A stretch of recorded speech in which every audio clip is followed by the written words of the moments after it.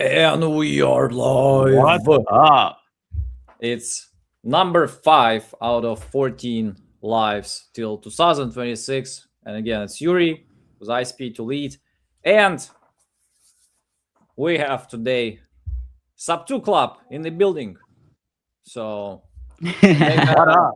start the show and they're probably gonna run the show. So here's guys Yeah. the plan. Ashley's gonna pick some leads. And if you guys haven't watched that, yesterday we just crushed it. And by yesterday, I mean Sunday. We sent 2 contracts, started great. So we're just looking for another run, another great run. And of course, 100%. how do we spin? How to get some spins? How you Kira. get some spins is by getting 100% fresh exclusive leads for $100. And they have is 48 hours exclusivity, but it probably will hold for you for longer because 48 hours puts you like on Christmas. So I don't think many people plan to buy some leads on Christmas. We're gonna figure that out too. But it's 460 I don't know. leads If no one's available. buying leads on Christmas, maybe that's the time to buy. 192 ASAP sellers too. And again, each lead 2 spins. So, and just a quick reminder, guys, too, Christmas deals, early boost for Christmas deals expires today, end of the day. So if you want to get some extra lead packs with the early boost, do it today. So having said that, Ashley, Ari, how's it going? Excellent. I just even saw myself dressed up very festively. I should have put red on today. I am wearing it in the thumbnail. So that's pretty cool. For those of you that don't know me, I'm Ashley Gagne. I specialize in creative finance. Most of you do know me. I do come live over here quite often with iSpeedToLead. So yeah, Yuri is going to be taking off for a bit. Me and Ari, we're going to get some dials in, maybe see if we can lock up a few contracts. I'm saying a few because they locked up 2 yesterday, and I'm pretty competitive, so I'd love to beat that by myself. That'd be pretty crazy, wouldn't it? I'll take it. That would I'll be take it. insane. Listen, So- I think especially towards the end of the year, people are more motivated to sell. So it's a great time. The other thing, buyers are eager to buy. Absolutely. Makes our job even more fun. Yep. And I'm going to actually share out our live today. So you guys watching, starting to roll in. If you guys could give this a share and also like and obviously make sure you're subscribed to iSpeedToLead's channel. They're always giving away stuff. They do fun wheel spins. It's a lot of fun. So if you're subscribed, you get notified, right? While we don't have that many people, I suggest that you probably get right now some sale leads. Okay. And after I finish the webinar, I'm gonna push all people back to live. So and Sounds good. And but you can pick already some better ones. So take your time, and no rush. But right after webinar, I'm gonna direct all people here. Okay. Sounds good. So, No worries. Take your time. Yep. Slack me if you need anything. Awesome. See you later. Yep. Alrighty. You guys, it's like the substitute teacher. Now we can act up because Yuri's gone. Let's get some leads. All right. I think that sounds like a great time. Have you already bought a lead? Ari is like, shut up. He can hear us.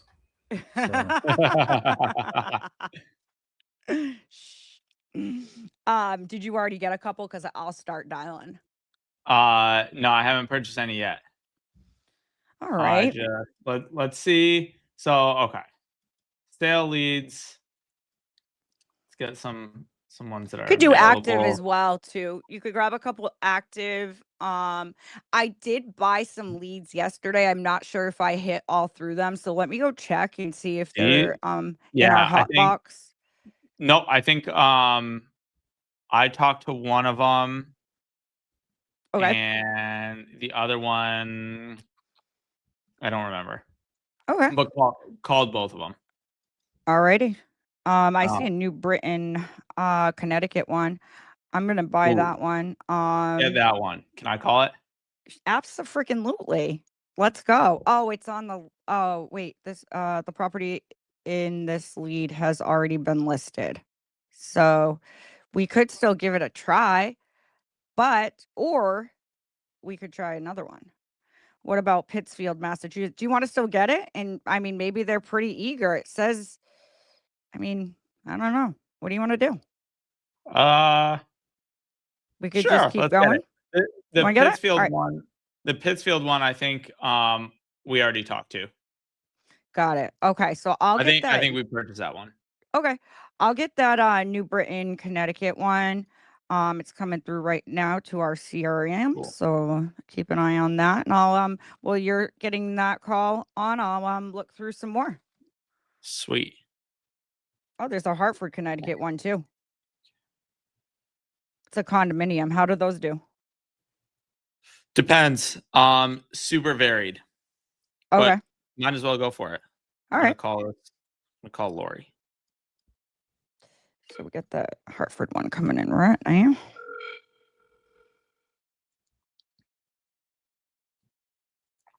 Lori here. Hey Lori, it's Ari calling. How are you? Hi, who is it? My name's Ari. I was calling about the property that you had. I heard you were interested. What was that? What company are you with? Legacy Homes. But I got your info from a referral. Okay. They know I buy in New Britain, so they sent it over my way. Okay. Um, Did you look at the pictures online? I briefly looked at them. The ones on Zillow you're talking? Listed on Zillow.com and a few other places. Yeah.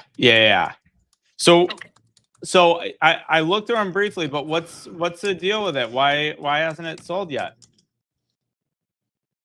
Well, it's a very slow time of year. True. I did have it sold, but unfortunately, the lady that was going to buy it got another job offer in another state. Oh no. Which she wasn't expecting. Okay. I guess it's another position with her company that is, is going to call for her to move out of state.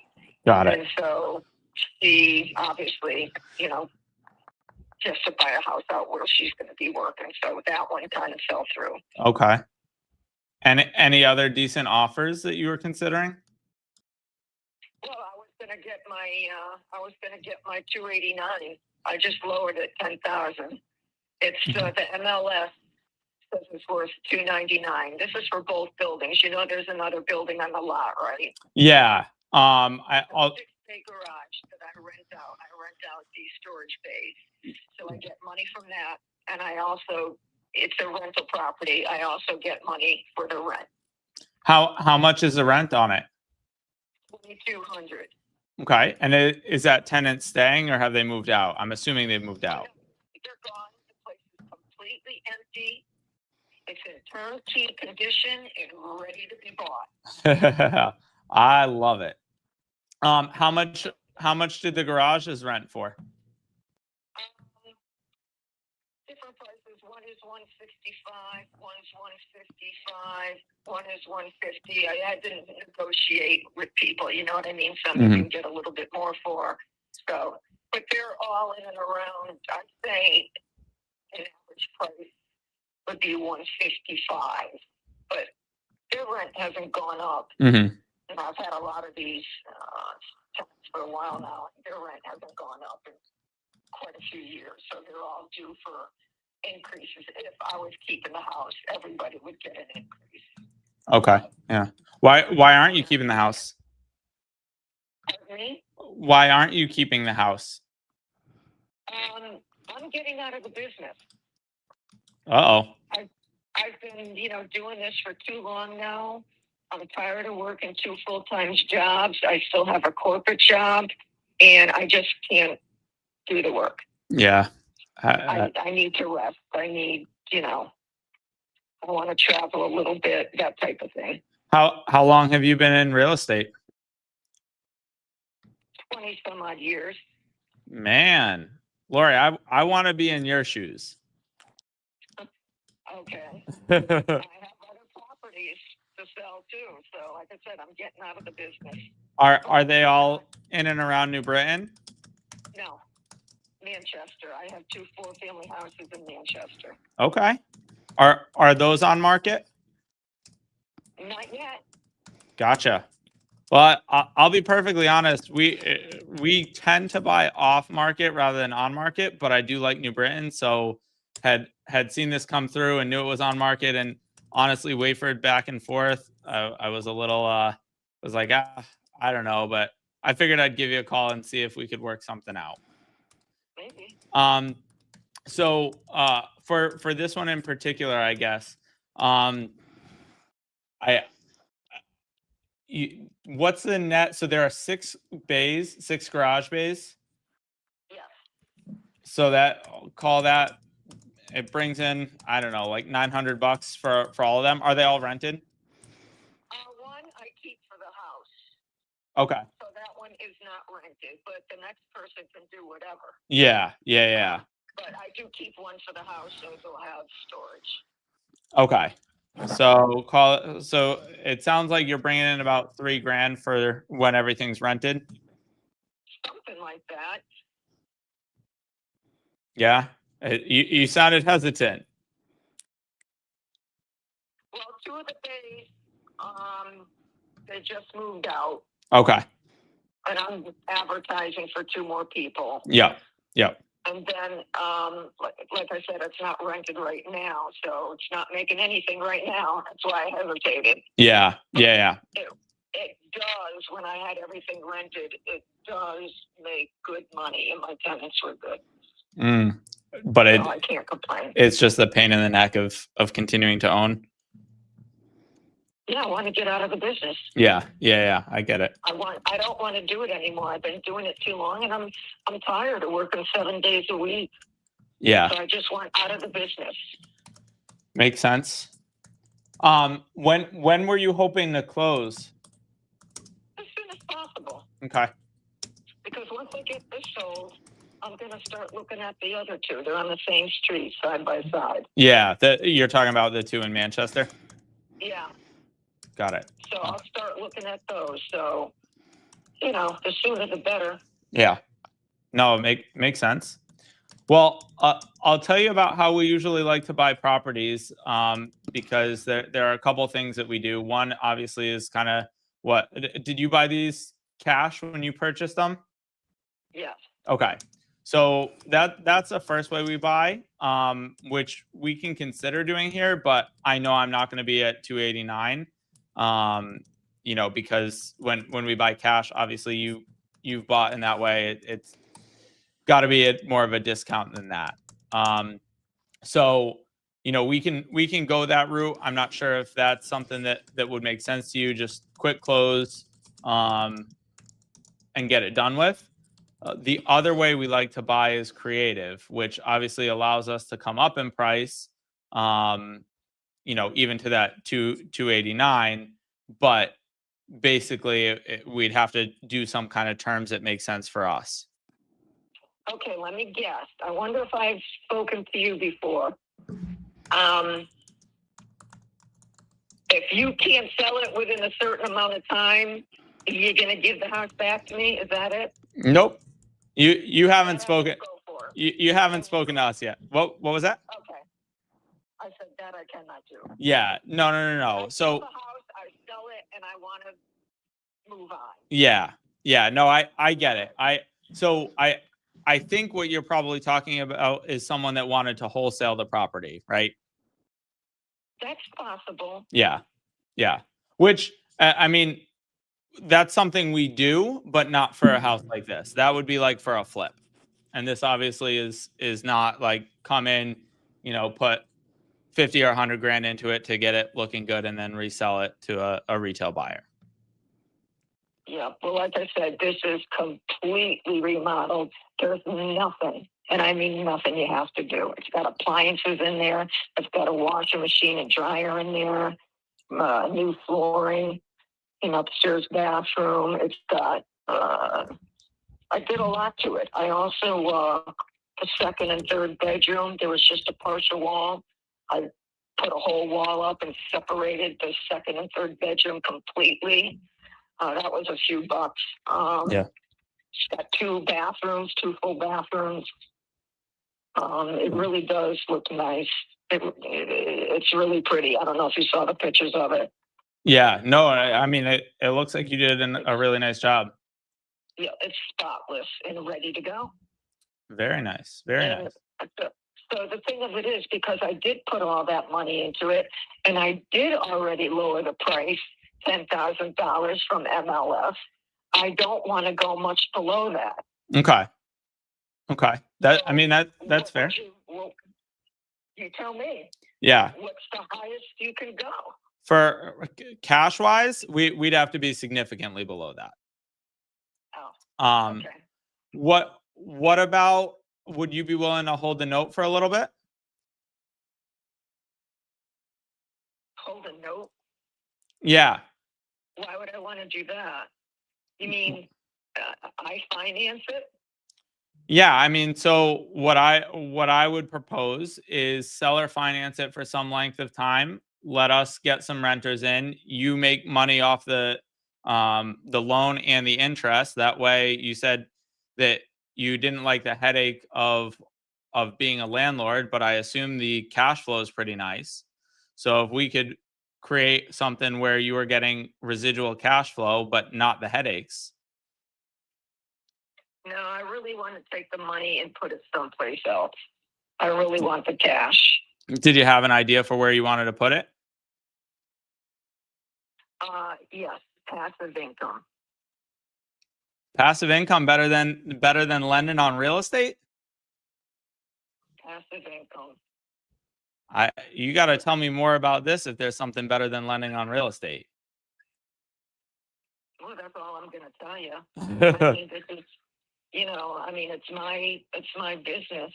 I would form partnerships with, some of these building companies and land development companies, form a business relationship with them and finance them. But I get my money back in a certain amount of time, plus all the interest. And their interest is pretty darn good. And I won't have to do a thing at all. Yeah. No, I mean, I'm with you there. I think I don't know what interest they're offering. I'm assuming this is more hard money lending essentially for construction. But correct me if I'm wrong there. I think you should probably look into it yourself. Listen, I would be convinced. What kind of interest rates are they giving you? Anywhere what I got, one place I have a partnership with is 18% and another place is 25%. And I'm still looking for a third place. In other words, I'm not putting it all in one spot. I'm diversifying. Yeah. No, I think that's smart. I think that's smart because those are between 18 and 25%. That's great. Now, if you give them a big chunk of cash, that's going to add up, and that's what I want to do. Yeah. No, I think that's great. As long as you're planning on rolling it into something else. I hear too many people that are trying to get out of the business and then end up literally just putting the money in the bank. No. Good. I want to get out of being a landlord. It's what I want to do. And I want to take my money and put it someplace and not have to work like the way I have been. Ari, so, mute it. Yeah, those are my plans. No, mute it for a second. Mute her. Bring up to her, what is she going to do if it stays listed for a while? Like, because now the money's not moving, but she could move it with us for a short period of time. So I think that makes a lot of sense. Do you have places that are like ready to go with properties that you're putting it into? Oh, yes. They already got properties that they're building? Yeah. Awesome. And they have contracts with these people, and the risk is very low. Well, I think that I may need to look into these people you're talking about, because that sounds like you found something great, and I would love to see if we can get involved in that too. Um, but I think for this one, unless you end up finding that it's not selling on market after a while, and something a little more creative or a cash offer makes more sense, then it sounds like the best thing for you is leave it on market, see if you get some people at 289. And then maybe we touch base a little bit later on, in January, and just see how things are going. Yeah, whatever you want to do. I mean, I can't give it away. I put too much money into it. And, people like you, I guess, I was hoping to find somebody that would be different. You all want to just lowball, and, I don't want to do that. But at the same time, it's a very slow time of year. Yeah. And, Yeah. I'm paying taxes. I'm paying insurance. I don't want to throw money out the window like that. I can't do it too much longer. Yeah. Yeah.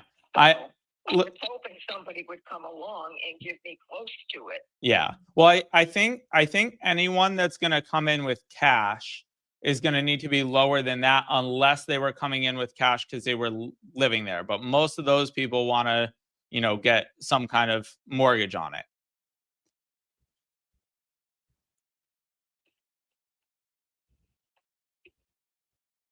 Yeah. Okay. Yeah. Well, that's it then. I guess not much more to talk about. Yeah, I think we touch base, maybe even with a quick text in January, and hopefully you guys are able to find a retail buyer that's at 290. Yeah. But if it sits for a while longer and we gotta try to do something a little different, then we can touch base then. Yep. Okay then. Very good. Awesome, Lori. All right. Well, have a great holiday and New Year. We'll talk after that. Okay. Take care. Bye bye. Take care. Bye-bye. So sorry, I wasn't trying to throw you off. I just No. wanted you I wanted you to ask her, hey, like, what if it sits on the market for 90 days? Like, and you're not making money, but what if you made money with us right now and then invested it in after that, so it's not sitting and you're having all these holding costs, because Yeah. The trouble is, if she's got her head on it, this, like, yeah, I'm gonna get 20%, then Mhm. any kind of seller finance deal it's even gonna if look it's, horrible. yeah, because I'm gonna want to be at like 4% or Yep, maybe 5%. Plus, I'm gonna want it absolutely. for a number of years. Yep. Um, No, I totally get that. You did a fabulous job, by the way. I I but I love your style. You're very, and I don't know if everybody watching you guys notice how he mirrors her too, mirrors her tonality, talks on her level, what she can handle. You did a fabulous job. well, thank you. I mean, so I would classify that as a good call. There were certainly things that I could have done better. Like, one of the things I was a little bit kicking myself for is should have gone into why cash buyers would be a lot lower, and tossed out some numbers. I'm thinking I would have had to be at like 190, Hmm. maybe even a little lower. Like 190 is pushing it, but the reality is at that point, I know she's not going that low. It's just to sort of Hmm. anchor her in, hey, here's what's realistic. A cash buyer is Absolutely. going to come in at 190 because they're not going to leave money in this. They're going to go ahead and get a DSCR loan. They're going to pull 70% out, and they're going to want to be in it with no money. Yep. So, Absolutely. but I mean, it's a nice looking property. I think someone that is, I use this example all the time. Doctors, lawyers, high income earners that are just looking for a place to park some cash. I mean, if Mhm. it's cash flowing $3,000 a month, that hits the 1% rule. So it's not terrible. It sounds to me like she's talking about some hard money lending. Sounds to me like she's talking hard money lending, and it sounds to me a little bit Sketchy. not realistic. Yeah. So hard money lending, you're probably going to be at like 15%. But if she's talking about lending money to a company and then making 25%, that right there is already predatory lending. Oh yeah, for sure. And I mean, we've all heard those stories where it's almost like a Ponzi scheme, you know, where Yeah. you got one person gathering all of these investors' money, and it's he's not using it for anything good. And then what he's doing is bringing new investors on to pay those old investors off, and it just keeps going and going and going. That happens more often than I'd like to, say, but yeah, I mean, great call. We follow up with her, put her in a cold bucket, maybe follow back with her and, Yep. 40 days or 30 days and see how her listing's going, and maybe she'll get a change of heart. There you go. All right, guys. I'm scooting. I'll be back in a bit. Sounds good. All right, guys. So he'll be back. He is Ari and I are both leaders in the sub 2 community. He's a regional leader. I'm a leader for Maine and New Hampshire. So he's got to go to the leadership meeting, which I'm supposed to be at, but I'm gonna stay and hang out with you guys. And I'm gonna just start dialing.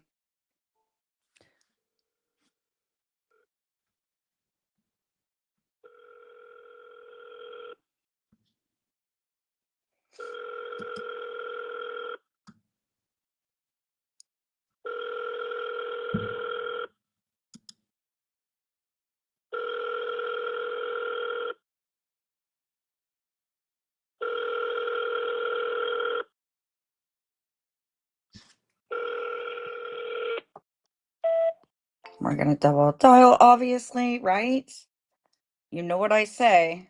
It kind of sounds stupid because it doesn't really make sense, but I just say it. If you don't double dial, you haven't dialed at all.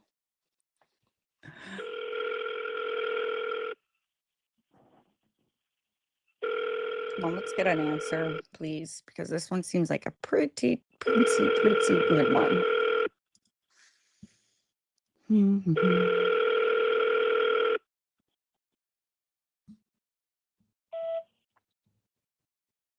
Hello, Mr. Harris. My name is Ashley. I am actually giving you a call about your property on Westwood Ave. I am actively buying in that neighborhood, so I'd love to connect with you. I can close fast. I do see you got some urgency here, in wanting to get rid of the property. So I definitely want to buy. If we could get on a call today, that would be perfect. Feel free to call me back on this number. If I don't answer, I might be on a call, so I will call you back as soon as I can. Okay. Thanks. Bye. I don't know why my phone just did that. It just said internet. Wait. Oh, okay. Hold on, guys. Hopefully I didn't lose you guys. I just want to make sure I'm still running live. Okay, because it's saying my internet is weak right now. So, am I coming in okay, you guys? I can see the chat. Yes, Mike. So these calls don't specifically start at like any specific time. Um, like today we were supposed to start at 4:30, but we were all kind of running around with our heads chopped off. I know we're doing the 14 days of lives. I don't know if he has like a certain time he's planning on going live every day, but I do know if you're part of ISTL's school community, a lot of when he's going to go live, he does post over there so people know. So make sure you're joining the school community because it's pretty valuable. And if there's anyone here that doesn't have an ISTL account yet, let me know and I can give you the hookup where you can get some cash in your new account. All right, so I did buy a couple leads, so I'm just gonna call down the line. So this one, Janina, yeah, Janina. I think Janina sounds good. We'll see. See if I chicken out and not say the name.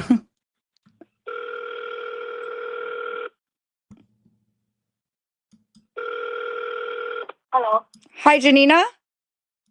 Hi. Hi. My name is Ashley. I'm actually giving you a call because I was interested in talking to you about your property on Woodland Street.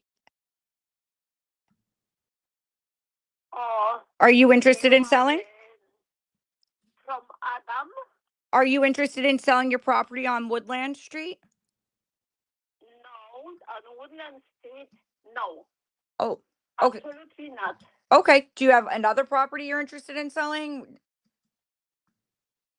No.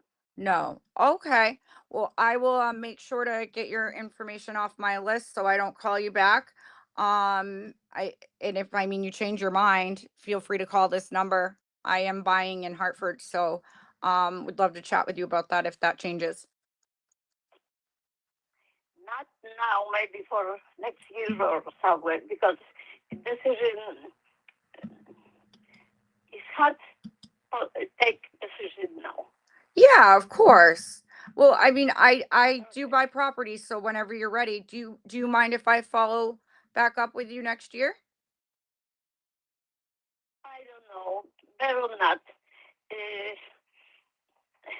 because somebody now live with me and we change Oh, the decision.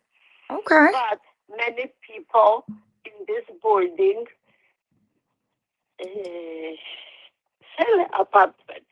Yes. But I can't tell you who. I don't know now. But Gotcha. Okay. Well, okay. I'll send you a text sometime next year, and just if you change your mind, I would love to chat. Okay. Okay. You can check. Okay, perfect. Okay. All right. Well, thank you. You have a good night, okay? Thank Okay. you. Bye-bye. Good night now. Good night. Okay. She seemed very sweet. Let me just move that around so nobody else calls her, because I'm just gonna put do not dial on all channels that way. And then assign it to me. Okay, we got Greg. This one is Fall River, I believe Fall River, Mass. Hold on, let's see. All right.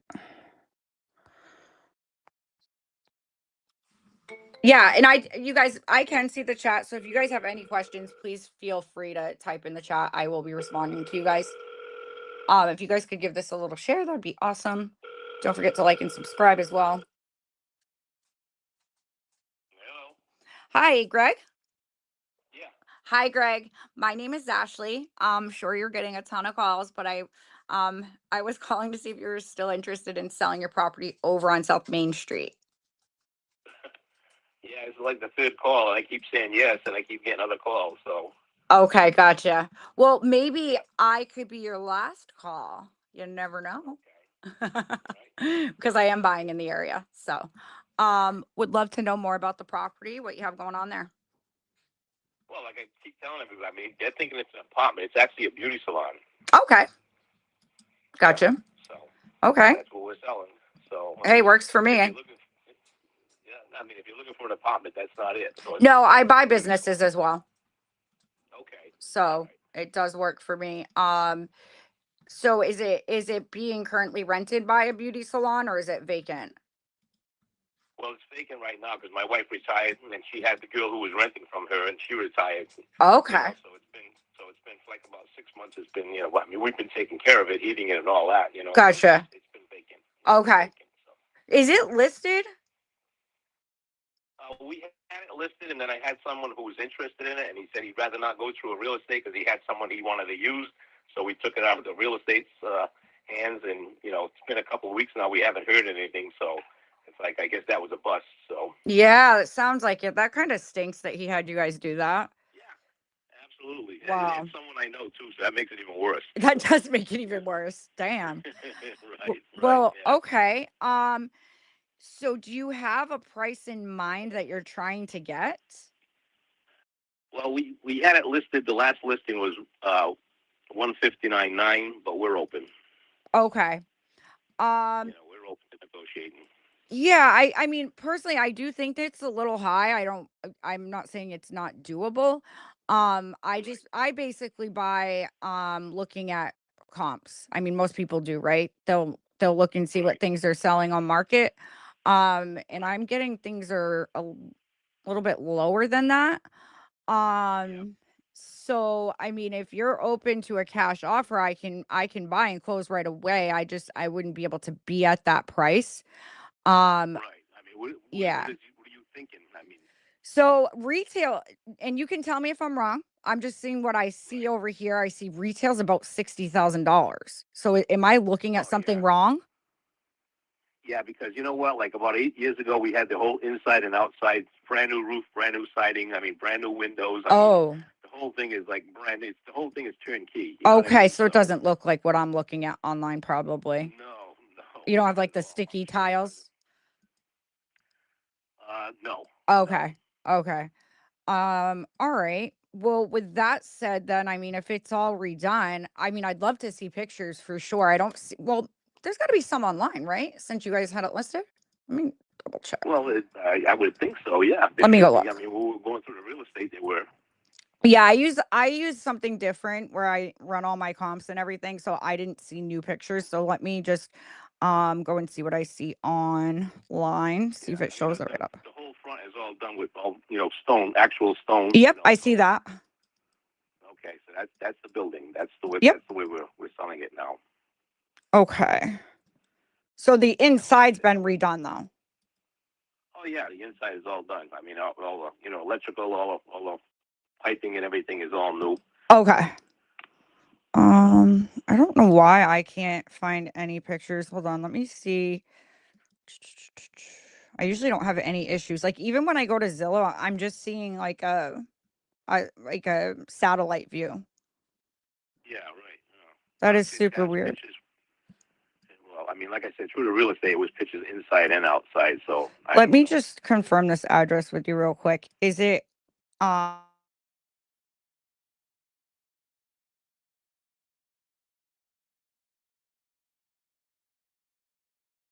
okay, so that's right. Okay, weird. Yeah. All right. Would you be able to text me? Do you have any photos of what it looks like inside? Yeah, my wife does. Actually, if you can like call back in maybe about a half hour, my wife is Yeah. in a salon, so she can Okay. probably tell you a lot more, and she'll probably send you a lot more than I could. That would be great. Yeah, I mean, I'd love to make a deal with you guys, and I am a serious buyer. I do run a due diligence period, but I could keep it fairly short. I was Yep. trying to acquire another property before the year ended, and I don't know if that's Yeah. possible now. But hey, miracles All right, happen. hang on 1 second. She just came in actually. Oh, so hang perfect. on 1 second. Okay. Hello? Hi. My name's Ashley. So I actually was just talking to your husband about the salon you're selling. Right. He was telling me about it and telling me what happened, how you guys took it off the listing because somebody said they wanted to buy it. So I think that's pretty crappy someone did that to you guys. I know. Yeah, he was like, it's even worse if you know them. And so I was like, geez, that is even worse. So I'm sorry that happened to you. But I was looking at comparables, and I think if the place wasn't all fixed up, I'm probably pretty accurate on the price. Retail being like 60,000, but you guys have redone it, so it's gonna be worth way more than that. And he was saying that you did have photos that I could see. Yeah, I paid more than 50 a few years Yeah, that's ago. what. So, Yeah, well, I'm just seeing the market Yeah. did drop a little bit. So all I'm doing is Right. running it to comparables in the area and what's selling right now. So I do understand that you paid more for it, and I'm not saying I can't pay more for it. I just would need to see what the inside looks like, because all I see is the inside looking, it's not horrible, but it's not updated. What do you mean by updated? So it's like sticky tiles, like almost like basement floor sticky tiles. Those aren't sticky tiles. They're inlaid tiles. Okay, so that's updated. Like that's what it looks like right now. Mm-hmm. Okay, so the inside would need to be updated, but the outside looks great, right? I think the outside looks great. So what is the price where you need to be? Because I don't want to waste. Actually, the inside, it's cosmetic. Like I like blue walls, so I painted the walls blue. I'm sure someone else doesn't, but that's just cosmetic Mhm. as far as color. But there's nothing else that needs doing. Inside, you might want to put a hardwood floor, but I didn't go for that because the girl that worked for me was pretty messy, so I didn't want to invest in that. Yeah. Other than that, there's nothing that needs to be done. Inside, we put a new ceiling. We did everything, had fresh paint. Even the sinks, the stainless steel sinks. and there's room for expansion. They could do one more unit in there. Mm. Okay. So I would probably say like because I'm looking at the ceiling and it's like one of those drop down ceilings, like the Right. It is. so yeah, like High wires and things. yeah. So I mean, I do think it does need to be updated. I mean, but that's okay. I think that it could probably go for more if it was like more modern, I'd say. Yeah, I'm not investing anything. No, into no, it. no, no. I It's know just that. gonna get sold. No, and I'm aware of that. I'm saying that's what I would do if I came in. So I'm just trying to account for that. So what price point do you guys need to be at? Like, what's the best you could do for me? 159. 159. That's the best you can do.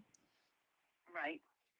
Okay, so that's Everything's negotiable, but that's our starting price, and not so much less than that.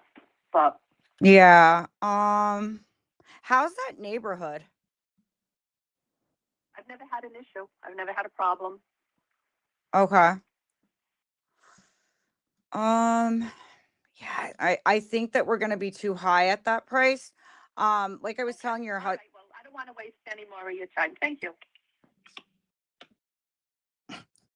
I'm trying to share my screen with you guys so I can show you what this looks like, and it's awful. So let me see if I can actually I might be able to do something. Hold on. Let me do this. I'm gonna do um share screen. Let me try this. Says why use operating system settings. So what do I gotta do? Says all visible windows on your screen will be shared. Okay. I think that's fine. But then it says the browser can't access your screen. Try capturing a different screen to see if this continues. All right, let's try one more time. I really want to show you guys this because I let me see if I can just sign on over here with my phone and then share my screen that way. I bet you I could. So I'm gonna sign in. That way you guys can see what I'm seeing. She's telling me it's updated on the inside. And like, I'm trying to be nice because there's no way this is updated, you know? Oops. Gotta mute that. Okay.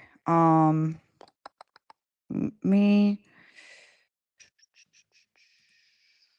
I just, you're gonna see. Nope.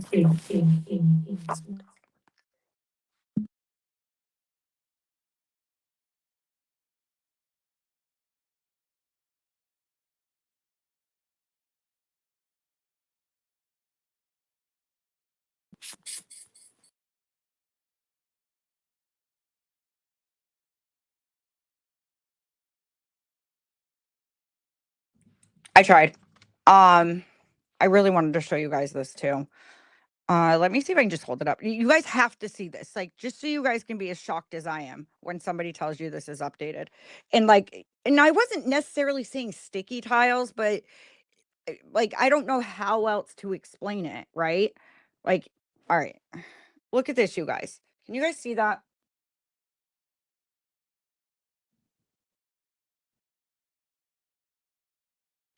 That is not updated.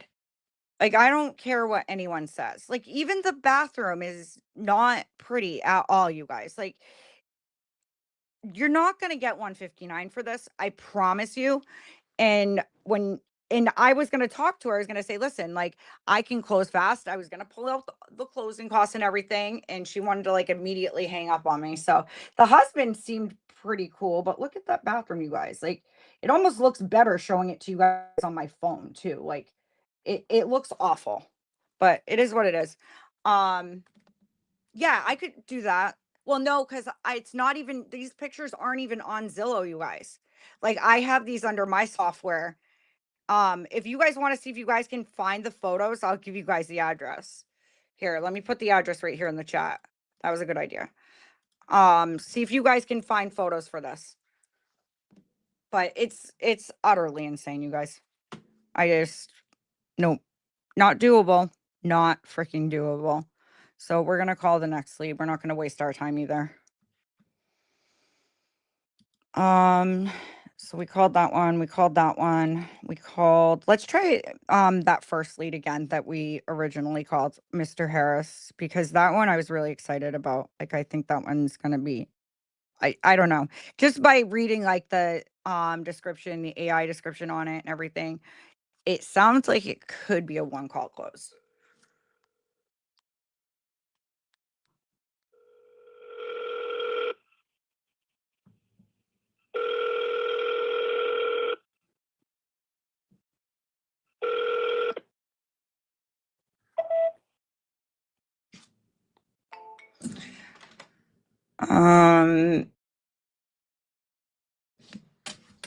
So yeah, so Mike, what I would definitely recommend is come to our accelerator calls, because what you're gonna do is you're gonna be with a group of people, you're gonna turn your camera on. So it's me and Caesar that host it. Ari's there sometimes. And you can make calls with us and we will, tell you in the comments what, like, if you're missing saying something, we'll help you with the pitch, we'll underwrite it, comp it, whatever you need from us, we will be there for you. As far as a calculator, are you talking, what kind of calculator are you talking about? Because there are so many different calculators out there that I wouldn't even know where to begin to, you know what I mean? There's, okay, so Mike, they are Tuesdays and Thursdays. This week is going to be a little tough. We are doing it tomorrow. So if anybody wants to attend that tomorrow, make sure you are in ISTL school community, and we do post on there the link, and it is 3 to 6. So we would love to have you there. And you basically, you can watch, you guys. So if you're there, don't think, oh my gosh, well, that's nerve wracking to have to call in front of people and yada, yada, yada. You don't always have to call. Like, you don't have to at all. You can shadow if you want. And I take it you're shadowing if your camera is off. So when your camera is on and you're dialing, how it works is if you have a call and nobody else is talking with a seller, it's just like one of the coaches talking, you immediately unmute and we'll shut up. So we just like to keep calls going. And I haven't had too many people dialing. There's a lot of people there. I mean, we were pushing between 20 and 30 for the first few days of it. The last one, I think there was still between 15 and 20.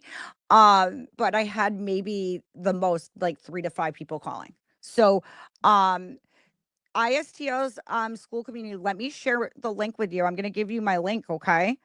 And you can join that. It's super freaking valuable, you guys. It's turning paid soon. So I would definitely say go in there and grab all the value you can. I would recommend even paying for it. Like, I don't think it's going to be crazy expensive. Use this link right here.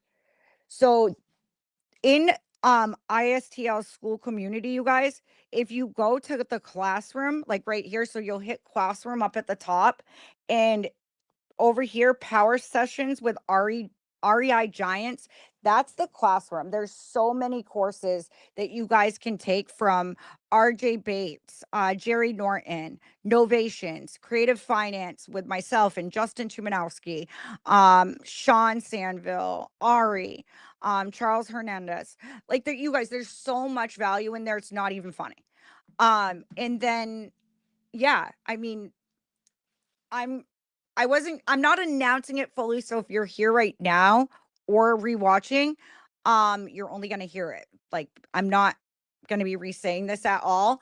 Re-saying this, that sounds so stupid. Saying this again. I am pushing out some coaching, and it will be with ISTL in their school community. So I have some crazy stuff coming to you guys. So if you're a new wholesaler, you'll like what I have coming to you. I'll be able to do one-on-ones with you. Like it'll be a lot of fun. Like my goal is to help some of the newer wholesalers score their very first deal. But even if you have scored a deal but haven't seen it consistently, like let's do it together. You know what I mean? I think it would be a lot of fun. So let's keep dialing. I know you guys don't want to hear me chat. Plus, if Yuri pops in here, I don't want him to get mad. He wouldn't get mad, but he said dial, dial, dial. So that's what we got to do. So I'm just going to grab a few more leads, you guys, because I called through all those leads.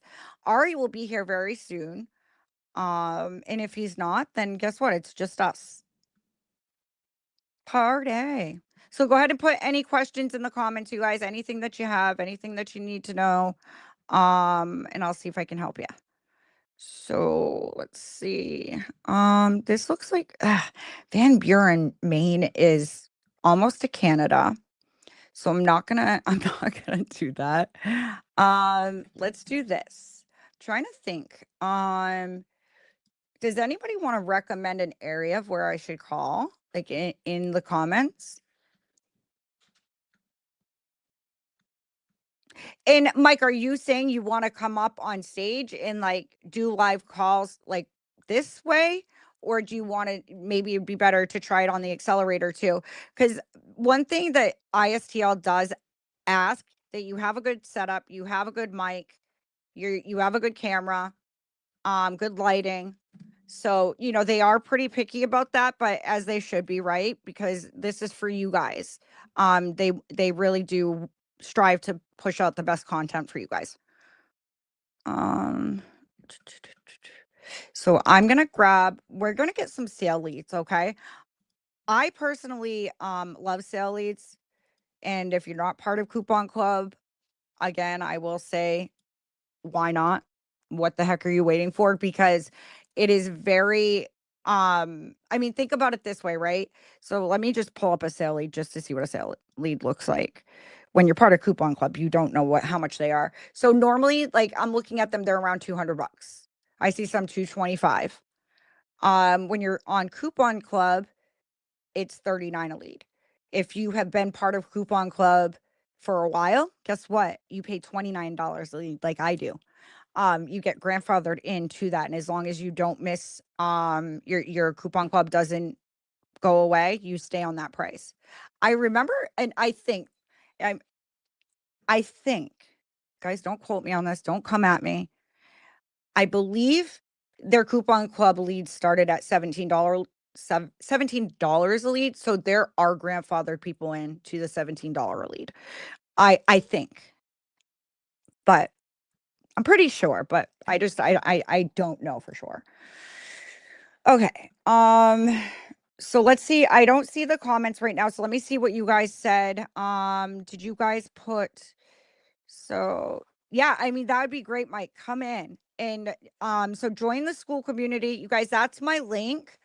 So you can sign into ISTL school community right there.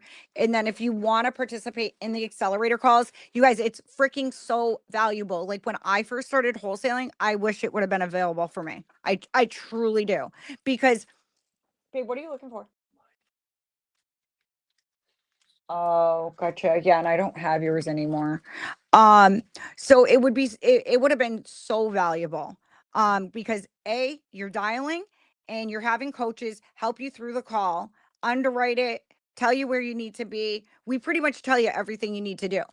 I think that it's super valuable. It truly is. Here, I'm just gonna buy a random lead just because I don't want to have you guys just sitting there. So I just obviously want to make sure it's in a decent area. I don't. Ooh, what about Georgia? I believe that Yuri said Georgia's a pretty good one.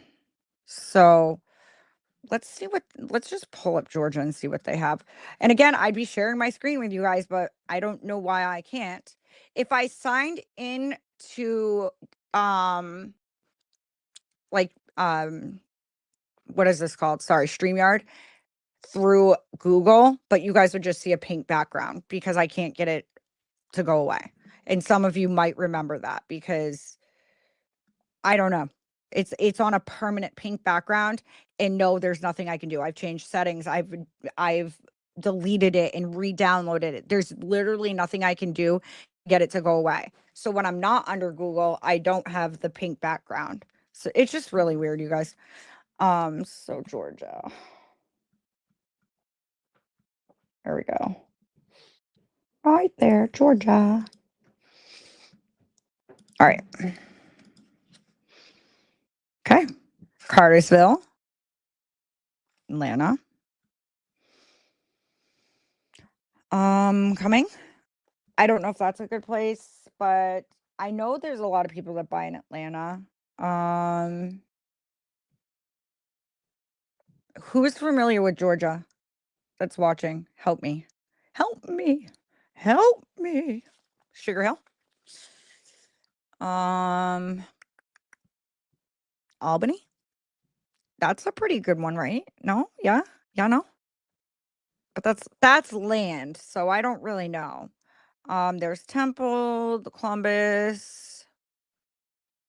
Let's try Columbus. Only because I like it. It's vacant. They want to sell as soon as 1 month. Selling a vacant, non-occupied property. Yes, they own it. No, it's not listed. Single family. The comps are running about 120,000. Abraham. All right, let's see what they got. Thank you for guiding me. California? What part of California? Guys, if you get active in the comments, I may choose someone to buy a lead for. So be active in the comments. Share this out. Like, let's freaking go. Follow me on Instagram, because if I do choose you, I will send you the information through an Instagram chat.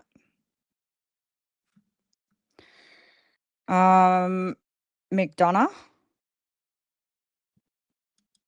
I didn't pull up California yet, but I'm just looking for I don't know what county Abraham's in.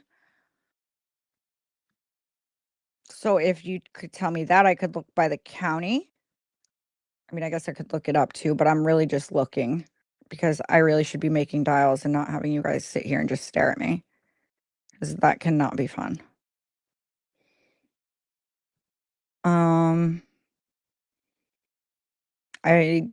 What about Macon? Is Macon any good? It must be, because there's already been 3 buyers or 3 orders. I'm gonna buy it anyways. Who cares? Let's try.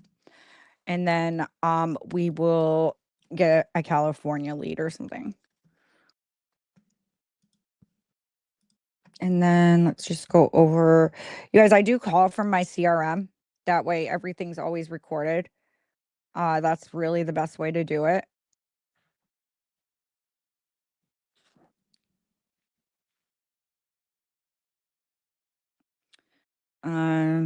Ginny.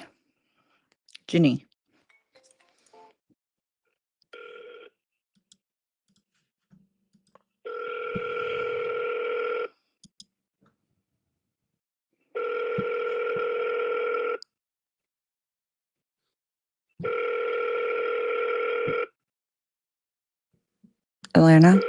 Okay. Kevin and Mike, you both have been pretty active in the comments, so keep it up. I never. Your call has been forwarded to voice. Maybe I'll choose 2 people to buy a lead for.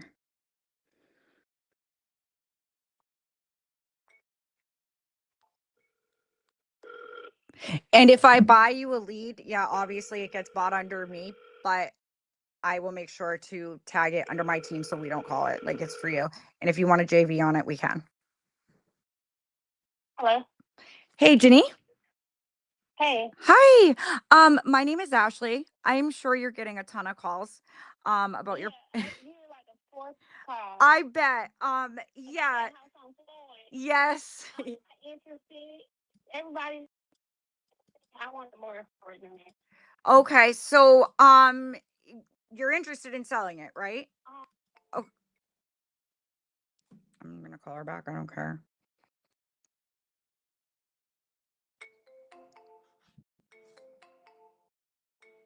Why is it ringing like that?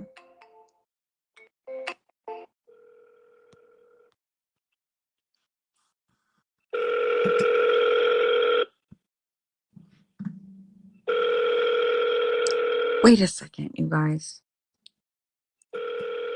I think I know why she might have hung up. I'll tell you guys in a second. Your call has been forwarded to voicemail. The person you're trying to reach is not available. At the tone, please record your message. When you have finished recording, you may hang up. Hey, Jenny. It's Ashley. We were just talking, and I think I might have accidentally hung up on you. Super sorry about that. Would love to talk to you about your property over on Floyd Ave. So if you could give me a call back on this number, that would be great. If for some reason I don't answer, it's probably because I'm on a call, but I will call you back as soon as I can. Thanks. Bye. I mean, obviously she hung up on me, but whatever. So you guys, I'm pretty sure she hung up on me because I'm looking up at the property right now. It looks like it was just purchased literally this year, and she bought it for $12,500. So I don't know what she said because she cut out, obviously. So I don't know what she's asking for it, but she basically said, yeah, she's gotten calls today.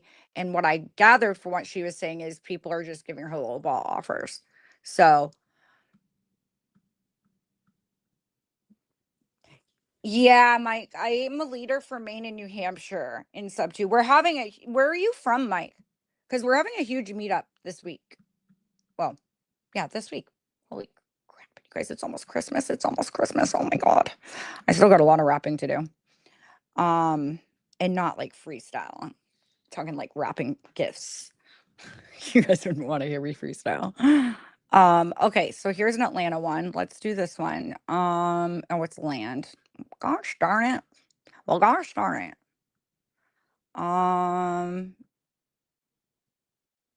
Land. Lots of land in Atlanta, eh? So, okay. Oh wait, you telling me to get a lead in Boston, Mass? Because you guys, the meetup is in Boston, Mass. Yes, Kevin, are you gonna be there?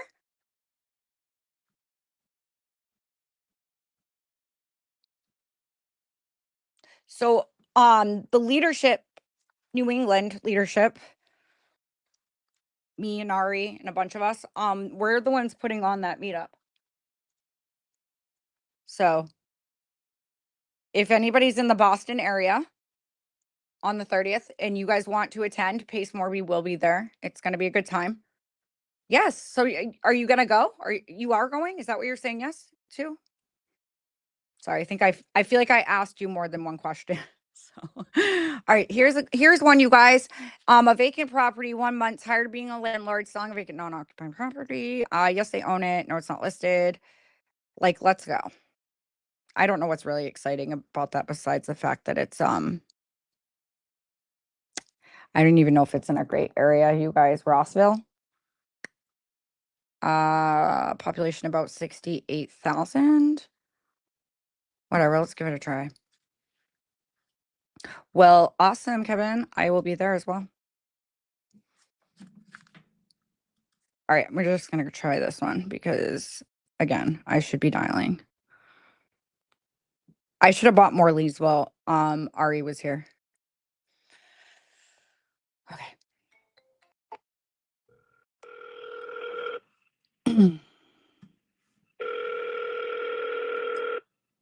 Hello, this is Darren Webb with DW Construction.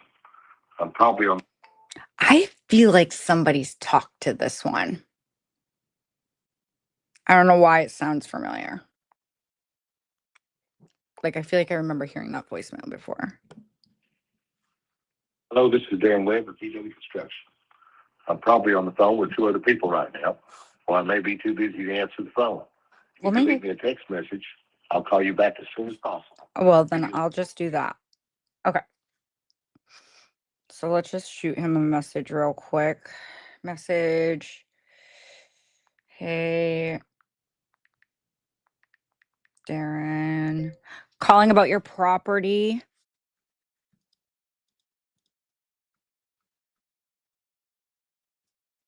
On Georgia Circle. Do I say Georgia weird because it apparently heard George Circle. looking to connect, please give me a call whenever you are free. All right, I texted him. So I guess let's get another lead. And let's keep going. Let's keep dialing. I wish there was somebody else dialing with me today. That'd be sure nice. I called Caesar, you guys, to see if he'd come dial with me, but nope. What about Maximilian? Maybe he'd come. Let's see. Let's see. Should I sing for you guys while I'm trying to buy leads so I don't bore you? Probably not, huh? No. Nope. Then everyone will leave. Yep, everyone will sure leave. Can promise you that one. Ooh. I know, I just got excited for nothing. I thought I saw something good, but I didn't. Ooh. I did this time. I mean, it's okay. It's Marshfield, Massachusetts. They want to sell as soon as possible. It is owner occupied, which I typically like to aim towards the vacant ones, but that doesn't mean anything, right? Because it doesn't. It sure doesn't. But I feel like vacant can kill the thing where, oh, I need money to move, you know? But so the homeowner is open to selling for the right yeah, no. I got excited again, for the right offer. So you know what that means, right? The highest offer. Birmingham, Alabama. Oh yeah, didn't we say we're going to look at California leads? Again, I feel like it would be so much more interesting if I could share my screen with you guys, but I don't understand. I could probably sign on with no, because then I'd have to leave and that wouldn't work. All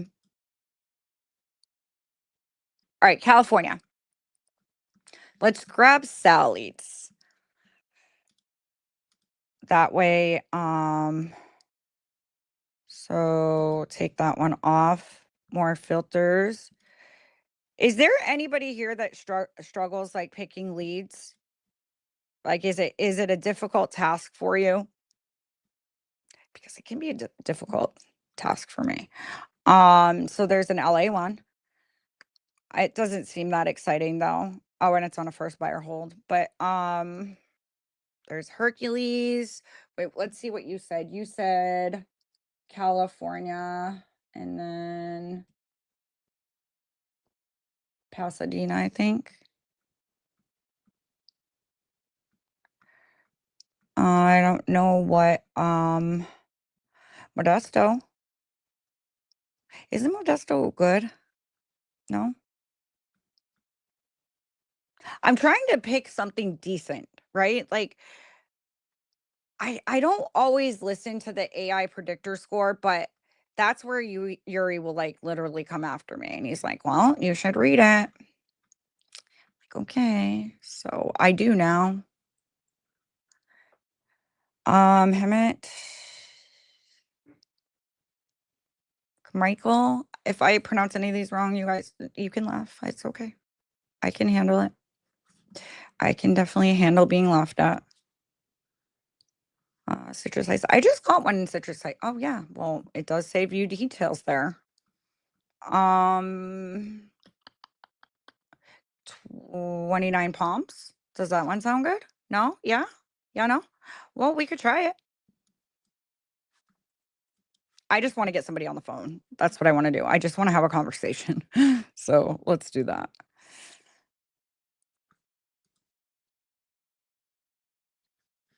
Okay.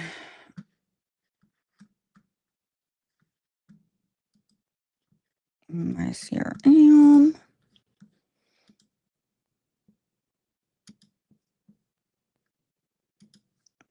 Oh, you know what? Let me do this. So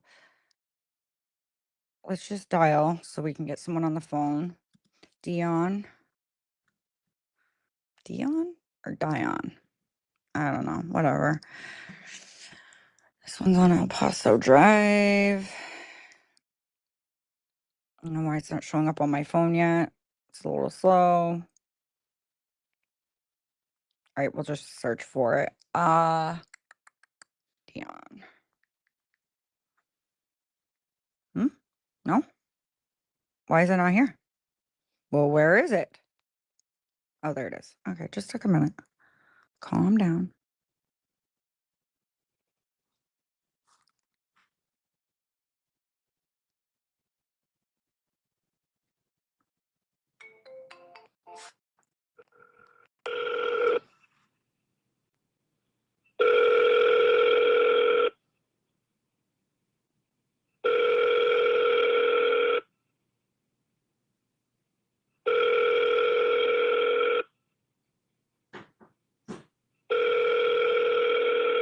Your call has been forwarded to voice. We've had some people answer. I don't know. Oh, you know who we could call, you guys? We could call. Hello? Hey, Dion? Hey. Hey, my name's Ashley. I'm sorry to bother you right now, but I actually had just received a notification that you were interested in selling your property over on El Paso Drive. Is that accurate?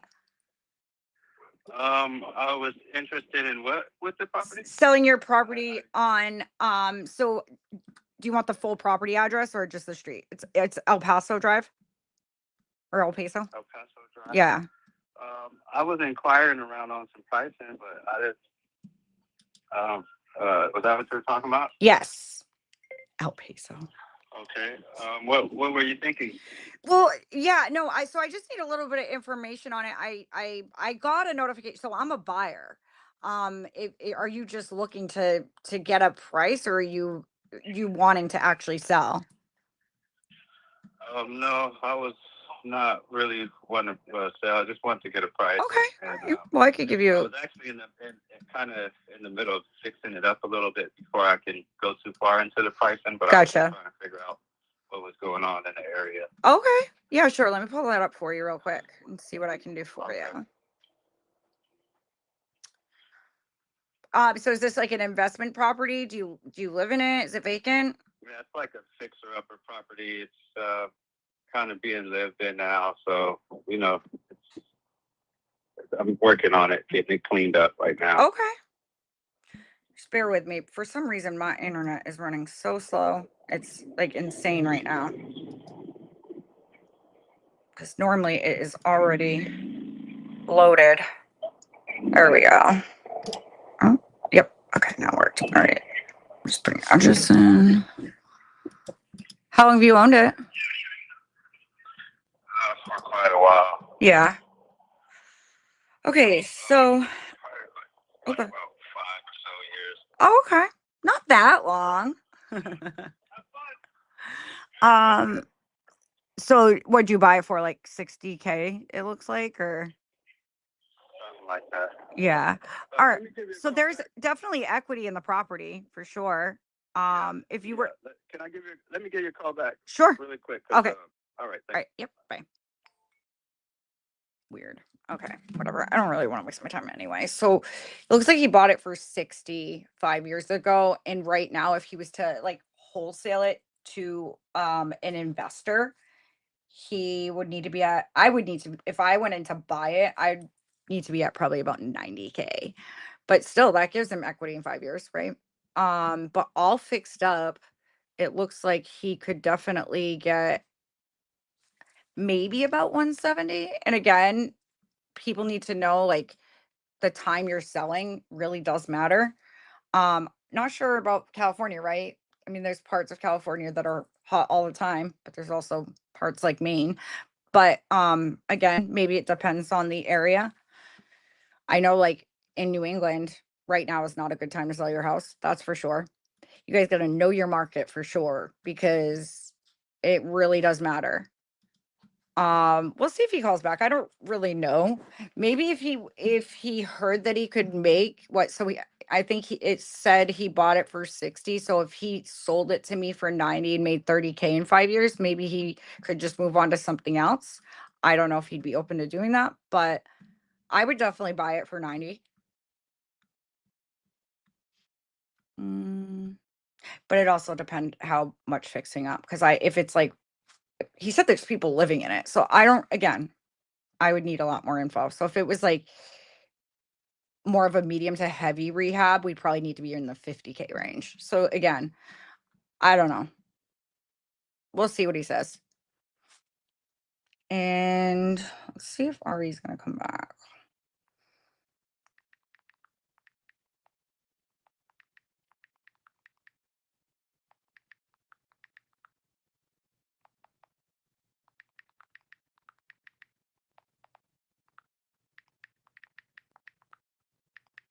I go, come back, LOL. I'm so lonely. I'm not lonely, right? Because I get you guys, obviously, but I think it's better when two people are on. Okay.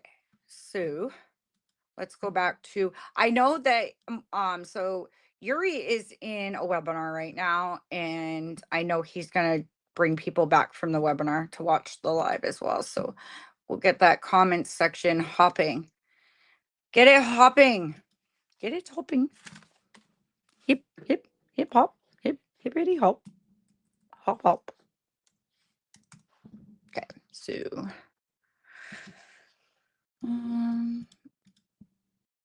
So what I'd like to do is within the next 4 minutes, maybe pick somebody to buy a lead for. Can everyone give this a share? And if you've shared, tell me in the comments that you've shared it, and I will pick someone like right now. And I'll buy you a lead. I'll send you the info on Instagram. Like, let's get some people on here. I'd love for there to be a bunch of people in here when Yuri gets back, and we can just, all be having a party in here. No? Okay. I thought it sounded fun. So if you guys just give me a minute, I will pick someone, but you have to tell me in the comments, I shared. Okay. Right now? Okay. Let's try to get some leads in. You know what? Let's backtrack real quick. I think I'm going to try to grab some leads in North Carolina, in maybe Texas. Yeah, we'll see what's hopping over there. Maybe, just maybe, Ohio. Yeah, Ohio. No, Oklahoma. I don't want Oklahoma. And let's just search that. There we go. Best markets for wholesale on your opinion. Probably the ones I just said. So like Ohio, Texas. Like you want to go where the buyers are at. I think it's really important to, and I think there's a name for it, right? It's called reverse wholesaling. Look at what you're trying to not look at what you're trying to sell. So look at what you have for buyers and then try to aim towards properties for them. That way you can have like a quick process, what they're buying at, and it really makes for a very easy process, especially for the seller, right? Because you already have buyers lined up. So and I know you guys are so sick of hearing about it. The deal I did last year, the big deal I did last year. I was working directly with the buyer and making the terms on the deal. So I knew exactly where he wanted to be, and it was a quick close after we had everything structured. And we brought $300,000 down. I like to say we, but Justin did. But yeah, it was a pretty cool deal. I really, really liked that deal a lot. And that one I had found on open market. It was listed. So there's definitely some stuff you can get when it's listed. That's why you shouldn't have something scare away just because it says it's listed, especially if a seller has his property listed and now he's online trying to sell it on his own because he's that motivated or he's trying to get things moving. Like, it's important because he has something going on. So, when you have a higher motivation, it's better, right? Motivation's everything. It truly is, because you'll have people that have these great properties, or I shouldn't even say great, maybe they're fixer upper properties, and they really don't care if they sell because they're financially stable. And so they'll wait till the market goes up until it's worth more. But if somebody comes along and just, magically gives them the price they want where it's worth it and it moves it for them, then they'll do it. To me, that doesn't, I'm trying to, does anybody know Clarksburg, Ohio? Clarksburg, Ohio. I don't know that area. So you know what we're going to do real quick? I'm going to go like this. I'm just going to buy a bunch of Ohio sale leads right now because Ohio's a good market. It truly is. There's a lot of buyers over there. I have a lot of buyers over there. Caesar has a lot of buyers over there. There's just a lot of buyers over there. We have a piece of land in Toledo right now. So if anybody,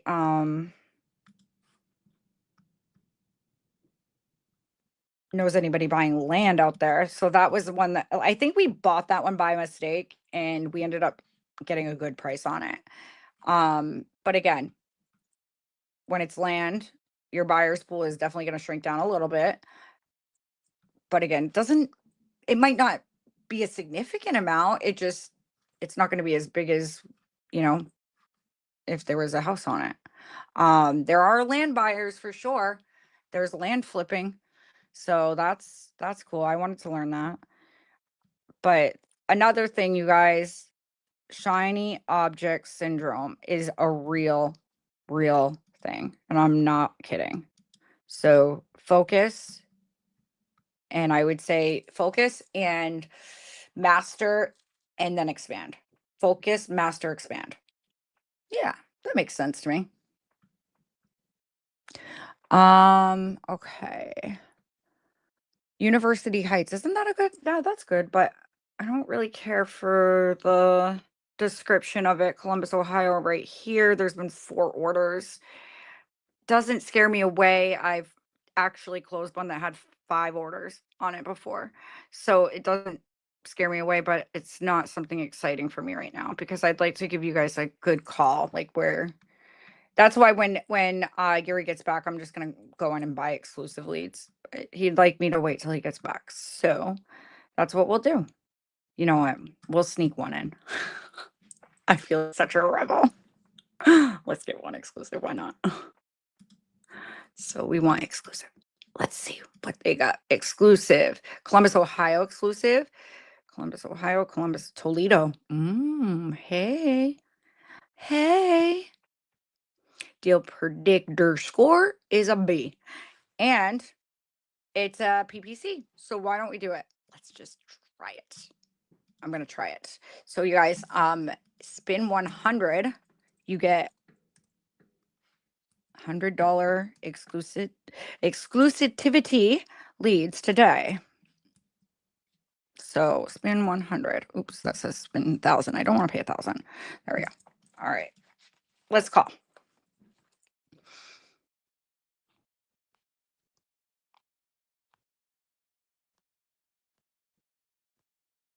Let's do this. Let's get a contract. That was my goal, to get a contract before everyone got back. Before everyone got home, I just wanted to get a contract. So let's do it. Cheryl.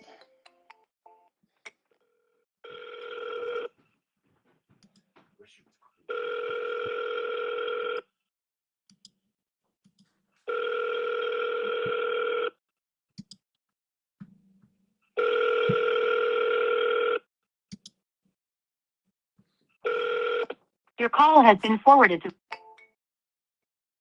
Double dial. I mean, you guys know I'm going to do it.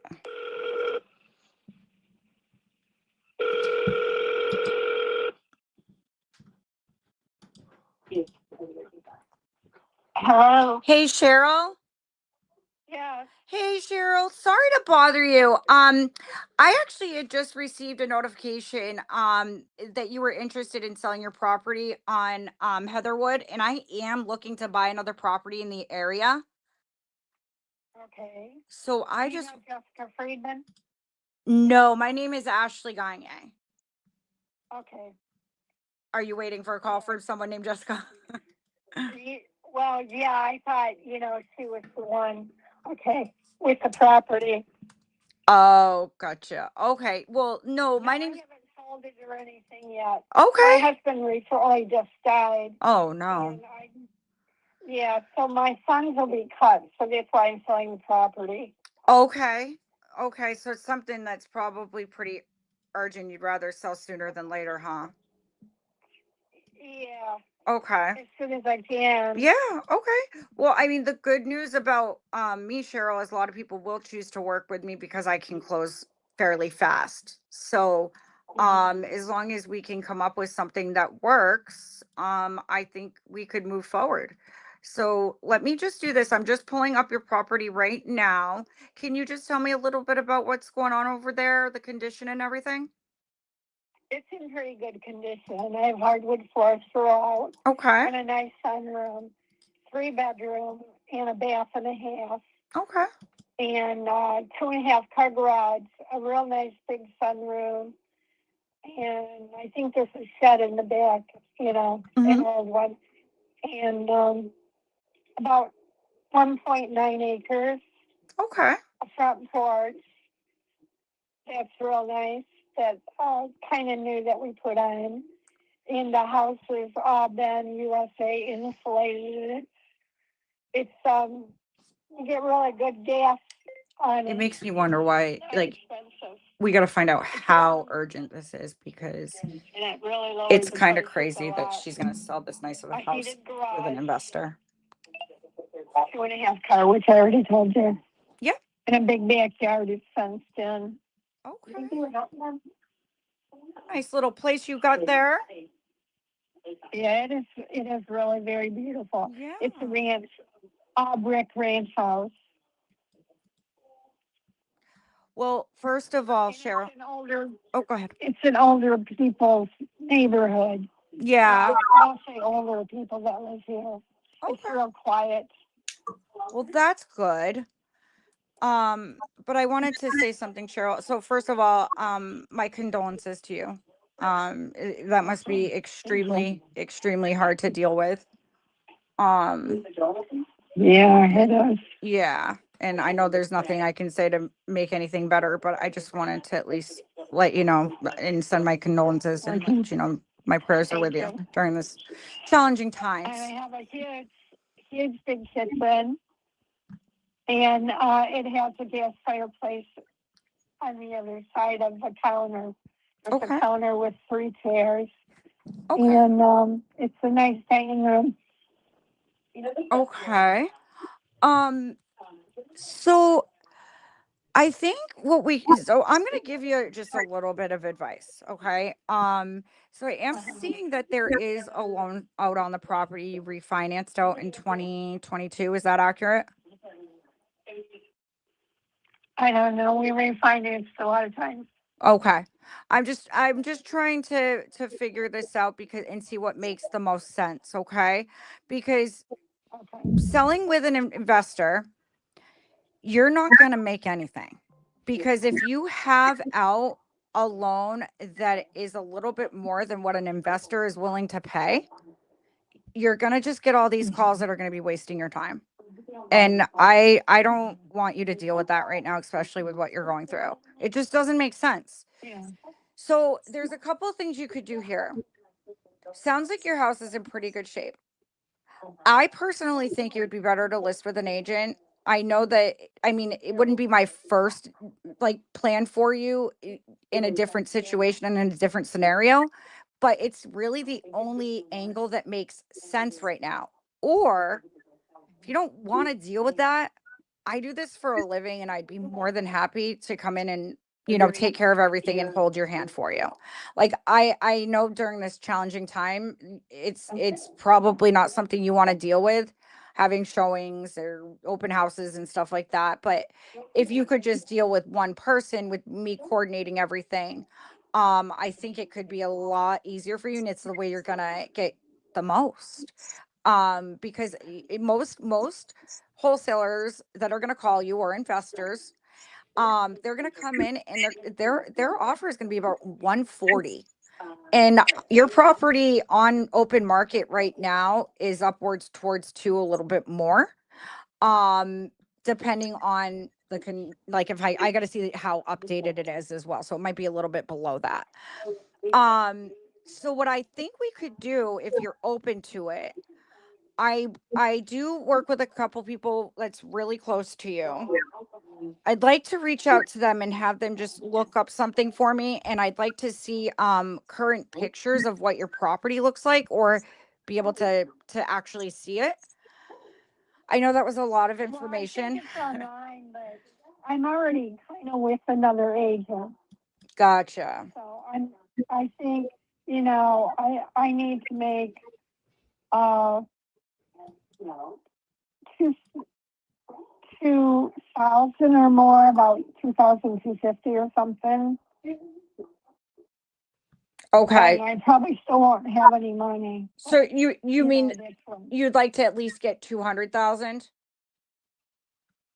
Yeah, Okay. What about this? 25.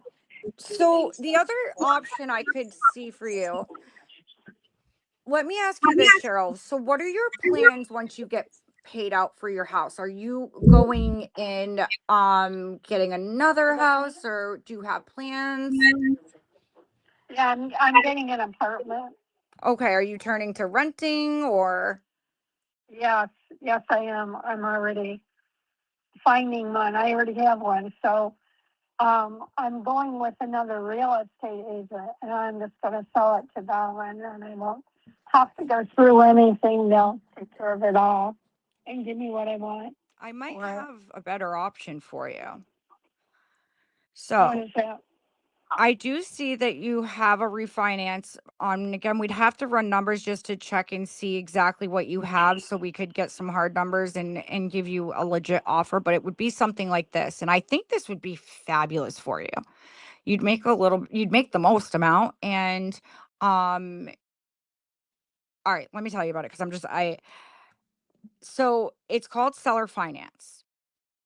But what I would do is, seeing that you have a refinance loan open on your property, I could actually just start making those payments and take that over and give you all of your equity. And we could even put an interest rate on it so you make more. And the reason why I'm like thinking that this would be fabulous for you, especially if you're going to be renting, is because you would have mailbox money, something coming in every single month, but you also still get a down payment. So whatever, let's just say, and I'm just putting numbers out there just to give you an example of how it works, Cheryl. So let's say like your equity was $50,000. So we would come in and we would give you a down payment of anywhere from $3,000 to $5,000 on that. And then we would start your monthly payments. And what I was thinking is that if you could just get a down payment, so you have cash in your bank account, you have stuff to fall back on, and then you have your rent being covered every single month for you with maybe some change on top. That sounds like it would work really great for you.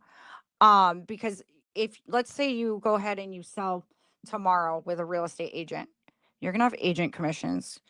You're going to have closing costs. You're not going to have a lot there. There's not going to be a lot to work with, because I see what you have right here, an estimated balance versus what you're getting. You're not going to get much, Cheryl, I promise you. And that's what's worrying me, because you're going through a lot. And if I can come in and help you and give you the best case scenario, you're going to get your most money by doing it the way I just said. And it could be, residual Well, coming in every I'll let single you month. I'll let you talk to my other person that's Absolutely. taking care of my home and Yeah, everything. I would be more than Thank you. happy. Bye-bye. Yeah, I would be more than happy to talk to someone else. Oops. I don't know if I hung up or she hung up. I think my mic might have hit it. Call her back. I am gonna.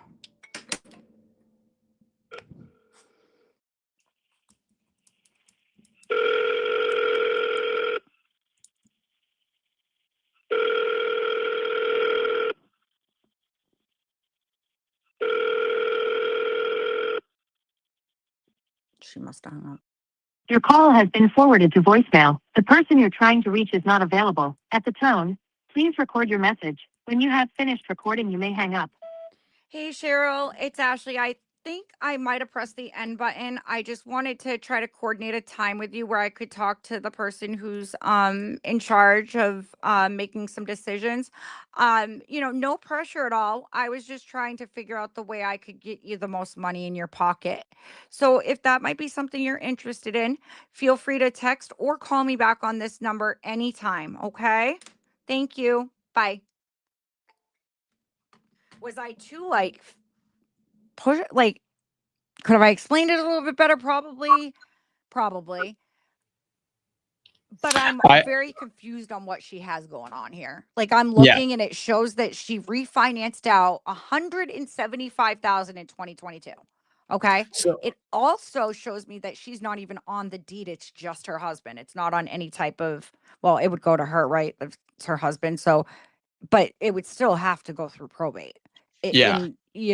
Oh, hold on. I Yeah. can't hear you. My volume was down. I don't So know. that's another thing I'm confused about. Okay. So her property, like high retail, like all fixed up, given that it's updated, is probably only worth about 240. And she said she'd be happy with maybe 200, but she owes 162. And after realtor commissions, closing costs, and everything, there's going to be nothing. Yeah. So the only thing that I would have maybe done differently is to ask some more of those questions up front, because I think She doesn't um know. Because I asked her, she refinanced out in 2022. She goes, I don't know. We refinanced out a bunch. yeah. Yeah, but so I think I would have tried coming at it with an approach like, well, if you sold for 225, how much Mm. actually goes in, what's her name? Cheryl. How much goes in Cheryl's bank account? Because Yeah, then yeah. because it sounds like she's just overwhelmed by stuff and Very. doesn't really know which way is up, which way is down. So I put I way think too much on in front of her at once, and I do know that. that was the other thing that I was gonna say. With so much coming at her, the simpler we can make it, Yep. obviously the better. So like, if she's like, yeah, well, if I sell for 220, then I'm getting 220 in my pocket. Well, oh, okay, Cheryl, does that mean you own it? You're not paying anything on a mortgage? Oh, well, I do pay blah blah blah a month. Well, were you here when she did say that? She goes, if I sold it for, I would at least lead to 200,000. She goes, I don't think I'll have much left, but Okay. so she was aware. Okay. Okay. Cool. Then yeah, I think just like, especially with older people, simplifying it as much as possible, because they're usually not super keen on hearing the analytical stuff. Yeah. So yeah, I think I don't think she was pissed off. I don't think she hung up on you because she was like frustrated. I think if anything, I think probably the call got disconnected, but I think more than anything, it's just simplifying it so that she's doesn't feel like she's in a whirlwind. Yeah, I agree. I mean, there could be something here and there might not even be, because what I wanted to explain to the viewers is, let's say she's okay with us taking over her loan and us giving her equity, which would be hybrid. We would give her equity on the back end. I don't feel like there's even enough spread to do that. We're in Toledo, Ohio. And the rents only go 16 to 1900 a month. It looks like her payment is about 1,000 a month, but even worse, on top of that, she's on an arm. Oh yeah, that's tough. So see, and okay, one yeah. thing to see is a lot of times they have a cap. So if you There look may at be. It's at 5.1 right now. yeah, but if you look at what that cap is, like let's say the cap is 7%, then if it still cash flows at 7, the fact that it's an adjustable rate doesn't make as much of a difference. It's still not great because you'd rather be locked into a specific price, but I had a property in Connecticut that was like that, where it was an adjustable rate mortgage, but it capped out at 9% and cash flowed no matter what. Okay, so you always go by the cap rate to put it on the worst case scenario. That makes sense. Not Like yes, just see how high it would be and see what it would potentially cash flow with the highest. yeah, and Yeah. not all adjustable rate mortgages have that, right? But if This is a you know- VA. So okay, so probably. Yeah. Probably. I would imagine it's capped at a fairly reasonable percent, just because VA loans tend to be pretty favorable. Yeah, I mean, it shows right here. So in 2022, she refinanced out, well, probably her husband refinanced out from a 3.88% interest rate. Ugh. Yeah. Like, why can't people freaking talk to these people and say, do like a standalone mortgage? Like, don't touch that, because they still had money that they were paying down from the previous refinance out from 2016. Yeah. Yeah. Oh my gosh. And the bank's not gonna educate you. No. No, of course not. Oh. Oh well. Oh well. All right. All right. Let's keep going. Yep. I Can gotta you jump cover on just another for call. 1 second? I gotta run my dog out and go to the bathroom real quick, and I'll be right back. Okay. Yeah. Do we have any leads that you purchased that I should call, or just keep rocking and rolling through? I would just keep buying. That was an exclusive lead that I just grabbed. Do you want me to grab you a couple exclusive real quick? My dog can wait. I was just gonna carry her outside to go to the bathroom. No, I can grab some. There's a good Orlando, Florida one. Vacant If you're right on ASAP. it, then grab it and I'll call it right now. Let me just read the thing. The homeowner's open to selling 2 properties, with the main reason being difficult keeping up with repairs. But yes, let's get it. I already love it.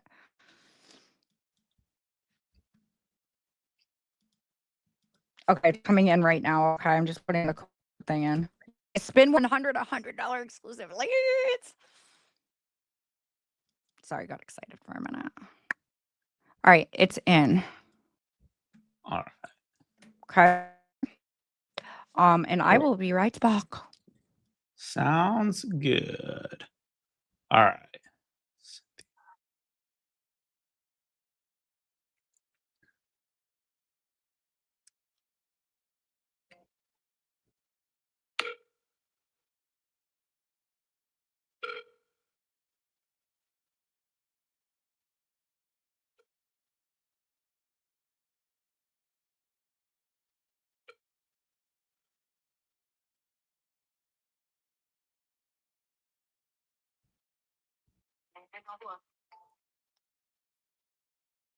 Oh, she hung up on me.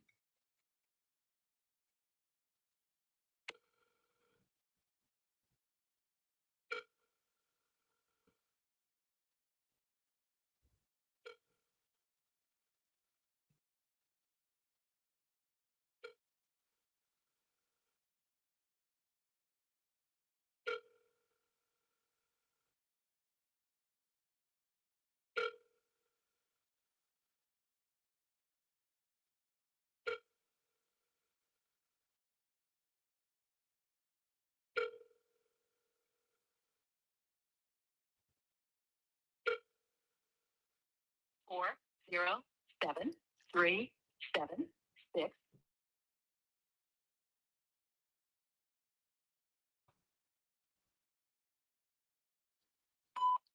Hey Cynthia, it's Ari. I'm not sure what happened. I might have pressed the end button, so my apologies. But I was calling about the. I know you had talked to one of my partners that you were interested in selling that and wanted to see if that was still the case. So, give me a call back or shoot me a text. Hopefully, we can touch base before things get crazy with the holidays. But looking forward to chatting a little more about it. Thanks. All right. Now I'm going to send a text message as well.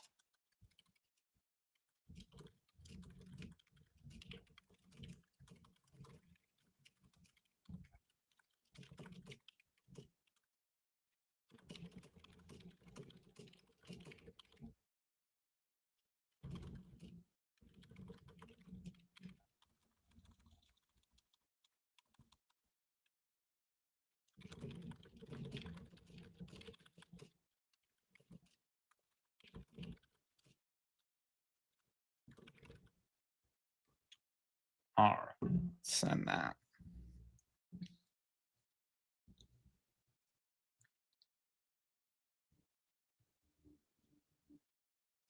All right. I'm going to keep rolling through some of the other leads that we've got.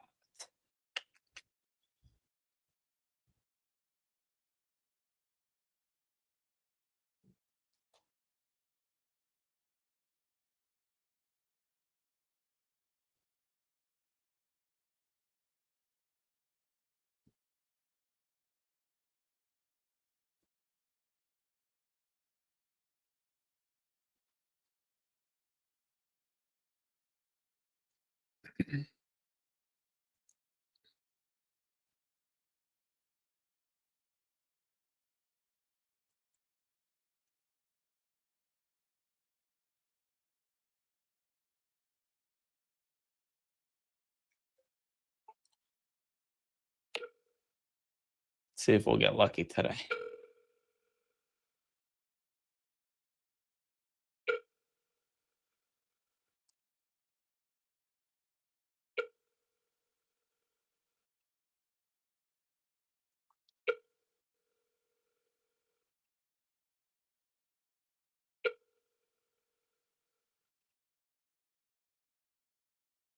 Hi, you reached cell phone of Ron Provost with Harris Corporation.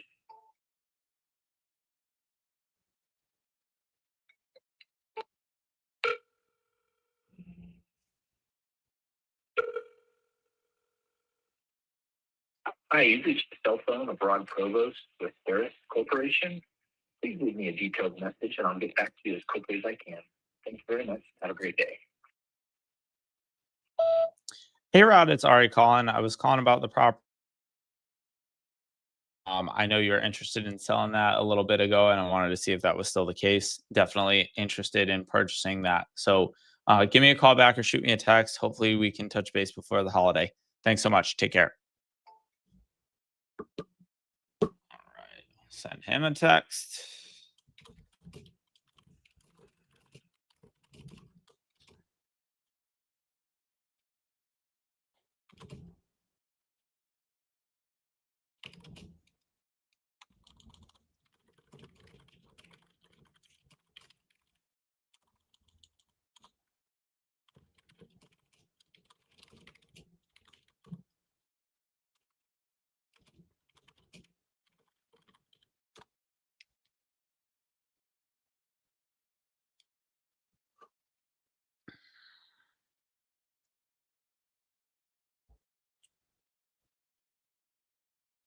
Next one. So some of these are actually leads that we've had for a while. And I'm just going through and calling them as I look for other leads to buy. If you record your name and reason for calling, I'll see if this person is available.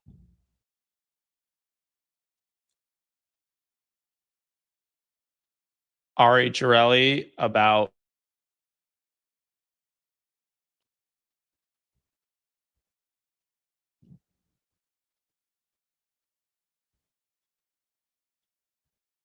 Thanks, Ari. Please stay on the line.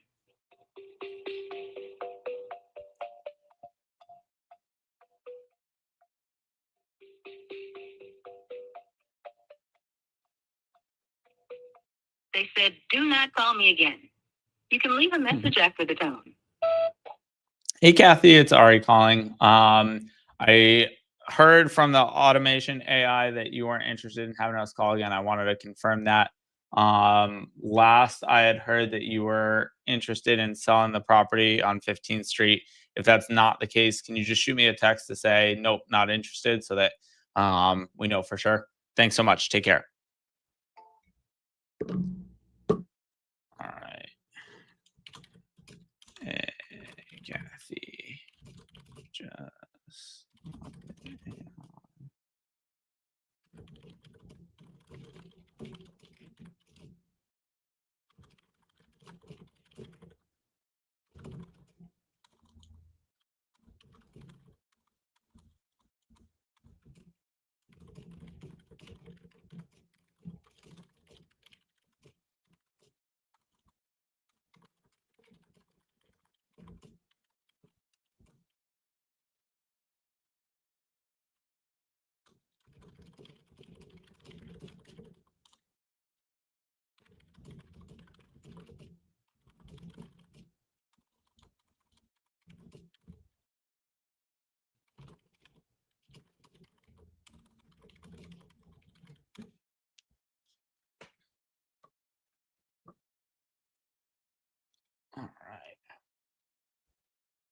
Moving on.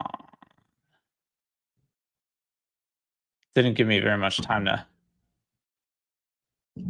see who else to purchase, though.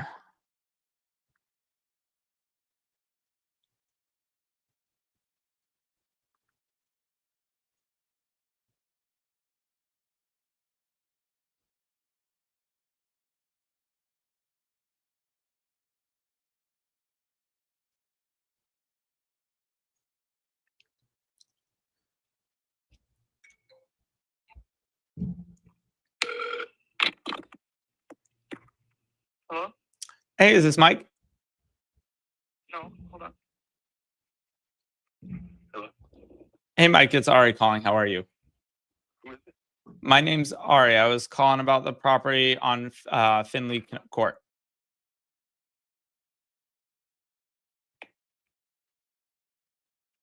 You still there?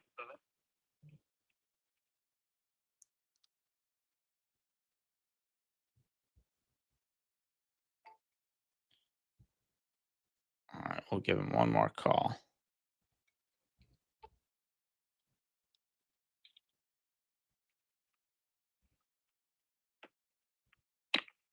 Mike, can you hear me? Yeah, you'll have to call back. Sorry. Gotcha. When should I call?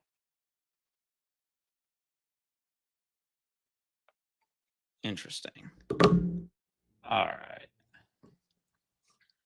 Let me do this real quick. We'll send him a text.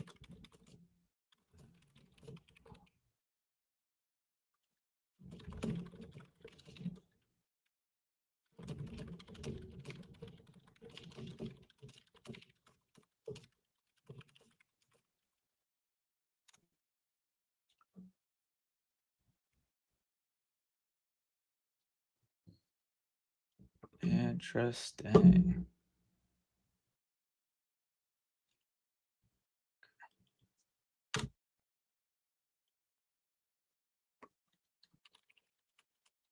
So do not disturb's enabled for him, which probably means it's a landline.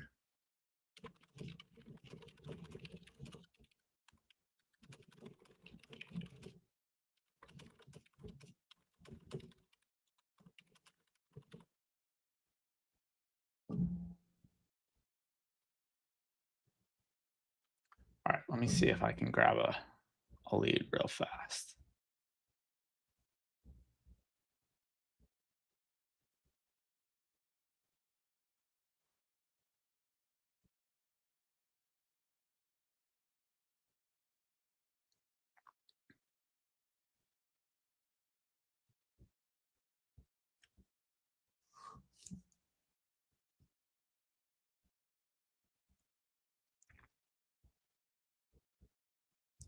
All right. I'm looking for something in an area that I know well. Actually, let's get this one.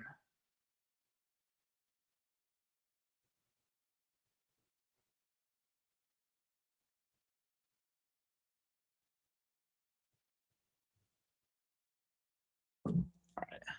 Here's one. Here's one.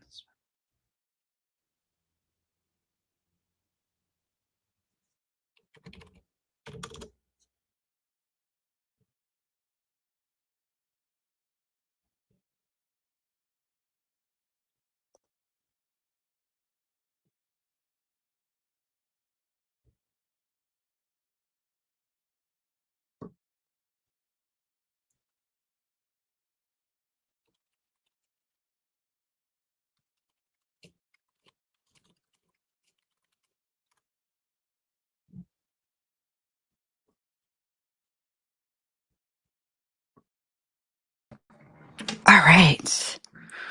Any luck? Yeah, we talked to that lead. I'm trying to think what the deal was. Oh wait, The one in no, Florida?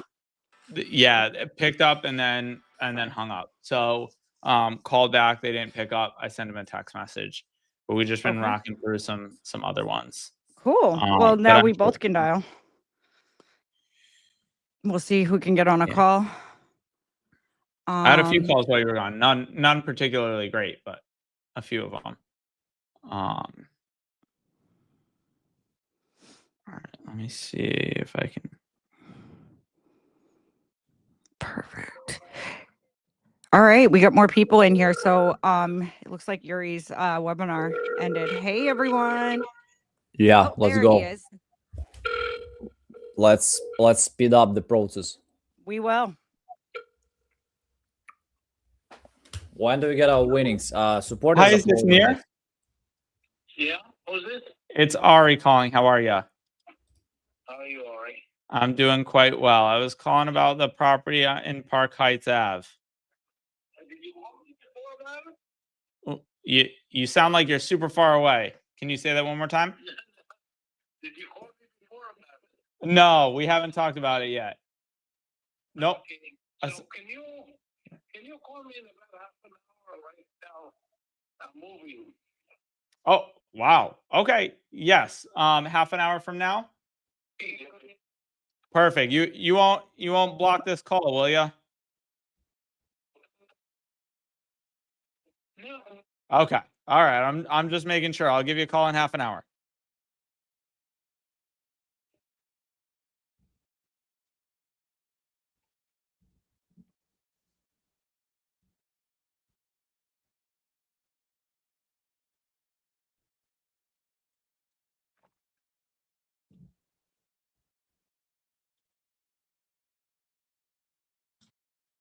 Cool. I'm grabbing some leads right now too.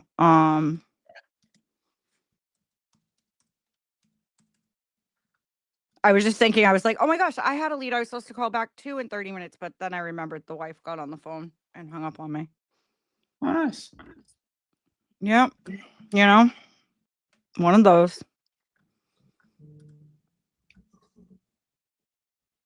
All right, let's see. I just grabbed another Toledo one. Okay. Oh no, how do I say his name? I hate when this happens. Oh well, I'll give it a try. Eugene. I think it's Eugene. All right, let's give it a try.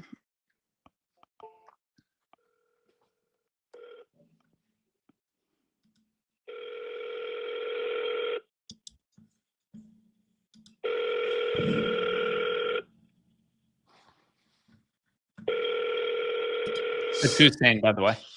Oh, what is it? Hussein? Hussein. Hussein.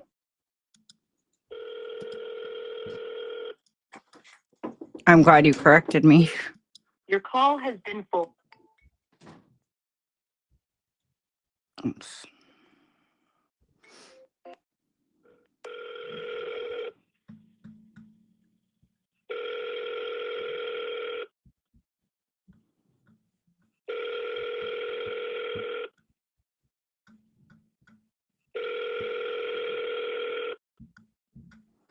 Oh, what the heck? It's vacant land again.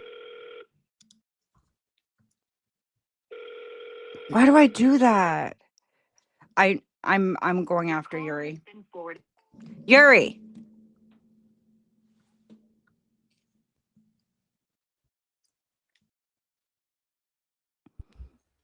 Can you do me a favor? Probably not. I know you can. When You get a it's lot of under favors. when it's a land property, can you make it so it's not a filter to do selling a vacant non-occupied property? Can you do like vacant land or something, like have it say land twice? Because when I see that, I automatically think like selling. Do you know what I'm saying? Yeah, but maybe you should read better. I already knew that was coming and I was ready for it.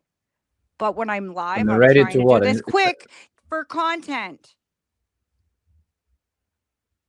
For content. But here's the thing, guys, right? You remember I said in the webinar, your ability to read is 10% of your success, because you can be Whatever. like Ashley. Just not reading when it says land.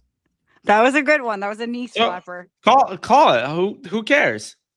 I already did. They didn't Oh, answer. okay. Well, At least it's vacant land, right? It's good. yeah. There's It no doesn't house say there. vacant land. It says vacant non-occupied property. So it's like automatically you think like it's a It sounds like you're talking about a house. Yeah, but Like, land you leads, just- they have less parameters too, no? Land's Um, also super easy. I'm glad you like them, so you can call them. Yeah. So, No, because comping land, figuring out how to comp land is like there's basically nothing to comp.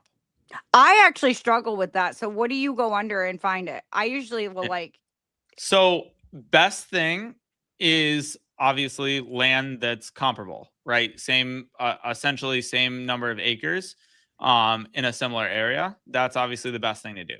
But second thing, because you can't always find that, is just figure out what you can build on it or what's being put up on there, right? So like if I open up Zillow and I look and I see it's a bunch of 3.2s that are right in that area. Well, you figure that a developer who buys this land is going to put up a 3.2. So then I figure out what are new 3.2s going for in that area. And then I know that I can sell that land for somewhere between 5 and 15% of whatever that value is. So let's say the house that I can put up there is $100,000, just to make easy numbers, right? I want to get that property at like $5,000 to maybe $10,000. And the reason I say 5 to 15 is, if you're like up by a city, like right outside of Atlanta or in Boston or New York or any of those big cities, then the land value is going to be more of a percentage than the actual material to build. So rural, the land value is less. If I get waterfront property, obviously that's going to be more. But somewhere between, call it 5 and 15%. So I know, if they're putting up a $500,000 house on it, I want to be somewhere in the $30,000 range. Okay. For land value. Yeah. And Jody, I do look at county records. You can look at county records for sure. All of that's correct. But here's the thing. When you're on the phone with them, you don't have time to go look up county records. So you've got to be able. Do you want me to tell you a trick on that? In terms of finding it in county records quick? Sure. So what I do, let me just go back to my lead so I can show you guys. Okay, let's just pretend I'm on the phone with them. So I would go to, hold on, let me pull them up real quick. Okay, so I got the property right here. So I'm going to do 123 Main Street as an example. I open up my chat GPT and I literally say land value over here and it pulls up the county records for that area. And you click on it and it will be the property. So that is true. and it works so quick because Yeah. I just put it in there. I think so. I actually have not used ChatGPT for it very much, or AI in general. I think AI is amazing. I'm hesitant ever to rely on it, and I think it's important to know, like, don't let these things get in the way, and don't let underwriting get in the way of getting contracts and doing deals. Because I feel like especially if you're analytical, you end up distracting yourself from doing the money-making things by saying, oh, I need to underwrite this one, or I need to figure out what price I can give them.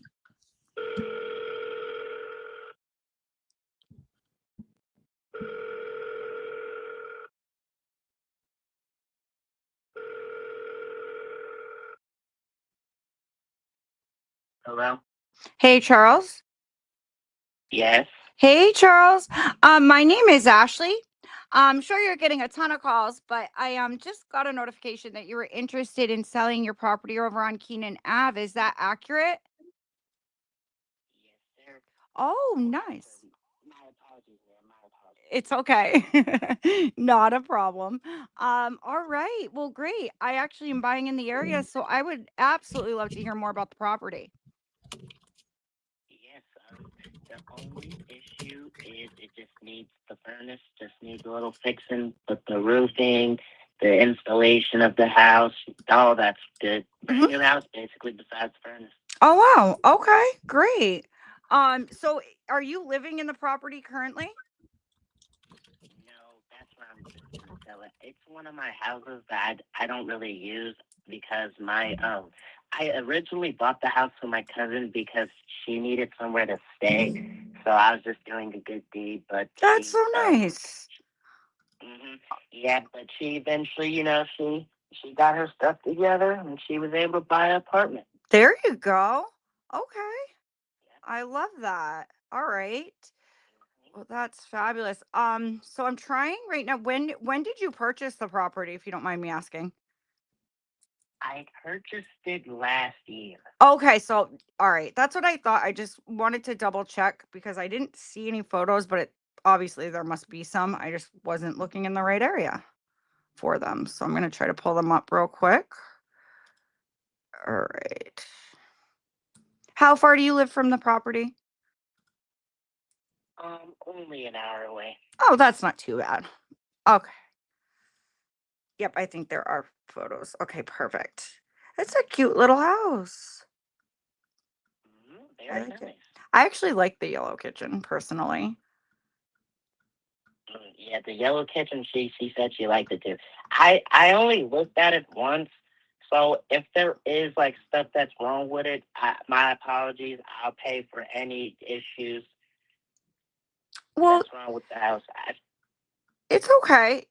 I buy houses as is. So, and that's something I put in my contract. So you don't even have to worry about that. I do my due diligence and um usually know what I'm getting into beforehand. You sound like the nicest person ever. You really do. Thank you. Yeah, so I think the property is really, really cute. I do like it a lot. So I mean, I guess the big question is like, what are you trying to get for it?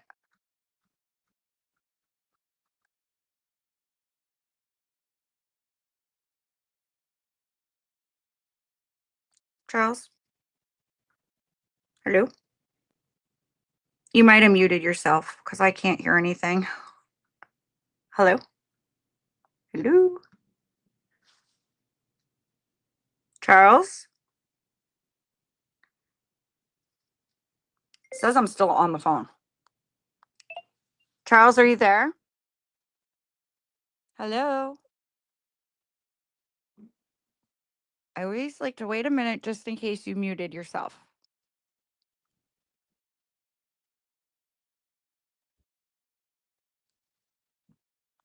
Should I hang up and try calling back?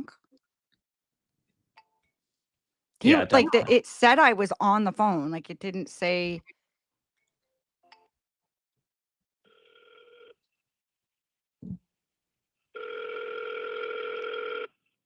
Ashley, spotlight yourself for me.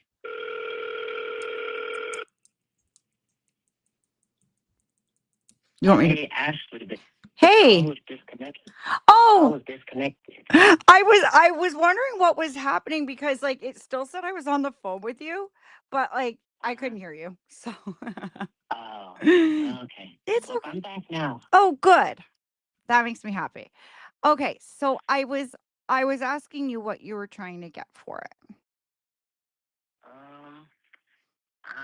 Do you want to do like 140,000? So it's not a horrible price, but it's not exactly. It doesn't move for me because I am an investor, so I look to make on it. But it doesn't mean it's yeah. Okay. What's the market value on the house again? So I'm looking up comparables right now. So if you give me 1 second, I'll give you a better idea. I think you're probably right at market with saying that number. Like if you were to sell it on open market, you may get close to that. Maybe a little under, but you'd obviously have realtor commissions and all that. So yeah, and then the process of it being on market too, it's not I mean the market has definitely dropped quite a bit too. Let me see. So yeah, I mean there right now there's something active like not even far from your property, and it's been on market for 331 days. That's crazy. And they're asking 129,000 for it. It looks like, so I'm looking at sold ones right now. Looks like some sold ones recently at, I see 119, hold on. I want to see like how comparable it is to yours though. So let me see.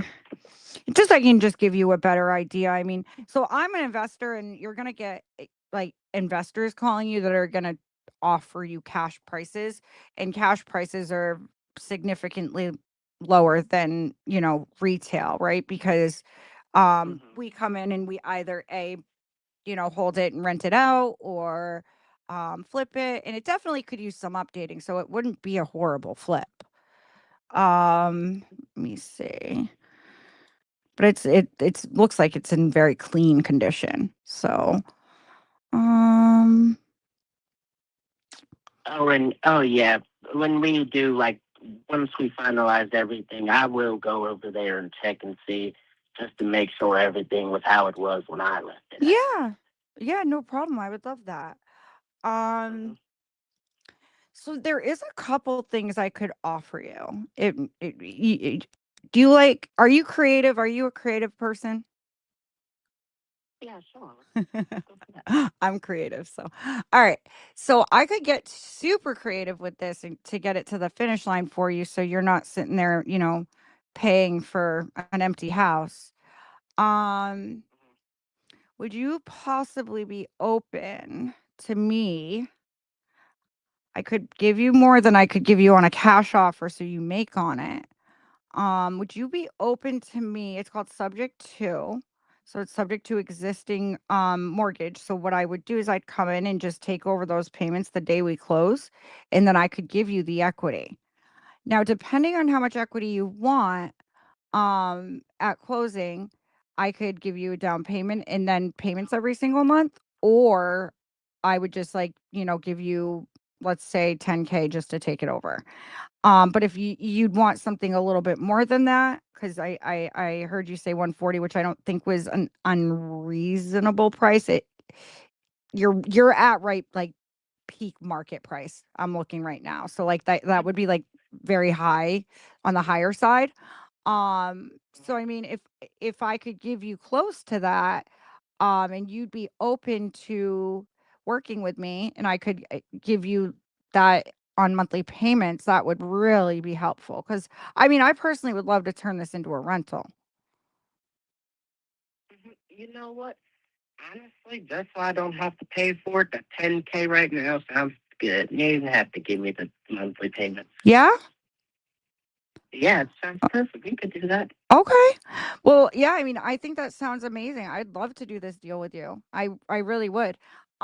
So yeah, I've been investing for a couple years now, and it's a lot of fun. It truly is. And I'm part of a very large community that does creative deals. So I've learned this from a big time mentor called Pace Morby.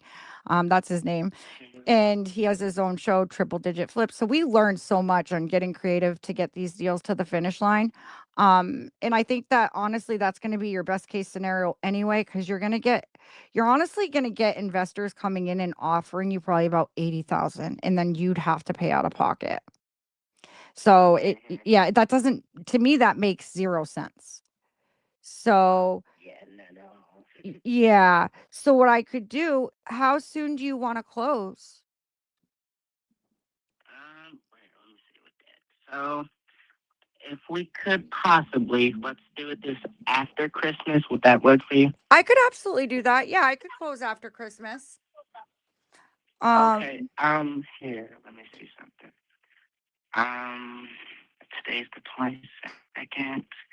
If we can, you think like the 28th might work for you? Yeah, that should absolutely work. So why don't we do this too? Charles, could you do me a favor? And so what I gotta do is get some hard numbers. I'm pretty sure this will work unless you have a crazy amount of like $2,000 a month you're paying. But what's your monthly payment on your loan right now? It's only 5,000. 5,000 a month? Yep. Really? Mm-hmm. Why is it so much? I don't even know. I just been paying it. I mean, I got the money for it, so just pay it. Yes. So is the property paid off or no? I'm so It's confused. almost paid off. Okay, how much left do you have to pay off? I think only 10,000 more. So that's what I'll probably just use your money for. Well, not yours. You see what I mean? Well, don't you want money in your pocket? No, I'm getting old, sweetheart. It's just I don't need any more money. Money is just paper at this point. You're essentially just giving me your house at that point. So what I wouldn't want to do that to you. Like I want to give you money. Sweetheart, you can give me $100. So Oh, what we would do I okay. have a place to stay, so I just don't want the house under my name. I don't really need that. Okay. So $10,000 at closing, and then would you want me to just give you monthly payments? Um, yeah, sure. Okay. How much would you like to get a month? Up to 10,000, right? Well, so I'm gonna give you 10,000 to pay off the loan at closing. So you can take that and pay off the loan so you don't have a loan anymore. And what I'll do is, do you know what I'm saying? I want to make sure we're both understanding each other. And then if yeah, and then if I'm gonna buy the house off of you, I can pay you some monthly payments towards that loan. So you would be loaning me basically. So let's say I came in and I bought the property off you at $100,000, and I would break those payments up over time. So it would have to obviously make sense because where I would be turning it into a rental, I obviously want to make sure I'm cash flowing and you're cash flowing too. Okay. I very much understand it. Okay. Do you think like 500 a month is good? I think that could be very doable. Let me just double check real quick because I'm pulling up the rentals in the area. And I think that is very fair and doable. Hold on one second. Okay, so I mean, it looks like rentals are going for about 1,000 a month on the low end and 1,500 on the high end. So yeah, we would both be cash flowing. I think that would make perfect sense. All righty. So let's do this. Let's figure out how long do you mind holding the note for? Can you repeat that? I'm sorry. I'm sorry, what was that?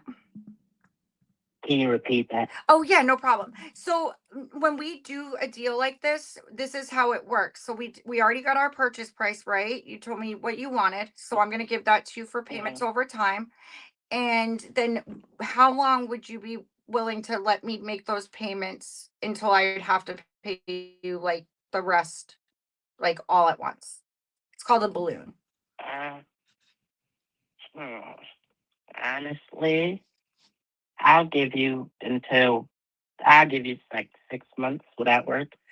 No, that wouldn't make much sense for me. Because I'm buying property at almost retail, so I have to make sure that I can refinance out and pay you off because I wouldn't want to not be able to do that and then you get the property back.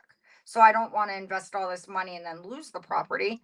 So typically I like to do like more like years.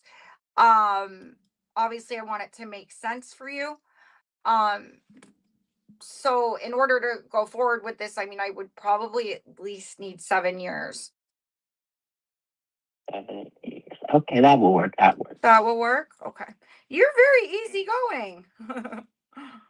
Yeah, it's no point of being hard on, this world's already hard enough. So. It really is. It really is. We need more people like you. I'm a people person. Thank you. No problem. I'm a people person. I love people. I even try to brighten the day of negative people, I guess. I try to get them to smile. But yeah. I see. All right, so this is what I'm going to do for you, okay? I'm going to get all of this set up into a contract right now. What is your email? My email here. Let me pull it up.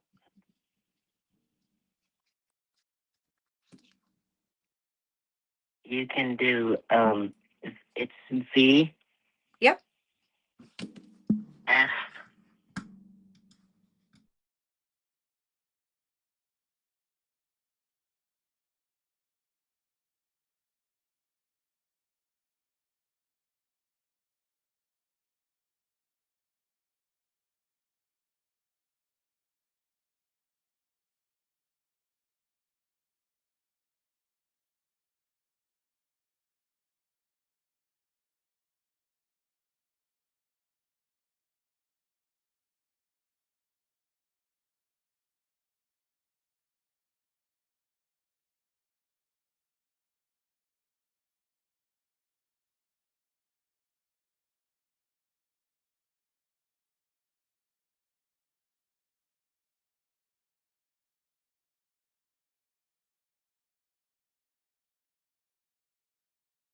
You don't mind, what I'll do is I'll just help you go over it just so you know everything that's happening. And I'll explain everything to you, just in case you have any questions. And then I'll set your closing date for the end of next month and we'll get this to the finish line for you. All righty, thank you. I'm very excited to do some business with you.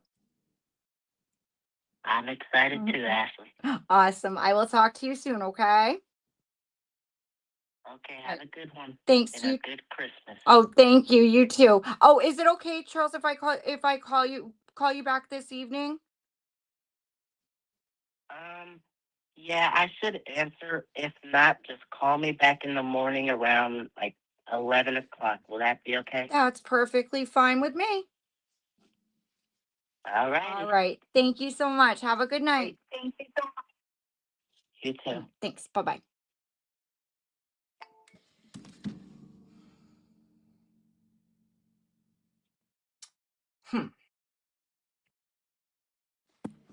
Is anyone else a little stumped? That seemed very easy. Like very easy. Like very easy. And let me do this. So 84. So times 500. So if they hold the note for 7 years for me at 0% interest, I've paid almost half the loan off by then. So yeah, I will 100% be able to refinance out. This is like a really good deal. Like this is not going to be hard to find a buyer. And this is going to be like a killer assignment too, you guys. And it's in like a prime location. Yes, yes, Solutions REI. It does sound too good to be true, but I looked up all the info this person was telling me. They do own the property. All the names match everything. Some people just don't care. They just don't want to pay for the property anymore. And he's getting the 100 grand for it, right? So he's happy because he's getting the 100K. I'm happy because I'm paying it at 0% interest for a while.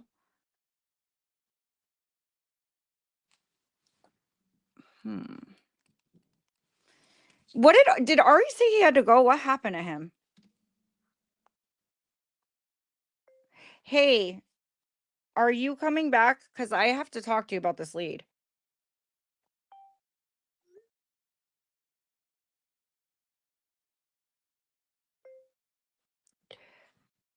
I'm gonna need a contract, and I don't know how to fill out that type of contract. I know that's sad, but I usually have people do it for me. I can do cash contracts all day, but that's a creative contract. So, I'm gonna have to.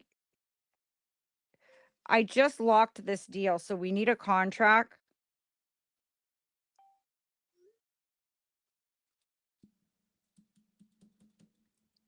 I'm like really lost right now.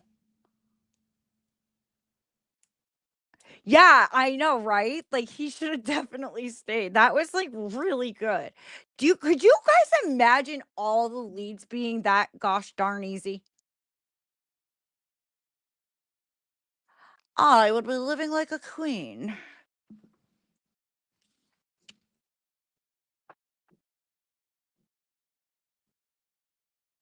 It's creative and like really good, by the way. Good purchase price, great terms.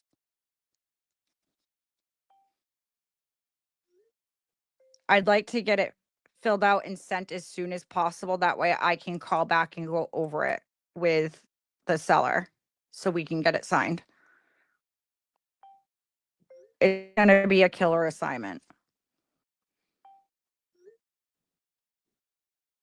I know you're all ears now. That was really cool. The only thing that super confused me, so when on my end, I saw that they owed a lot more than he said. So this is where I'm a little broken. Okay. So I saw that he owed like 160, I think, on his loan. And then he was telling me he paid $5,000 a month, but I think he was like confused on what I was asking. It has to be. Because remember, I was like, I pitched subject to take over that current loan. And I was asking him what his monthly payments were on that. So I knew what I would have to pay a month. And he said 5,000. And I'm like, huh? So then I reworded it. I said, well, how much do you owe? And he goes, not that much. And I said, oh, and he said, that's what I'll do with your 10,000. It's going to pay off the loan. So maybe he really owes like 5K. That would make a little bit more sense. I don't know.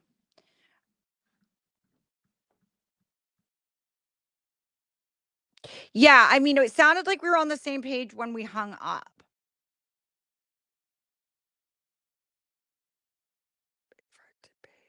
Yes. Okay. That's probably what it was. So yeah, he owed 5K to pay it off and he wanted to pay it off as soon as possible because he was making payments on that. So that's what he's going to do with my 10K. So coming in and giving 10K for this property that's in really tip top shape, it's not bad at all, you guys. And I'd be more than happy to share it with you if I was locked up. And so once I have this locked up, I'll be more than happy to share it with you guys, but it's in a very good market. I don't even know if I told you guys where I got it, but I'd rather just be on the low with everything because like this is a crazy deal. So I'll let you guys know how it goes. Oh, and another thing, let me tell you guys this real quick. So okay. So wholesale price, I needed to score it, like I could sell it off for like 100.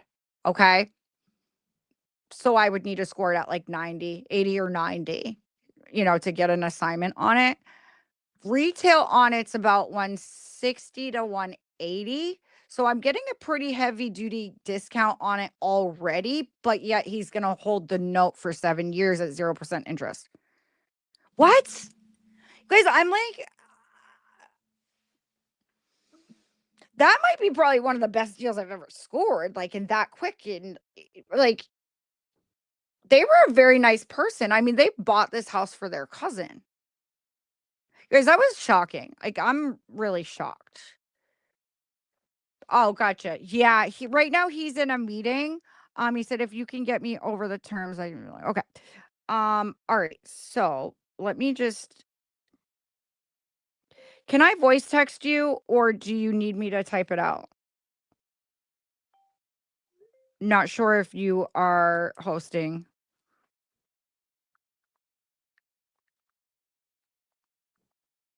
the meeting.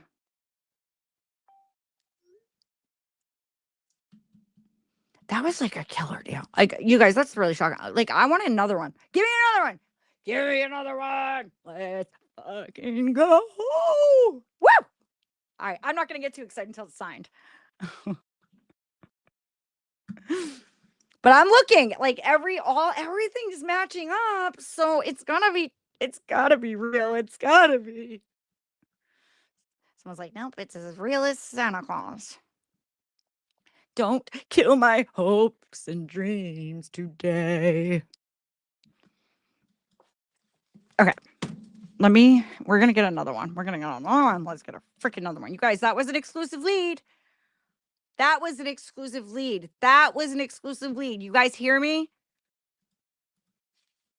Now, if that wouldn't have been an exclusive lead and it would have turned active, I know people would have bought it. Guys, I'll probably make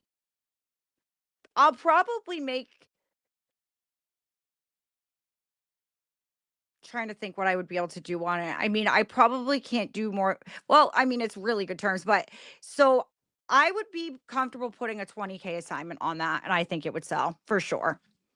The rental, so it's turnkey rental ready. Rental rates are like about $1,600 a month. I only owe the seller $500 a month, and that's at 0% interest. So, someone's gonna factor in insurance and so paying the principal down $500 a month. You need taxes, so property tax, whatever that is. But still, yeah, it's gonna be positively cash flowing. So I know. All right, let's get this one. I might just have to, I'm going to get this lead right now, but I might have to just stop for a second and tell RE everything. Voice is all right. Perfect. Okay. So this was a crazy, crazy lead. So it's the last lead I bought. You'll see what it is.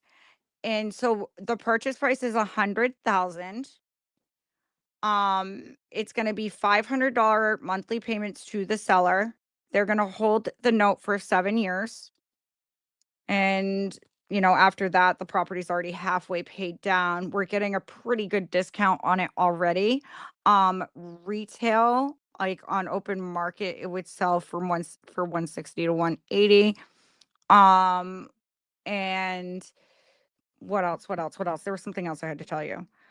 I will add, if I have anything else, I'm going to text you over his email right now. $10,000 down. That's to pay off current loan and I think give the seller some change. So, yeah, I think that it's a pretty dang good deal. I probably could have got it for less. The seller was the most easy seller I've ever talked to. Like ever. Like you're going to have to go back and re-listen to that. That was insane.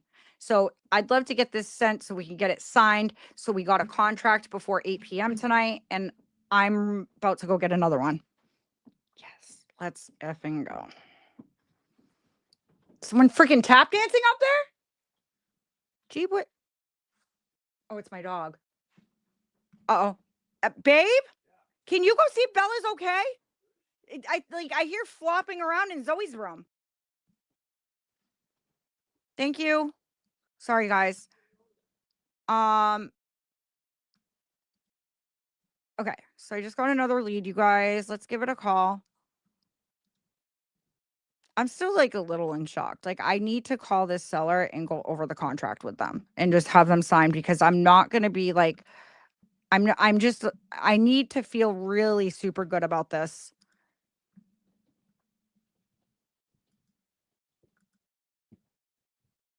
Okay. Let's do this.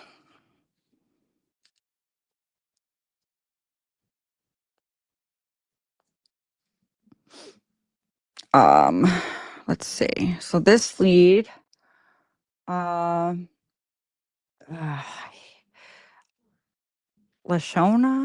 I think Lashona sounds better. It's got to be Lashona. Yeah, no, yeah, maybe. Let's see. Well, we'll find out. Not everybody's going to sound like their name, like their voice, because that last lead definitely didn't sound like Charles.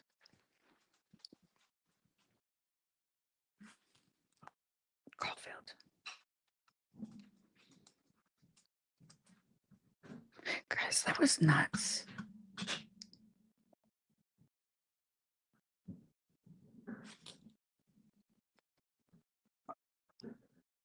Yeah, we check into all that. our contracts are pretty tight. That's also why I wanted to call. They're the only ones on the.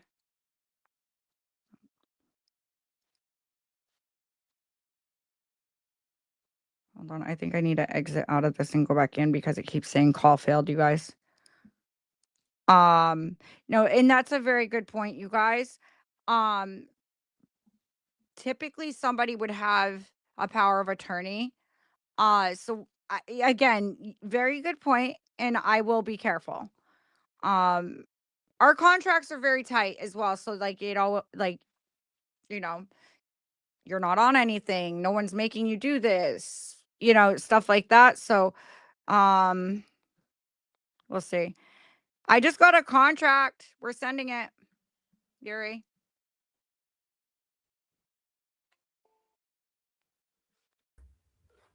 How's it going? I just got a contract, we're sending it. I'll tell you about it in a minute. It's kind of insane. I think I heard the call. Is that the call Oh, like okay. with the guy, I don't want to take your house? Yeah, I heard it. pretty good terms too.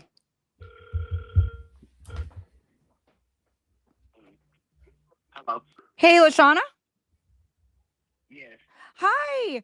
My name is Ashley.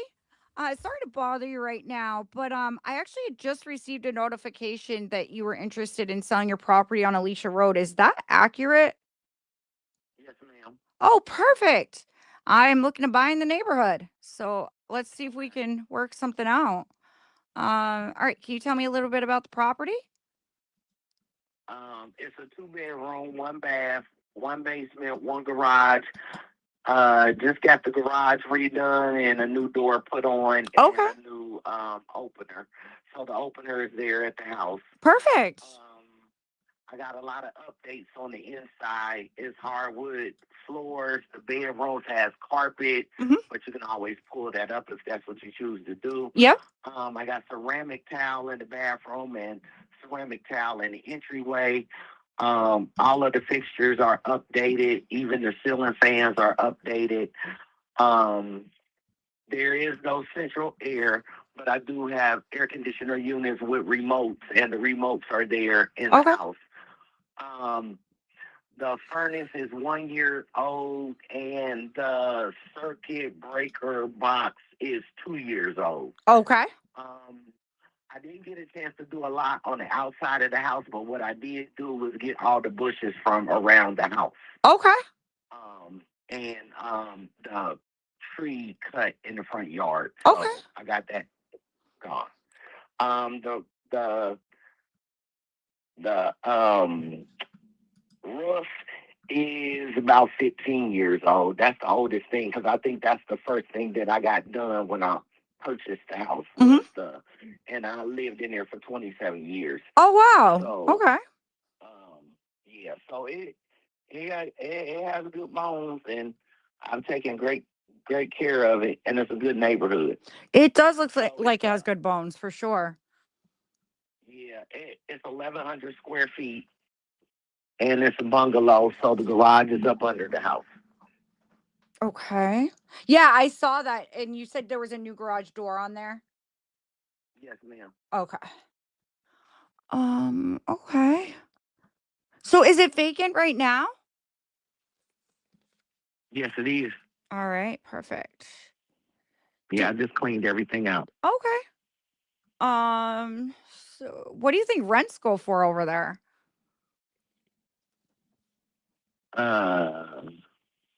With the basement and the garage, about 1,100. Okay. Yep, that's actually I had 1,200 written down. I just want to see if I was somewhere around there. Yeah, I just want to see if I was If you was right. close. Yeah. Make sure. Yeah, the people across the street there, they rent and they pay 1,200. Okay. So yeah. So yeah, it's about that. All right. So how soon are you looking to sell? I haven't put it on the market. I was gonna put it on the market at the beginning of the year if I don't get any offers. But people been flooding my phone. They've been calling me back to back. Yeah. So yeah, I'll let it go for 80. Okay. All right, let's do this. So I of course don't want to waste your time. I think that you definitely you're p- you're probably at retail, so what you'll get for it on open market. Um, I don't think you'd have, I mean, without seeing the pictures, but with what you're describing, I think you could get anywhere between 75 to 80, definitely on open market with an agent. Um, the problem is you're probably getting all investors calling you. So they're going to be probably Yeah, telling you 40 yeah. for like 60,000 or something like that. Yeah, and I'm like, what? I was like, that's how much it was 27 years ago. But Yeah. no. Yeah. Yeah. No, and I understand. It's just that's how investors work. We all have the same like equation we use. It's pretty much, Yeah. 70, some people do 70% of ARV and some even do 60%. So I'll obviously, my cash offer is what everybody else is saying to you, but I do some stuff that's creative if you might be open to it. So I'm not sure. So let's say you sold this property to me tomorrow for your 70,000, or did you say 80,000? Did you say 70,000? Mm-hmm. Okay. So say you sold it to me tomorrow for 70,000, and um, what would you do with the check that you got in your pocket? If you don't mind me asking, are you reinvesting? Are you buying another property? No, I would pay my home equity and the little amount that I owe on the house, which is Okay. not much. Okay. But I've already purchased another house, so I would actually put my money into the house that I'm in now. Okay, perfect. So yeah, I know the reason why I was asking is because I have a way that I could give you your number, possibly a little bit more. We would just have to get a little creative with it. And typically, I actually just did a deal with someone not far from you just before I called you. We did this. He is seller financing me the property, and I think that could be a good opportunity for you because you still get a down payment and then you get monthly payments, and we can balloon it out as far as you want, so we could do it. I typically don't like to go below 5 years, but if I put an interest rate on it, you're going to make money. So it's a nice little cash flowing investment, you know? Would that be something you might be open to so you can get the most for the property? No, No? no. If that's the case, I got plenty of people I can rent it out to, but Right. I don't want to do that. No, that makes sense. Yeah. Yeah. No, that makes sense. Yeah. So yeah, I mean, just I don't know. You're probably gonna list it, I'm guessing, by the beginning of the year. So do you have an agent? Because I work with a couple of fabulous agents in the area.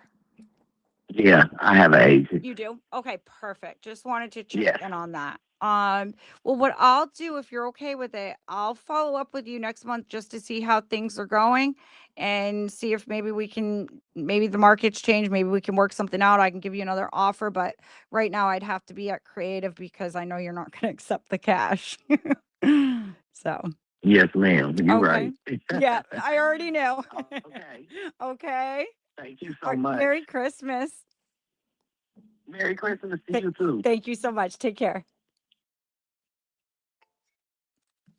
All right. So we'll put that in a cold follow-up.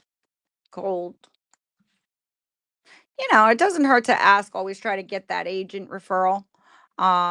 It's definitely a way to make something make something on what you're buying, right? Even if you could make a couple thousand and you paid $100 for the lead, I think that's a pretty good return.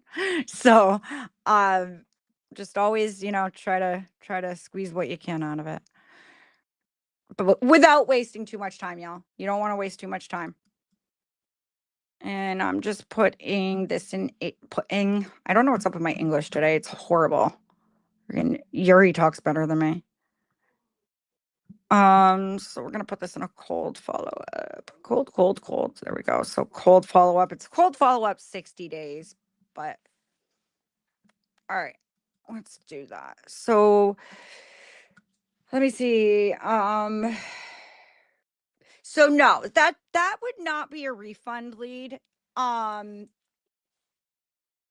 the seller is still open to selling and would take, I mean, they want, it's a little bit below market, but not much. I don't, I don't really know. I don't think so. Like, I wouldn't try to apply for a refund for that just because I look at it that they did submit a form. Like, it is a legit lead. It's not like I called them and it was wrong number, or no, we never submitted anything, or no, we're listed right now, so we're not going with you. So like stuff like that. But like, I had a chance to have a conversation. I had a chance to negotiate a little bit. I had a chance to pitch creative. I personally, you could try requesting a refund for that. I just don't know, because I put that in a bucket that I'm going to follow up in 60 days. Is it a great lead? No, but it's not, you know, do you guys know do you know what I mean? Cause like, there's those leads that you will call and it's just some jerk that submitted their information, which isn't even iSpeedToLead's fault. And then they just say, yeah, no, I just wanted to know what a cash offer looks like. Or no, I never submitted anything, but really they did. And they were just like all night or something and didn't remember. I don't know. Yeah, see, yeah, I was right.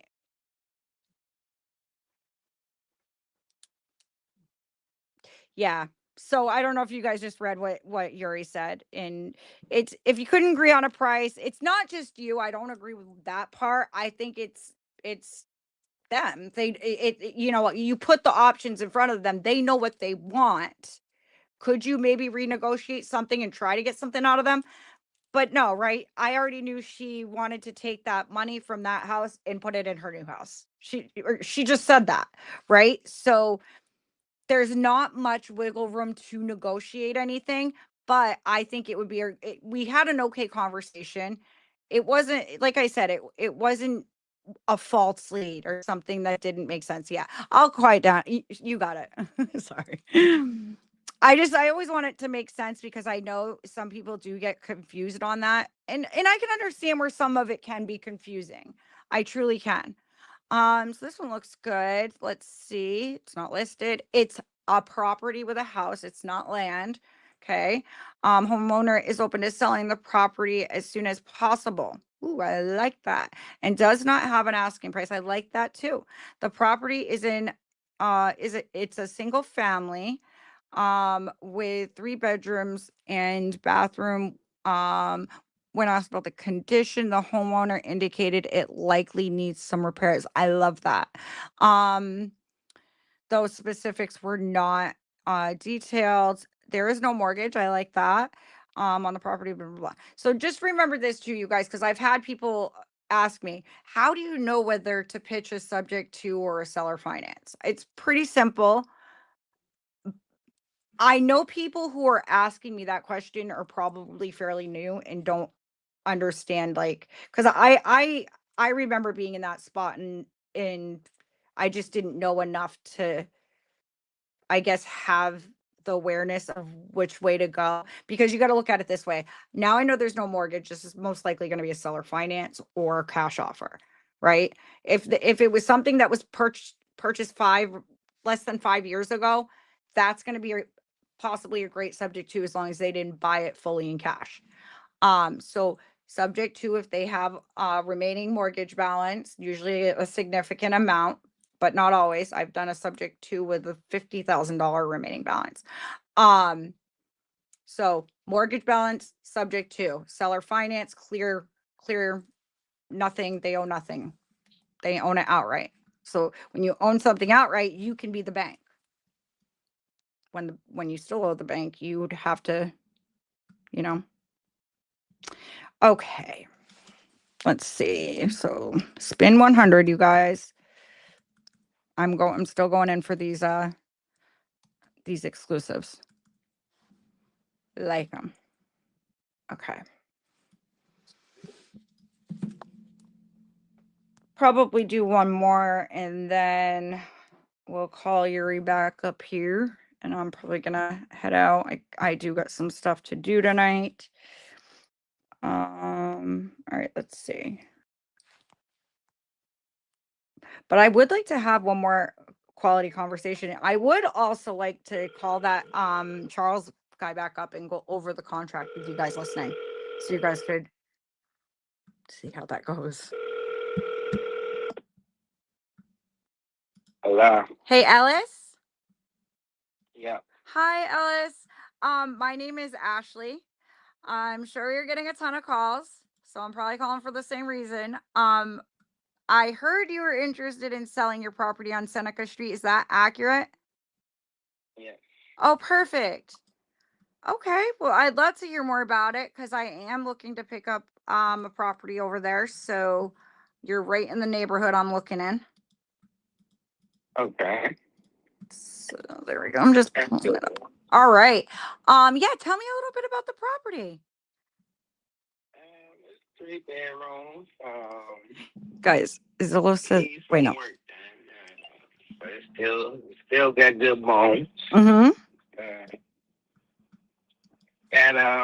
Yeah, I just did a little bit of roofing on it, Oh, just nice. a little bit.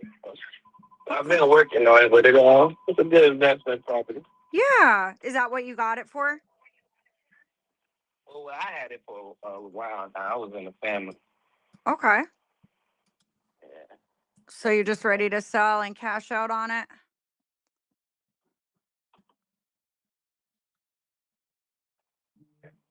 Oh, Ellis, can you hear me? For some reason, my Wi-Fi is like terrible today.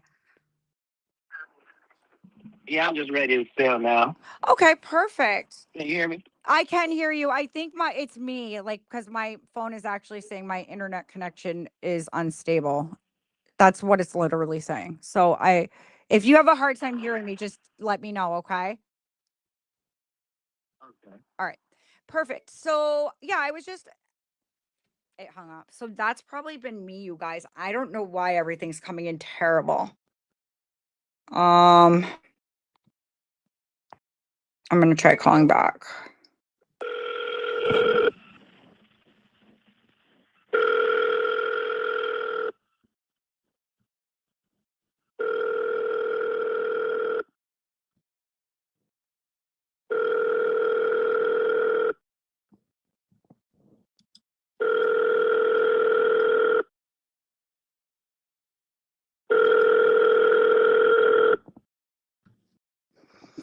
Your call has been forwarded to voicemail. The person you're trying to reach is not available. At the tone, please record your message. When you have finished recording, you may hang up.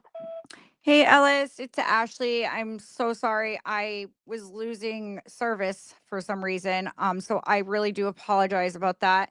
I would love to give you an offer on your house. So if you want to give me a call back, this is my work line, or feel free to give me a call back on my personal cell phone, which is 207.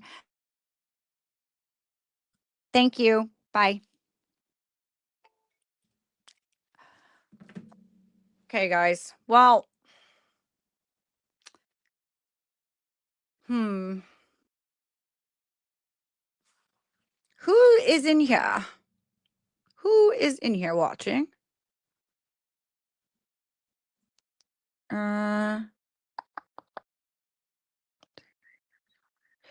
So I'm just going up and I'm gonna just look at questions. So right here, actually I don't know if I can show it. I just tried to, but hold on, it's not letting me. It's probably because oh, right here.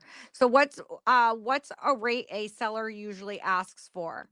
So again, I like to talk to sellers and really explain to them about the 4 levers. And I just use that example because I'm like, you pull 2 and I pull 2.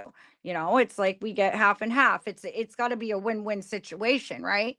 So if I give you your purchase price and your down payment, then I get to choose a low interest rate and you're going to hold it for a while. So it doesn't necessarily mean there's not a usual rate, right? You'll get those investor savvy guys that own property who they love seller finance because they can really make more than the asking price on it, right? Because they're financially stable. They don't need the money for anything. So they'd rather it be an investment where they're making an interest rate. So it just really depends who you're dealing with. It depends how long they're going to hold the note. Everything, like there's no exact answer for that. I didn't bring up an interest rate on that last one because there really wasn't any need to. There wasn't. I'm paying more than a wholesaler price on it. They already said they were going to give me their house at first. I don't know if anybody caught on to that. They just wanted to pay off the mortgage and be done with it. And I didn't want to do that. Some people would have totally taken that. Maybe I need to be more like have thick skin, or I don't know what it was, but I didn't feel personally right about that. I don't know. Maybe I could call him and see if he still wants to do it. I'm just kidding.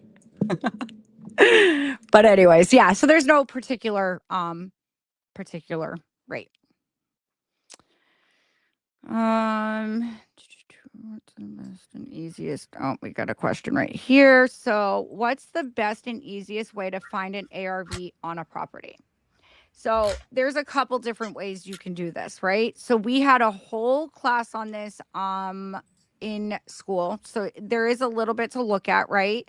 You want to make sure that, and I shared all of my comping tips, not my comping tips, but the comping rules. I didn't make them up. It's what we all go by. So I did share the comping rules in that class, and Yuri does have the document. So he might be able to guide you where that is. I don't know if I'd be able to share it right here. But anyways, Zillow is fine to use. Some people use PropStream, some people use DealSpeed and stuff like that. They have the software that they pay, a premium for, where it may give them a comp number a lot faster. So it just, again, Zillow is a very easy one to use. But remember, the Zestimate that's not your ARV. You can use that as a guidance. Like if you're calling a seller and let's say the ARV on a property says, like I pulled something up and I was going to tell you guys something, but then I stopped, right? Because when I pulled up Zillow, it said like $1,500. So I'm thinking that's the value of what they were giving me for the property, but I caught myself and I'm like, I'm sure that's rent rate. But I don't think rent rate was even right either. I don't know why it said that. That's why you do need to look into comparables. You go to similar houses, you can do that, but also go down to the map, expand it, and also hit satellite lot lines and then go like that. And then you can look at recently sold. You just want to make sure your property aligns with all of those comp rules. And then you got your good comparable, which will give you your ARV.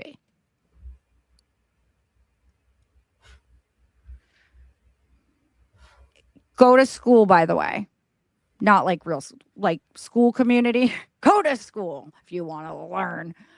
So ISTL does have it's SpeedToLeaders. Let me share my link real quick in the comments for you. If you guys want to go and make an account, they are going paid soon. But let me tell you guys something.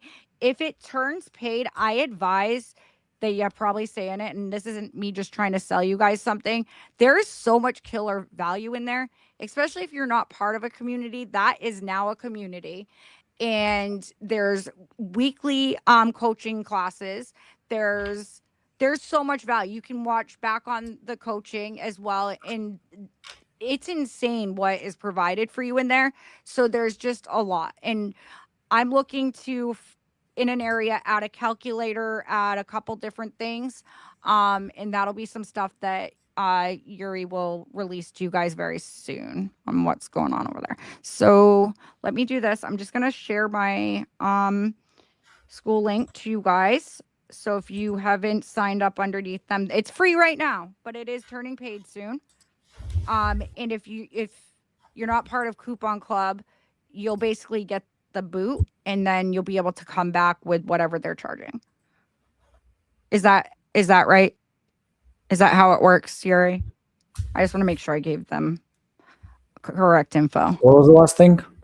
So basically, if they're part of Coupon Club, they can stay in school, but if they're not, they get the boot and then they could come back with whatever you guys charge. Yeah. Right? Mm-hmm. Okay. Right. So that's my link, you guys. Click on that. And when you go into the school community, if you go up to the top, you can scroll and there's like classroom and everything. There's a calendar of all the events we're I'm gonna doing. show it around. And huh? I'll show it right now. Okay, perfect. Love that. It's super valuable, you guys. Like I was just saying this earlier. It's crazy that like a lead generation company is so valuable, right? Like they just don't sell you leads. They help you conquer those leads. They help you make it to the finish line. They actually want to see you guys make it to the finish line. They truly do. Because the more you guys make it to the finish line, right? The more they get to brag, and you know, it's great for all around. They want to see you guys succeed. They truly do. So they have they're building a lot of tools for us to make it to the finish line with these leads, because there is a lot that goes into, you know, coming up with a number, you know, pitching that number, a negotiation. We should do a class on negotiation. We haven't done that yet. Negotiation is huge.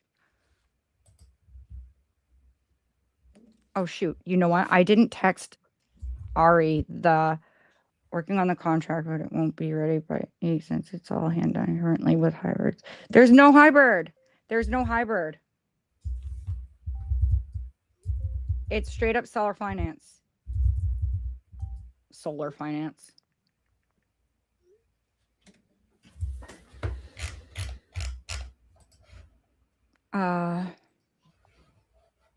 F, I think.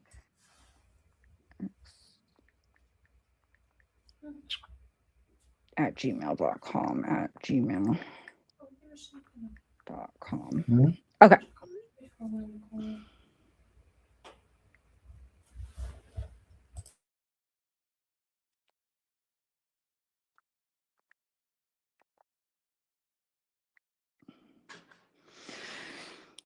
So,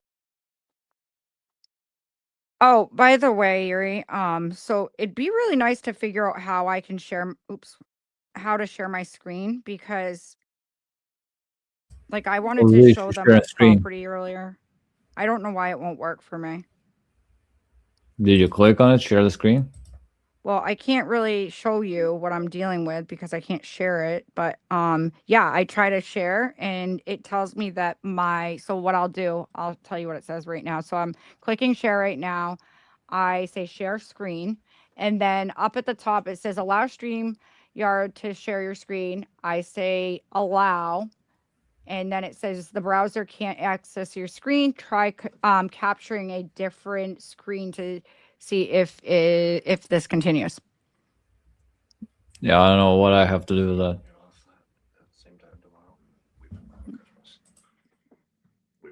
Okay. Yeah, no, I got everything.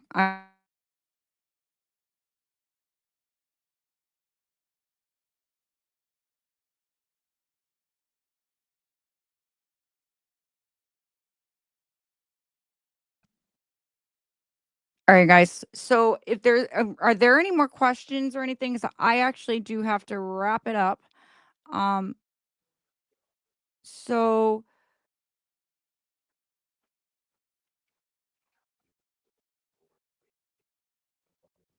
what is that?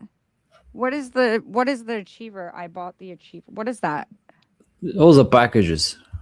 Oh, I didn't know the packages names. I'm sorry. Oh my goodness.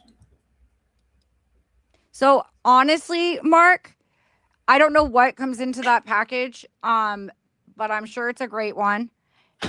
Just I don't know where you're at in your real estate investing journey. There's just a couple things that I could give you for advice if you're brand new. Bringing someone over that's made deals and done deals and, you know, knows how to do the thing to come and help you would be awesome, right? Maybe you shadow them, and you know, it's a JV partnership. Everyone's going to have different rates. When I JV with a new student, I'll tell you guys what I charge right now. When I JV with a new student, and this means I call the seller while they're listening, so they're watching me. and I lock it up. I send the contract. I dispo it. I do everything. I bring the buyer. I close it. I take 80%. So they make 20% just to watch me, but they brought me the lead. So you could do something like that, but if you know how to do some of that stuff, then you could 50-50 with someone as well.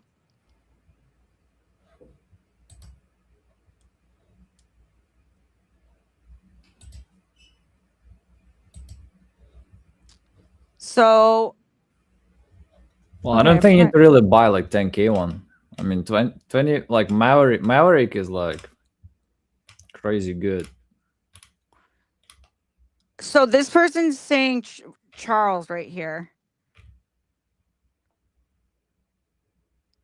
And it just weirded me out. Are you saying Charles because that's who I talk to? Or are you Charles? Are you the guy behind the conversation? That's immediately what I thought of. I'm like, what?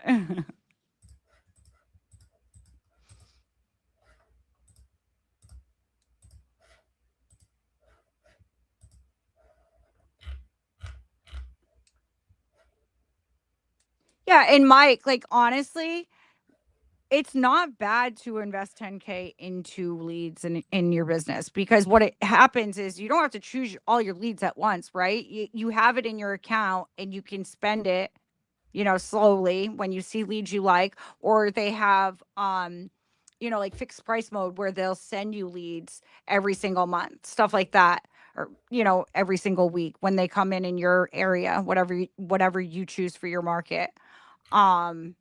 And the larger your area, your perimeters, the cheaper the leads get as well. So if you like tighten down to like one area, you're going to pay more per lead.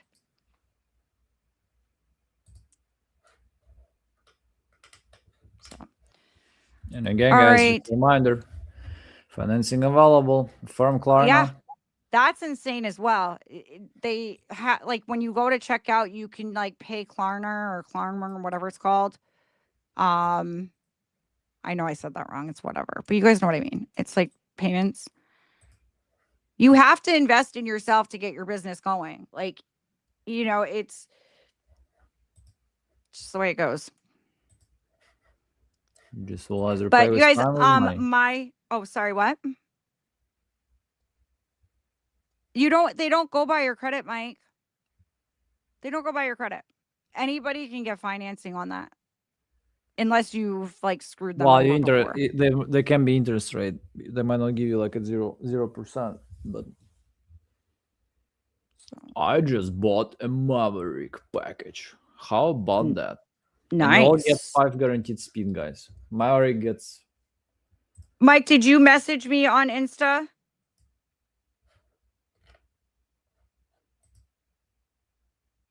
If you guys don't mind going over and following my Insta, it's at Ashley Gagne 33. I do have to head out now. So I had an awesome time hanging out with you guys today. I will be at the accelerator call tomorrow, and then I'm taking some time off. So tomorrow will be my last day of work until I vacation myself. So I'd love to see you guys there. I already gave you guys the information on how to get there and what we do. So hopefully I see you guys and see your beautiful, handsome faces. I like seeing the cameras on because then I know you're making dials, you're participating, taking action. And that is where it's at. Action, action, action. All right, guys. Much love. Gary, See you tomorrow. I'll see you tomorrow. Bye. Bye. And who missed me the most? I actually missed you. Oh, okay. I spent $500, got about $900 in total for balance, and got 2 contracts / deal closed. GV them both. Good for you. Good job. How about that? That's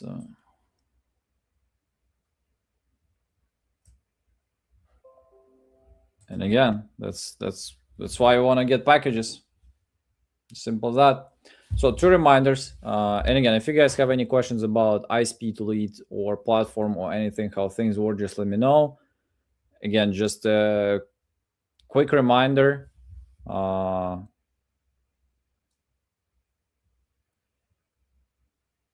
That Christmas deals early boost expires today. So it will be last lead packs. And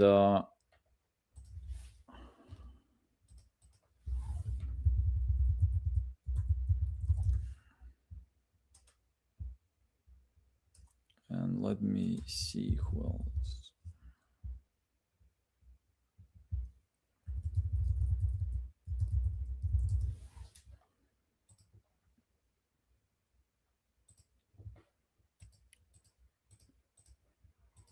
Let me quickly close all the useless tabs.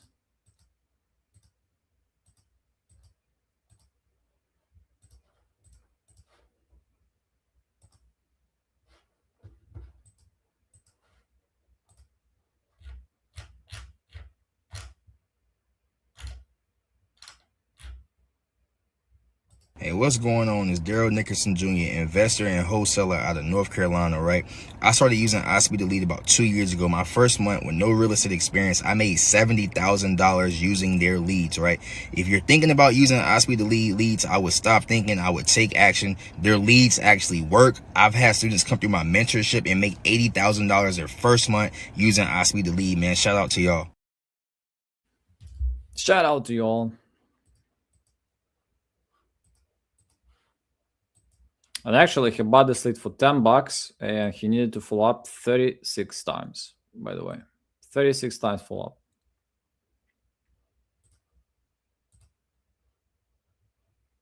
Hi, Mr. Wonderful here. Do you like real estate? It's one of my favorite asset classes. But how to invest in real estate? That's the question. Imagine a place where you can find rental properties at a discount before they even hit the retail markets. It's called dealspeed.co. That's right. It's a real estate marketplace where home traders, landlords, and real estate investors can purchase as is off-market deals, often at a significant discount from retail. There's nothing else really like it. You literally capture a ton of equity on every property you buy on DealSpeed.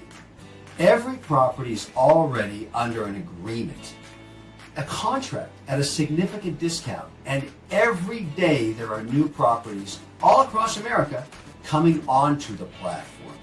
DealSpeed is the newest addition to the iSpeedToLead ecosystem. But now instead of just buying leads on iSpeedToLead.com, you can buy or sell already contracted discount properties on DealSpeed.co.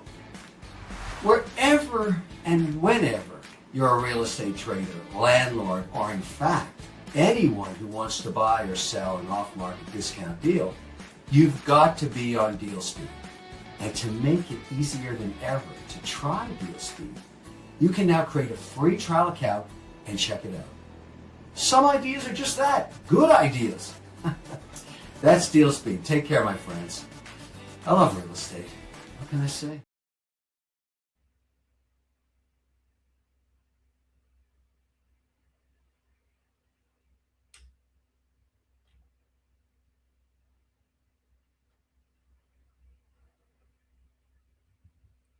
Yeah, Mike, what's the question?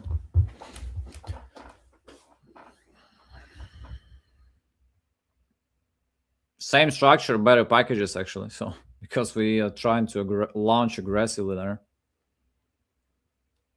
But if you're interested, I can give you a calendar link to book a call about that. Also, if you know a bunch of people who want this, affiliate, this is the right time to become like the biggest affiliate guy there too.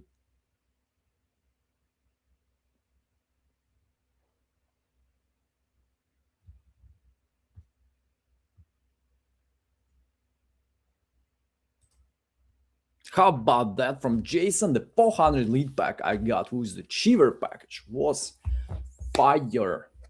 I hit it with SMS and I have more leads that I can handle. And he even hasn't started using his balance.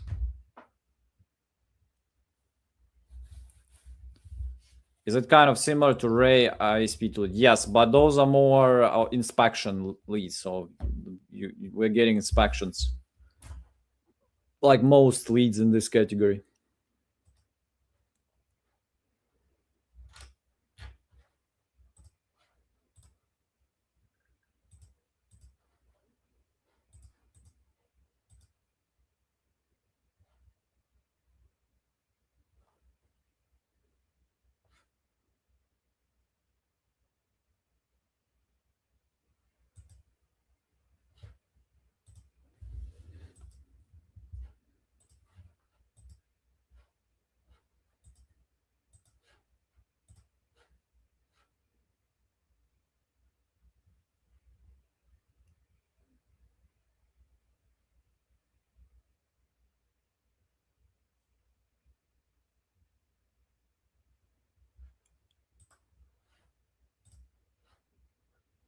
So quick reminders, right? So let's talk about, let me share the screen quickly. Let's go on that stuff.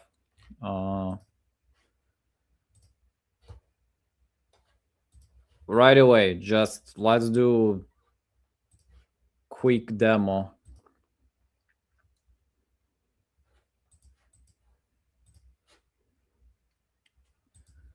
So first thing first, if you know anybody who's still not registered with our platform, you want to make sure that they're registered.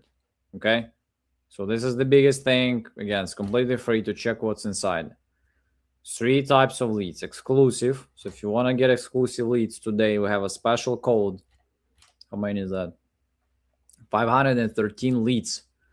Exclusive ones.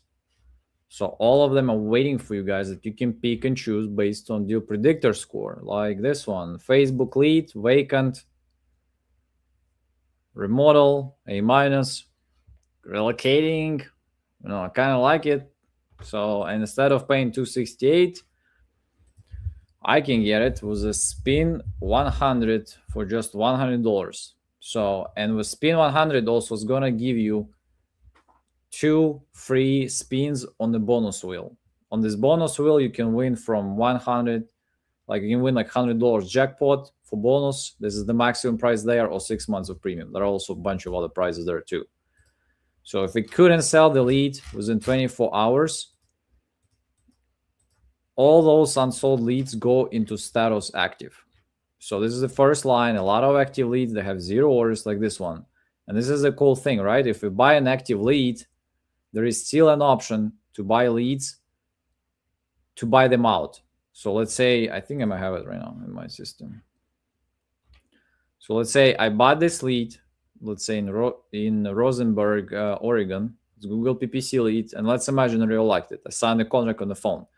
So what I can actually do with all non-exclusive leads, I can actually buy them out. I can just click here, buy out. And for $149, I'll make it exclusive. So nobody will be able to buy it after me. So active leads, to me, active leads are the best for that, because a lot of active leads, because active leads are basically unsold exclusive leads, so they still have 0 orders. So you buy it as active, you call, you liked it, or let's say you don't want anybody else to talk to this lead on our platform, just buy it out. This is the option. So, and also you can buy active leads with the bonus balance. Like on Christmas deals, when it says like bonus balance, you can spend bonus balance on active leads. So, and in 24 more hours, every active lead becomes sale lead. So, and sale leads, you know, they're famous. You can get them at as low as $29 if you have annual coupon club. So with annual Christmas deal, you can actually get them for $29. So, or you can just keep monthly and it will be $39. And we also have raw leads. So you can buy them at just at $3. Look at this boy. Seattle, Washington, tenant occupied, ASAP, title landlord, single family, boom, $3 for $3. Holy moly. And still want to sell, but you know, motivation is like, not sure, you know, that type of stuff. And like, maybe if I get my price, but again, it's $3 lead. And how to get those, by the way, if you're not guys familiar, we just launched possibility to get a free 14 days trial. So if you don't have a coupon club, you can activate 2 weeks trial. If you had it before and you canceled, you can still do this. So just again, you can get 14 days free of coupon club trial. If you need to, you can cancel it in 14 days. And again, there is no like 7 circles of hell to cancel. It's just a simple button, but you can just try coupon club monthly. First of all, you can go for 14 days trial, or you can just buy for monthly, or you can go annual. Annual deal is very affordable. You can see it saves over 50%. So if you go annual right away. So this is the thing, right? Every lead you get goes into your CRM. Again, this is our first version of our simple CRM that a lot of people still close. Like a lot of people use this CRM like with reminders and that type of stuff. But we're working on launching our new CRM that I call it, hey, we want to have Apple of CRMs. Okay. So that's what we're trying to get, and that's what we're gonna do. Some of you saw deal speed. Deal speed is here, so you can check contracted properties and all of that type of information. You can also export buyers and title companies and agents. And yeah, again, just a quick reminder: spin 100 till the end of the day. Spin 100, boom, $100, and you're gonna get 2 spins guaranteed. And by the way, did I tell you if you have a coupon club just today, you have also code Monday 19 working. So if you want to get some extra discounts and you're a coupon club member, Monday 19, boom. So because we love you and thank you for being our member. Speaking of that, how we accumulate. Like some people mentioned, I got a lead pack, I got this. So Christmas deals.iSpeedToLead.com. So if you want to really save on some taxes, there is a 25 grand package, includes a lot of things, 20,000 lead pack inside. So there is also 10K package, 5K package. But again, I like playing with Maverick, is the most popular one. So it's $24.99, financing available. And you get 2750 balance. So you can use this balance to buy any type of leads, including exclusive ones. So it's $250 extra just for you, that you can, if you buy balance with this balance elite and it's bad, you can get a refund and that type of stuff, right? You also get 850 bonus balance. So this is the balance you can use on active leads or sale leads. So you can use this bonus. Again, this is on top for you, right? You paid $24.99, you already got $27.50, you got $8.50. You also get 2 months of premium, 2 months of deal speed, special price for coupon club annual. So actually it's $1,099 for coupon club plus premium together in one. And again, it's 29 club. So you'll have forever here instead of 39, like not forever, 12 months, $29 and 1,200 lead packs. So it's 1,200 leads. Those, if you want quality, it's more like they are sale leads. So they are sale leads like week old, 2 week old. But again, you just saw, I think Jason wrote. Jason sounds like he got an achiever package, 400 lead pack. He just sent a simple text, bunch of responses. And again, Jason, we haven't started using his balance. So, and again, with Maverick, it's a lot of leads there. It's a lot of leads there, baby. So if you take all of those together, can you make 10K out of this package? I definitely think you can. So, unless you really suck. So, yeah, having said that, again, 3 hours left for Christmas deals. Go get them. And let's go.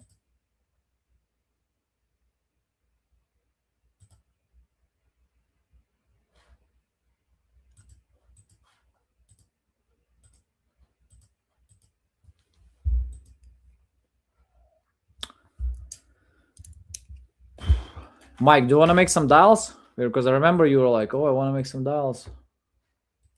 And I see you all the time here.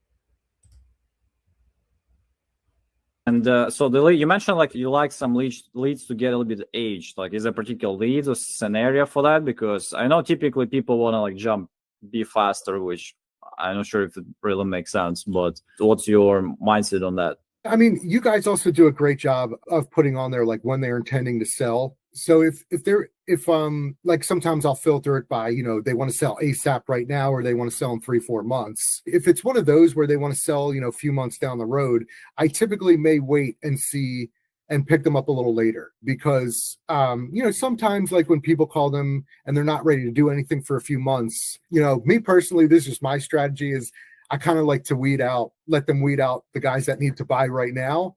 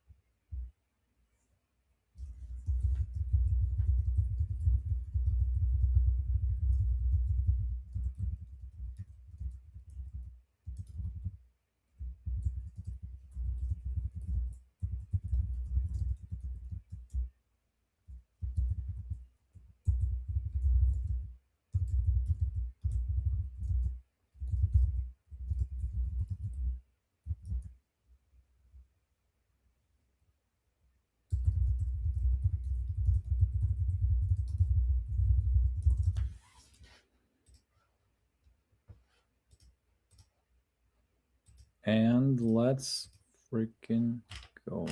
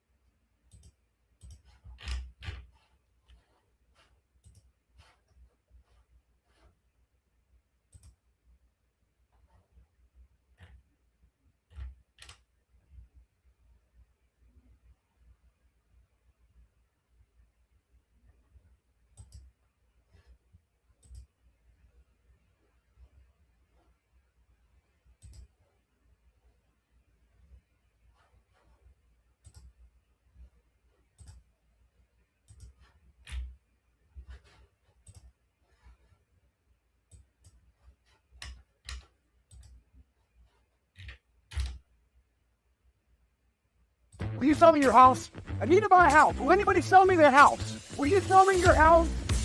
Is there anybody selling a house? I need to buy a house. Hey, will you sell me a house? I'll pay you cash right now. Don't want to work with agents. I'll pay cash. I'll pay cash right now. Oh. Don't want to go to these extremes? Buy motivated seller leads at iSpeedToLead.com.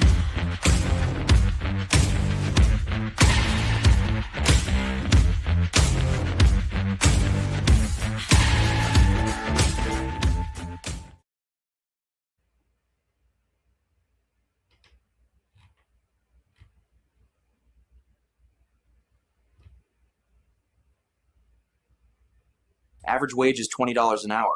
You cold call for 100 hours, that's $2,000 gone. But hey, cold calling is free, right?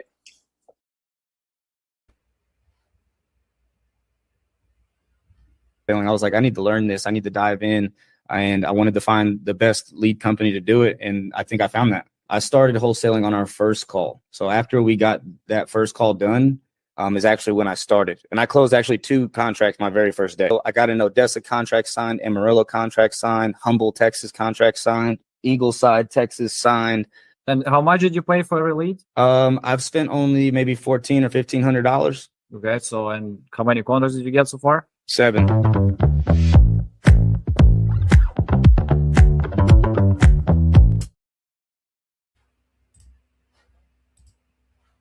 And by the way, how did he manage to get so many contracts? Because he got Maverick package and he had like a big lead pack. So it's not like he got like, you know, just was buying leads like one by one or something.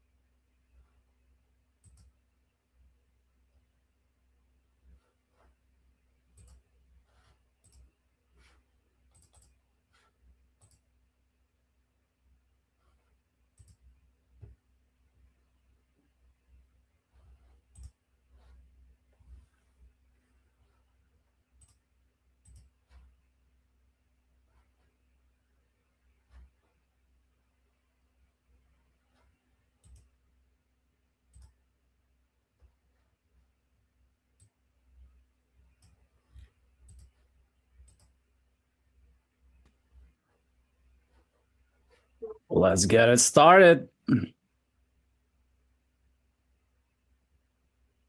This is Yuri, as usual, with iSpeedToLead and Deal Speed. And as a standard for already a couple of months, I'm excited to see you all on our Wednesday 5 p.m. coaching call. So, and today we're trying to bring you not only leads, motivated leads. Awesome.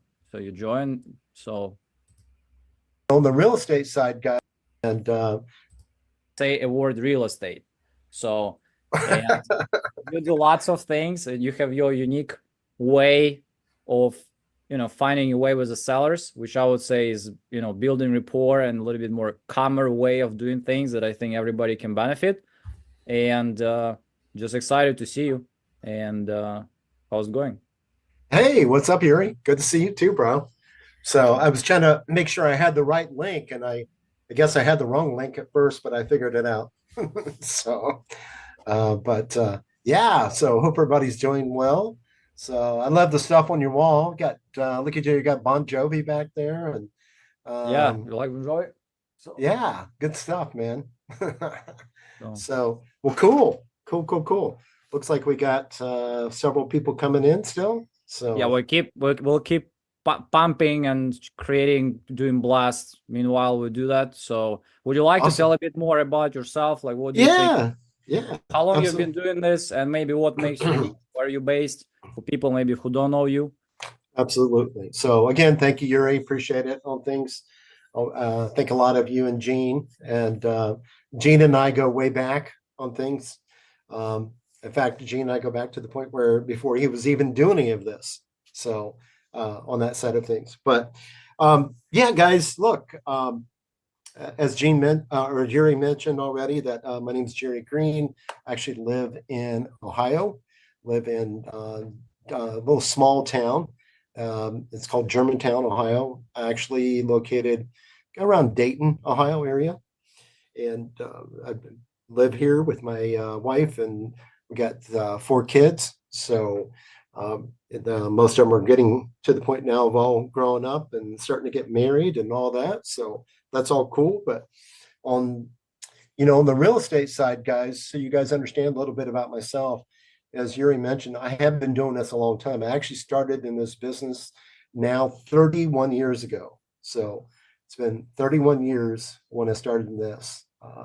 Started in this business back in 1994. And that's the first year I went full time in the real estate investing space. So I've been around a long time. Guys, if you hear me kind of cough and clear my throat, I've been down sick the last 2 days, so I'm just getting my energy back here. So excuse me if I have to do that on things. So like I said, I've been around doing this a long, long time on things. And it's and when I got started back in the 90s on this, of course, it was a whole different ball game in the real estate space. A lot of the same type of deals we were doing, but I think we have to look at is the overall, way we done the business was totally different back then. Okay, so like I said, when I first got started in it, I was I just think about that time and how I got started in it. I actually got started in it from and I was in a position where I was actually working in electrical contracting business with my father over in Springfield, Ohio. I got to the point where things were going cruising along pretty good on that in the contracting business, but we had a large general contractor fold up on us and left us holding the bag for a lot of money. And I was like, wow, what am I going to do next? And I actually saw advertisement for a seminar in Cincinnati, Ohio. Decided to go to that seminar, and basically sit in that seminar for 3 days and thought, man, I think I could do this. Next thing I know, guys, I came back and I was like, man, I want to make this happen. Didn't know how I was going to do it. Ended up hiring a mentor and got to the point where actually back at that time, I had to borrow my mom and dad's credit cards to even pay for the mentorship. And that's how I got started in the business. And the first thing I started doing, guys, is I went out and started wholesaling. That's one of the things I learned back then. And I have to tell you, back in the early 90s, guys, when I first started to this, wholesaling was like a foreign thing. Nobody knew what it was. I mean, it was crazy. It was just like nutso. Everybody was like, what are you talking about? Wholesaling. And I had to train everybody on it. I had to train the attorneys. I had to train everyone on it. But that's how I started this business. I started wholesaling. And back in the 90s, started building this machine up. And it just continued to grow. I started doing a lot of deals. And I'll tell you a little bit more about how that kind of worked. And I'll tell you how I went from doing on in the first 5 years, didn't really go above 300, about 300,000 to 400,000 a year. But then about year 5, I went from that to about 1.8 million. And it was like, boom, it was this, and I'll share with you how I done that here in just a few minutes on things. So, but guys, over those years, I've done everything from wholesaling. I went into fix and flip business, done a ton of fix and flips, built out this whole team. I went in and done multifamily. I was doing commercial deals like some of you might be familiar with, like dollar stores. We were doing dollar stores throughout the Midwest on things, and just continued to grow that. And then, of course, over those years, guys, I went through multiple market cycles, took a lot of hits as well. When you're in business, as long as I have, there's going to be some great times, but there's going to be some times too you really take a major kick in the ass. And that's what I've went through over those years. I went through 9/11. That was a big hit. A lot of people don't realize how much of the economic side of things that took effect on things. Then we went through, of course, 2008. After that whole financial crisis, I was left holding the bag with a ton of rehab deals. And, and we had to carry those for a long time to get those sold. So, and, I guess big thing I'll just share with you guys is over those years of doing this business, I've learned some really solid lessons. And I'll, I'll tell you, what's interesting is you will learn more from my mistakes than you will from my successes on things, because I have made a ton of mistakes over the years. And, the cool, and once you understand that on things, these are things that you can take and make those your successes. Does that make sense, everyone? Okay. Absolutely. All right. So guys, look here, when we go through here and spend a little time together, don't be afraid to interact with me in the chat, or, just drop a note in or something like that. Okay. And I'll help you any way I can, guys. All right. So, like I said, doing it for many years, and I've been able to overcome a lot of market changes. And there's, I guess I pat myself on the back a little bit, Yuri, because there's not a lot of people that have been able to survive this 31 years of multiple market cycles. Okay. So, but that's kind of my story, guys, on things. That's a real quick version of it. I could tell you hours and hours of all my story, but that's a quick version of it. I went through a lot of craziness in the marketplace, went through a personal tragedy on things. Even during that whole 31 years, I had my first wife pass away during that time. Was taking care of a brand new newborn baby on my own. She passed away 10 months after my boy was born. So you guys, I can tell you that one thing I'll share with you tonight here. I don't care where you're at, what you've been through on things. If you guys really want to make this business happen, you can do it. Okay. And I look at it and say, there's no excuses for you not to make this happen, guys. None. And it's so important for you guys to understand that, because this business has changed my life. And some of you might already be seeing that in your business right now, currently. But if you haven't yet, you can do that. But you got to be in a position where you never give up on things. Keep driving, keep moving forward. And that's critical. And being on trainings like this, where somebody can share things and make an impact, that's what it's all about, guys. And when I can give back and help you guys on things, that's great. And, I'm thankful for the relationships I've built, like, with Yuri and with Gene. And I can be on here and help you guys and build relationships with you all too. So thank you, Yuri, on that. Oh, thank you. So we're ready to. Okay. Yeah, I don't want to hijack the coaching call, of course, but I think obvious question from the guy who didn't live through that time.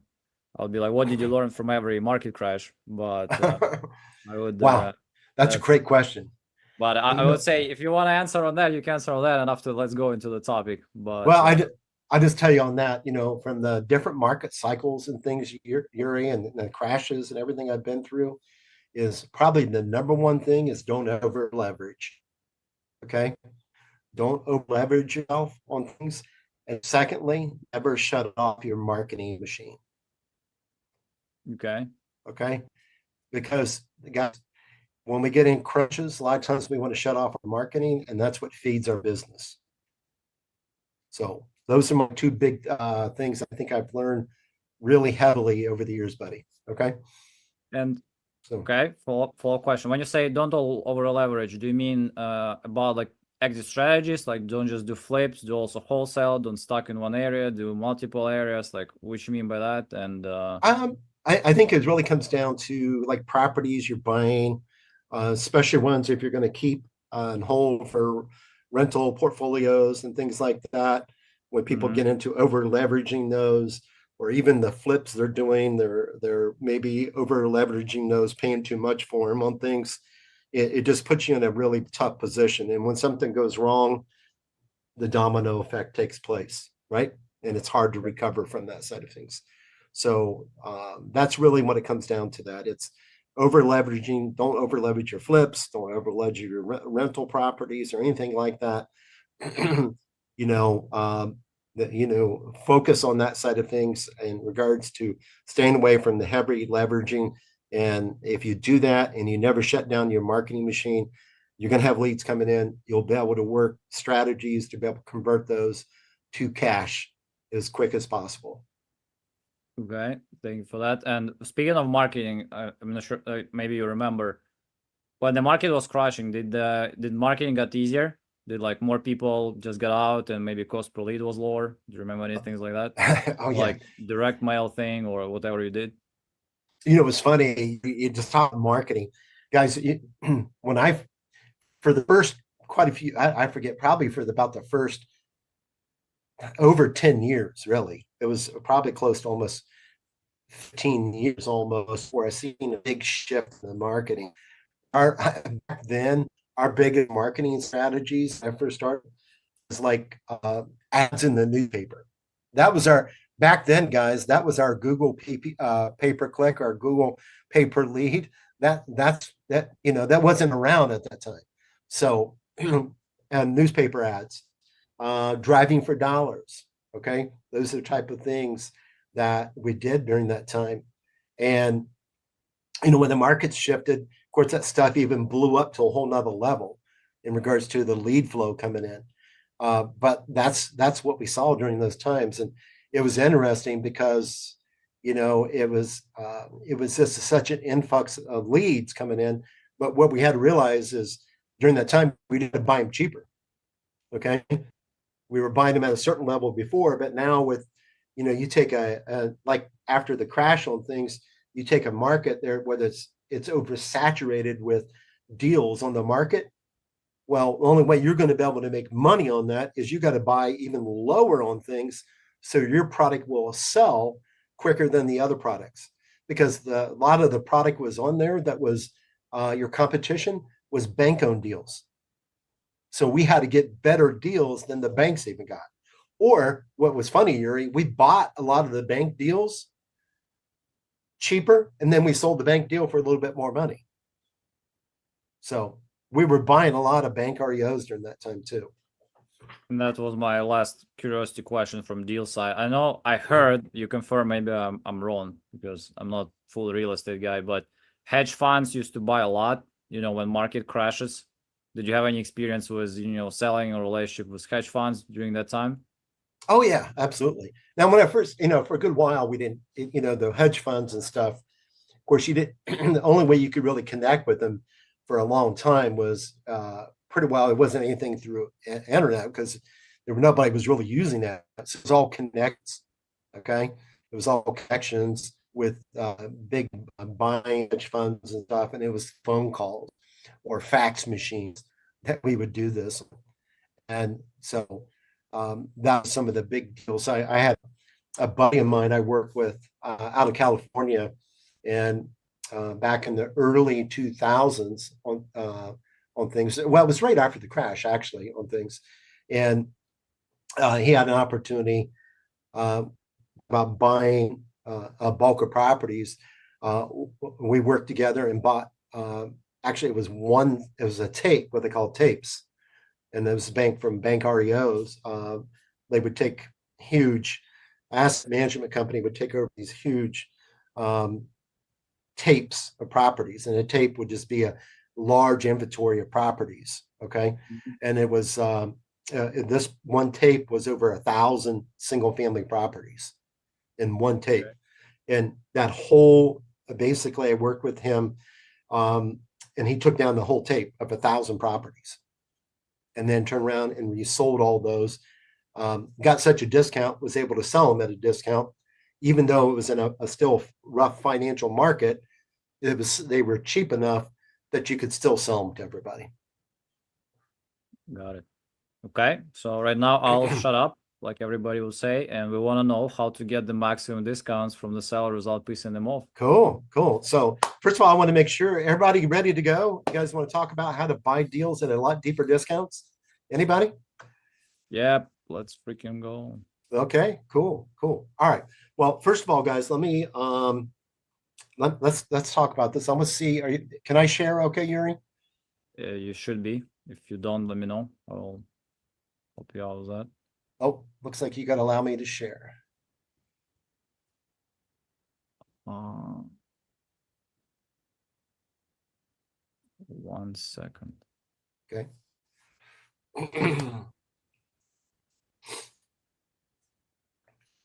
Yep. Try it again. All right. Let's see if we can do it here. Looks like we are good. Okay. All right. Boom. Okay. This will make sure you guys all see this. Okay. Everybody good? Let me know. Give me a thumbs up, guys. Just make sure. Okay. Awesome. Oh, thanks. Okay. So guys, when we jump in here tonight, I want to tell you real quickly how this came about on things. So I was in the business at a point now when I first started in this back in the early 90s.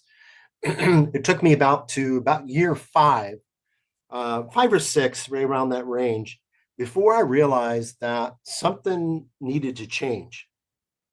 And here's the thing, guys. I was doing all these appointments at that time. I was going in the field, going to hundreds and hundreds of appointments to sellers.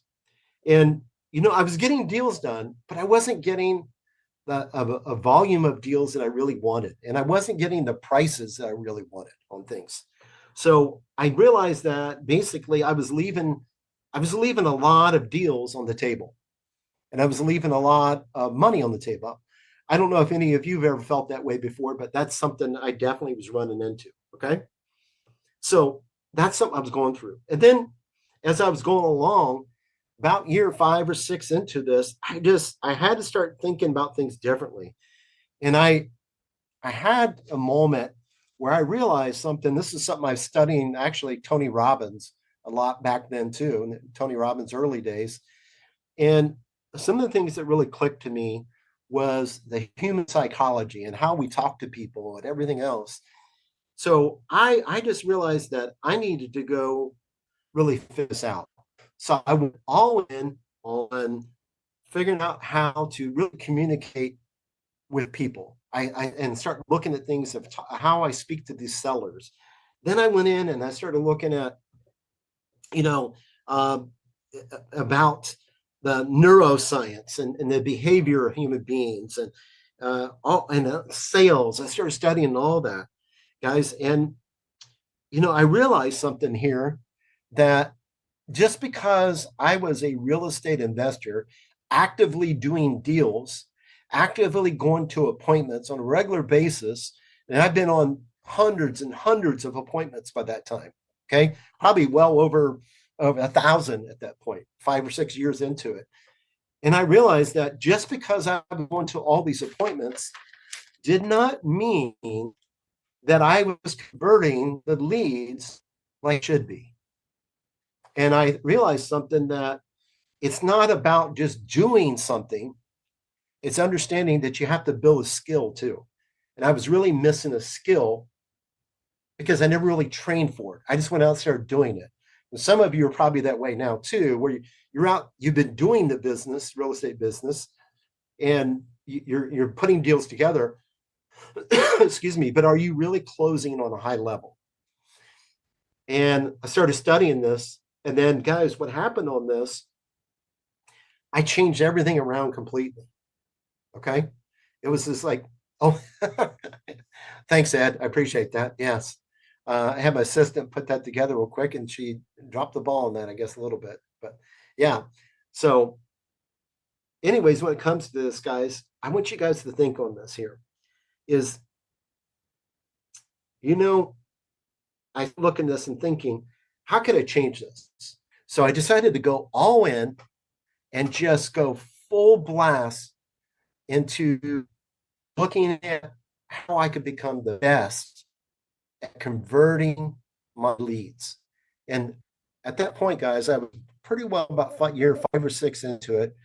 Probably my highest paid year at that time, revenue wise, about 350, right up around 350, 375 in that realm.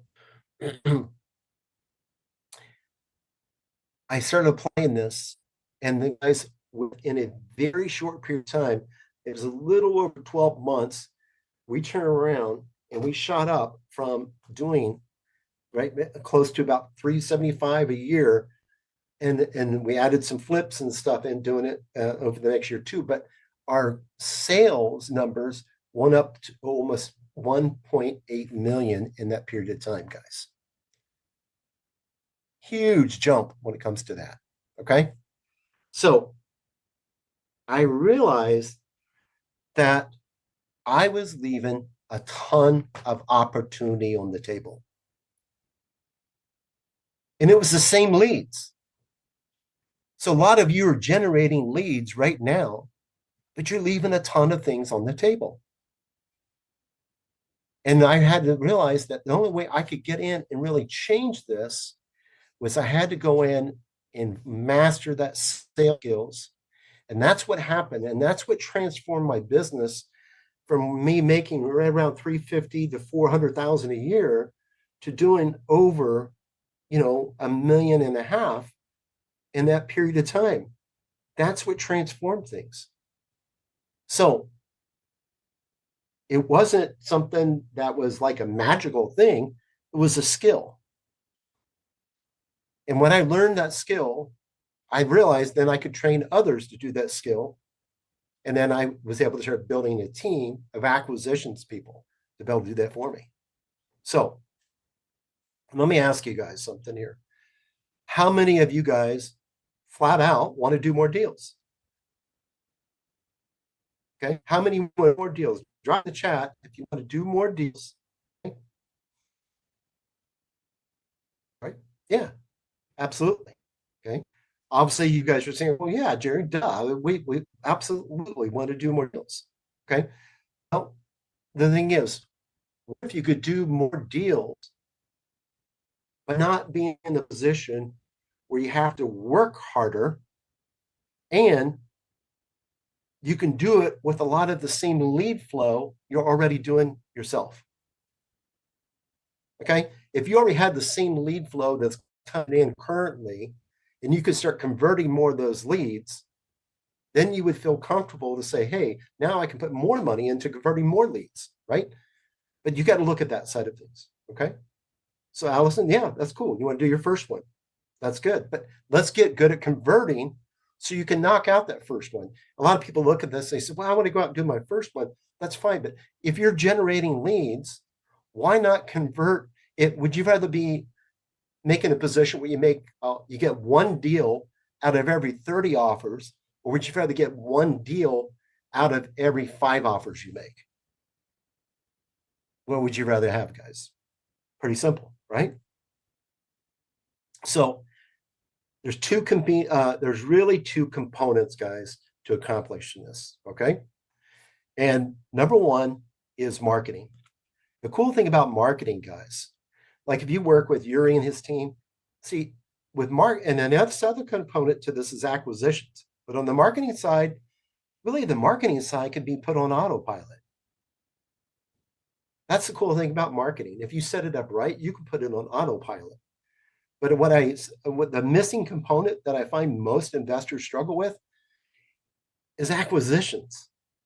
This is the most important skill you guys need to master.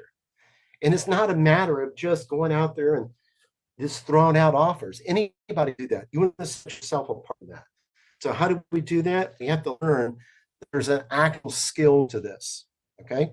I mentioned to you guys, look, guys, when you go from a point of doing about 350 to 400,000 a year, and then jumping up to the point where you're over 1.5 million, okay, and you do that in a little over 12 months, that isn't just something just happens.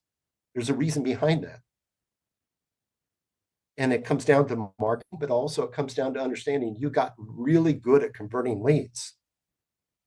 Okay, so what I've done here, and I told Yuri and Gene I would do this, is I'm just going to talk to you guys about one portion of this tonight, and one portion of it of my entire sales process. So we created a sales process that's really kind of become the gold standard for real estate investors to use across the US and a lot of other countries we work with. Okay. Some are our best closers or overseas on things. And we have a lot of them in the United States as well, too, that do deals everywhere. Okay. So what I'm going to do is I'm going to take one piece of this puzzle. And the puzzle, a part of the puzzle I'm going to talk to you guys tonight about is what we call the close. And we're going to go through 2 components to this, what we call the presentation and negotiation. Okay. So let's take a look at this. Now, as we look at this here tonight, you're going to hear some stuff that you probably never heard before, which is good. Okay. Because it's going to make you think a little bit. Whether you guys are just starting up or you've been doing deals for a while, it doesn't really matter. What we're going to do is we're just going to look at this tonight and say, hey, based upon wherever you're at, I want you to look at this and say, I'm going to use some of these skills to get better at things. So what I'm going to talk about one segment of my sales process, and it's one of the areas that a lot of people struggle with. Just so you guys understand, I train people in my sales process. We do this training over 12 weeks. So what I'm going to do is take one segment of this tonight, and this one segment is called the close. Okay, so let's go ahead on this. Now I'm going to get you guys thinking here tonight a lot. So let me ask you guys a question. You're thinking, Jerry, it sounds like you went off the kind of the deep end of things here, right? But I'm asking a question. How does a doctor know when it's time to diagnose and issue or prescribe a solution to you? If you guys can, work with me in the chat a little bit on this. How does a doctor know when it's time to diagnose or prescribe something to you guys? What do you guys think? Okay, after they ask questions, right? They see what the symptoms are. Feeling pain, symptoms, yeah. Yeah, what they've done is a doctor that makes you feel comfortable, they've done a proper exam, right? When they do the proper exam, then they can go through and proper tests, they can go through and prescribe things or lay out some type of treatment plan, okay? Well, guess what? We can do the same thing, okay? So as we look at things, I want you guys to understand something. What we've done is we've laid out the thinking of a doctor here. And we laid it out in regards to how we communicate with the seller leads. And you can kind of see this here. I'm just giving you, like I say, kind of a big view here tonight. And I'm just taking one segment of my sales process and diving in deep into it.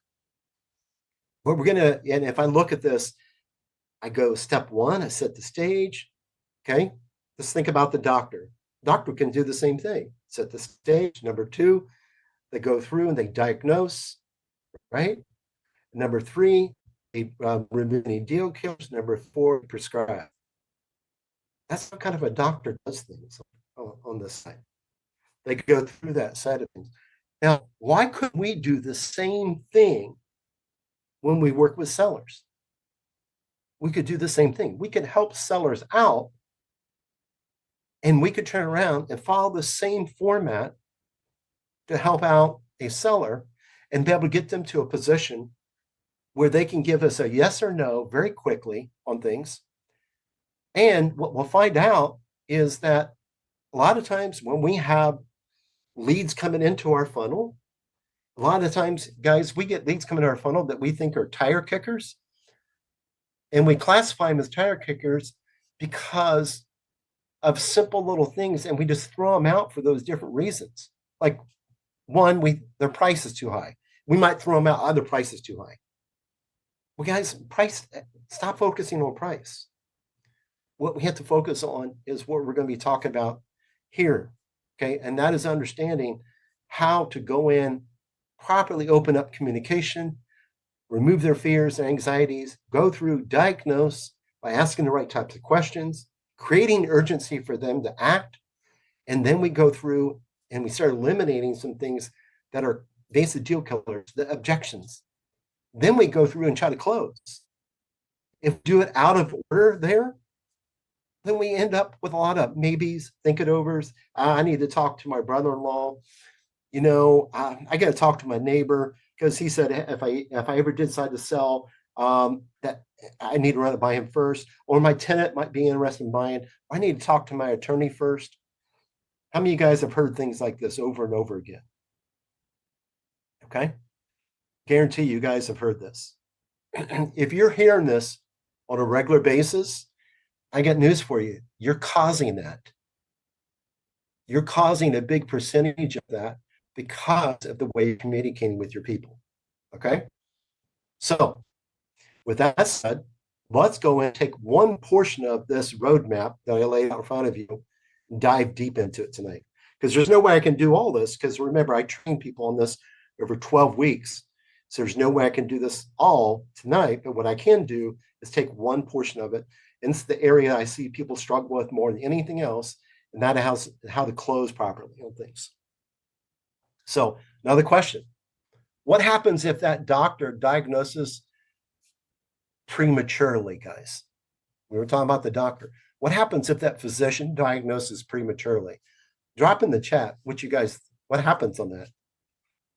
If they diagnose something prematurely, okay, lose trust, kill the patient. Okay, Ed, yeah, okay, yeah. So they'll lose trust, right? And when you lose trust in that, then what happens then? And think about this. Answer this question. After a diagnosis by a doctor, what would lead that patient to get a second opinion? Okay. Elizabeth said, one, the patient seeks a second opinion. Exactly. Well, what leads them to that is what? The mistrust. They don't feel like they've been heard, right? And that's, guys, this is the way we're wired as human beings. So I want you guys to think about this. Let's go to our world. How do you know as an investor when it's time to make an offer? Did you ever think about that? How do you know as an investor when it's time to make an offer? What do you guys think? When do you think it's proper to make an offer?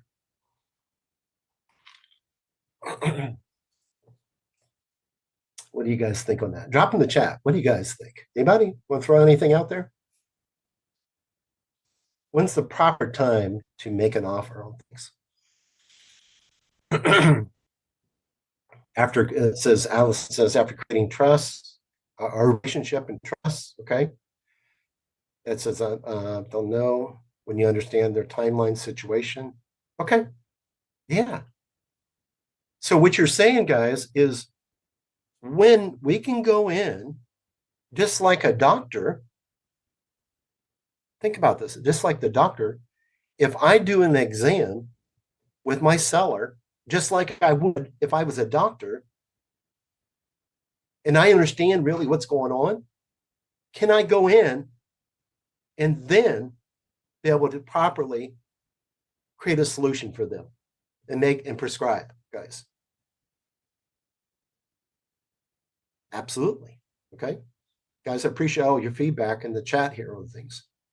Okay. So, yeah. So let me ask you this. What happens if an investor makes an offer prematurely?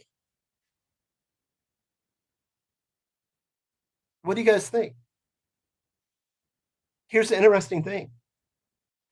When an investor makes an offer prematurely, the same thing, think about it, when the physician diagnoses too early, your patient, which is your seller, will typically look for other options. So when you don't go through and dig out the proper motivation, the reason that's going to compel them to act, that's why you get so many people shopping offers. Because what you're doing on that is you're taking away what drives humans to make decisions. Guys, I don't care what type of seller you're working with. You have to realize something here. Human beings are all wired the same. They're all wired the same in regards to this. We human beings are emotional beings and make decisions from the emotional side of our brain, and then we justify decisions logically. How many of you have ever went out and bought something?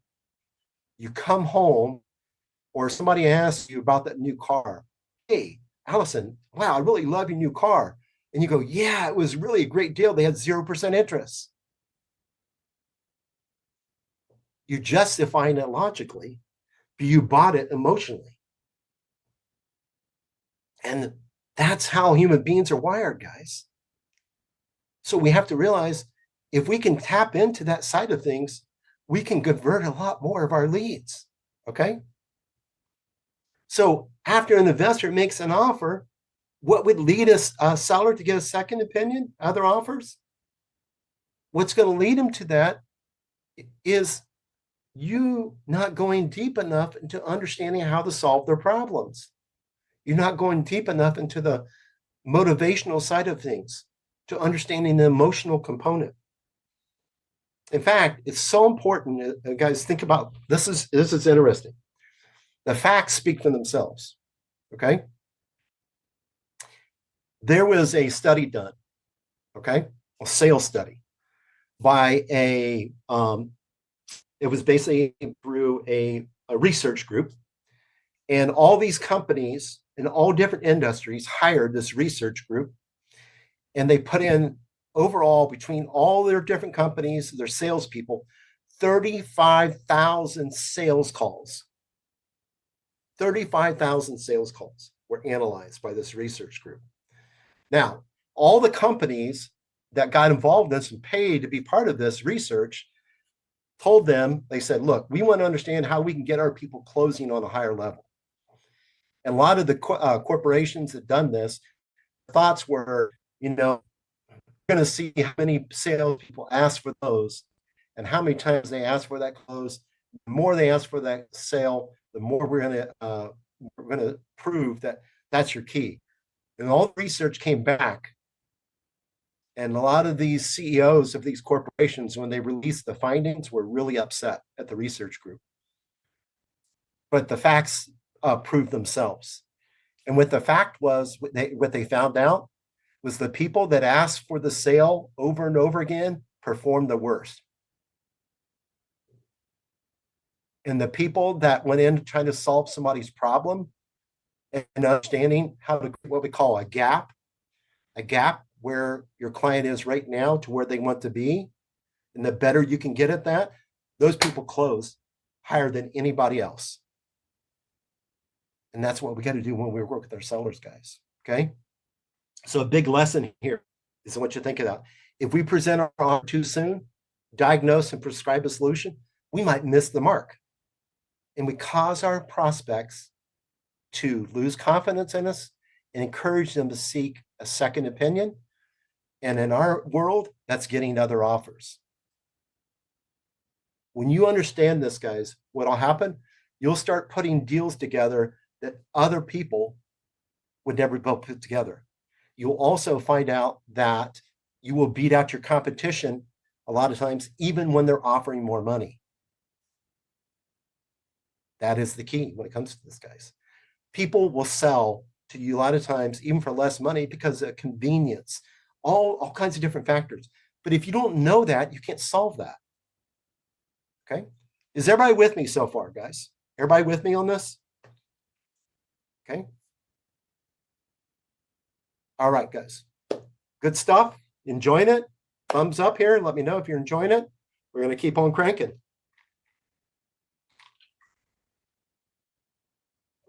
Okay, cool. Love it. All right, guys. So here's what we got to look at. So we talked about why behind it. So let's talk about, as we bring things full circle with you guys, let's talk about what this actually looks like. Okay. Yeah, how much you care. That's Allison, you nailed it. Okay. So we're going to talk about presentation. Now, I'm going to ask you guys something here real quickly. When you go into a presentation, thinking about this, like a lot of you go in and you're ready to present to your seller, right? How you can help them out. When you're going to present to a seller on things, in any situation, what comes into your mind when you think presentation? Drop in the chat real quickly, guys, on this. When I say presentation, what are you thinking about? Just whatever pops up in your mind, drop in the chat. Presentation. What do you think about when I say I'm going to do a presentation? If you're a seller, I'm going to present to you. Okay. What do you think? What pops up in your mind here? Okay, slides. Okay, Cynthia, yeah. Okay, timeshare, MLM. Okay, Ron, yeah. Education, pictures. Okay, all this type of stuff, right? Okay. Okay, selling. Right. A lot of people look at presentation and they think this. They think, hey, I'm going to show the seller, maybe a credibility kit. I'm going to show them how many deals we've done. I'm going to talk about how we're rated with the Better Business Bureau, all these things. They're laying all this out, right? And when they do that, what happens on that is the seller becomes focused. That they're looking at, wait a minute, this is all about them. It's not about me. So when you guys go into presentations, everything else you've learned about presentations when I'm working with the seller, I want you to throw out the door. And I want you to think about this here, because only thing you're going to present to when you're working with the seller is one thing, or basically two things, but I'm going to bring that up here. Really key thing here. If you got a chance to take a screenshot of this, I highly recommend this here. Business is not won or lost during the presentation, guys. Okay? Business is won or lost based on how much motivation you guys bring to the surface and how well you uncover the deal killers and how you present solutions to them all. So the people that win on the highest level, that's what they're doing. And that's something really important you guys got to realize.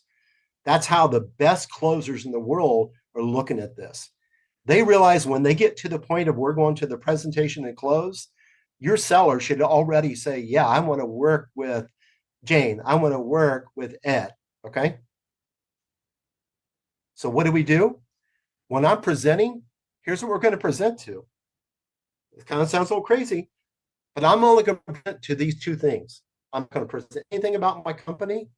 I'm not going to present about how many deals we've done, anything like that. I'm going to present to their motivations and to their deal killers, basically everything that they've told me and all the time that we've spent together. That's what I'm going to present to. If I spent the last 30 minutes, 40 minutes talking to them either on the phone or a phone call and then going and meet them at the property, this is the area. So I'm going to present to them everything that's going to keep them in an emotional decision-making state. That's what I'm going to do, guys. All right. Then I'm going to move into something else. After I present to them on those two things, then I'm going to talk about actually making the offer. Okay.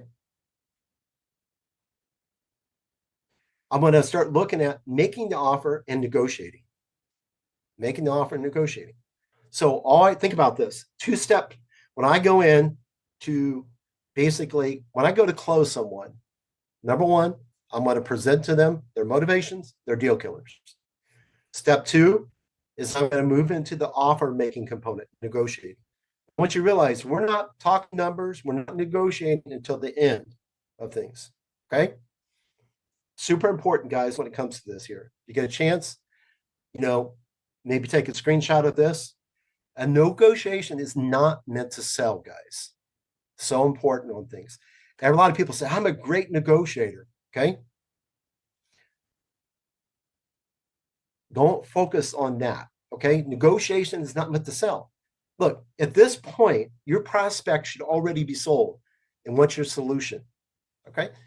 So what you're looking at here, a good negotiation is simply designed to relieve the final deal killer. Fear of leaving money on the table or not getting a good deal. Okay. That's what it comes down to. And guys, I'll have some questions. Yuri, I can open up a little at the end. We can take a few questions when I'm all done here. But guys, think about that. So don't go in thinking you're the amazing negotiator. I could have the best negotiator in the world come knocking on your door to try to sell you something. If you don't want it, you're never going to buy it. Think about that. I could have Chris Voss come into your door. And if you don't want it, you're not going to buy it. So you have to realize you have to be in a position where you have to work the things prior to this that I was talking about to get you in that peak state. Okay. All right. So how does it look when we're going to go in, guys, and actually work with someone? Well, I'm going to take you through. Now, remember, I already talked about how we present. We present what? To motivations and deal killers. And those are all the ones that they just told us about in our conversation. Now, what I'm going to do is I'm going to go through. I'm going to talk about how we actually present. How do we present? Well, what I'm going to do is first something called a price anchor. Then I'm going to do something we call give and take concessions. Then we'll work out decrease the interval. And then our final component is what we call odd final number offer on things. Okay. So I'm going to tell you on this too, guys. You don't have to do all four of these every time you go in and try to put a deal together. When you actually go in and start working the actual final, this is actual numbers, the numbers part of the the business. So you've done everything else prior to this. Now you're just talking numbers. But I'll tell you, you don't have to do all 4 steps.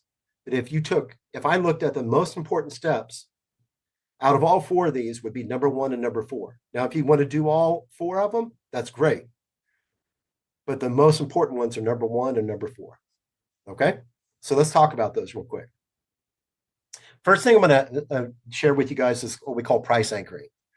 Extremely important. And this is such a powerful tool. Most people don't even think about this. Okay. Most of the time when you're talking to a seller, think about this. What you're doing is you're going through things, you're talking to the seller, and basically you get to the point and you say, hey, Dave, what are you asking for your property? Okay.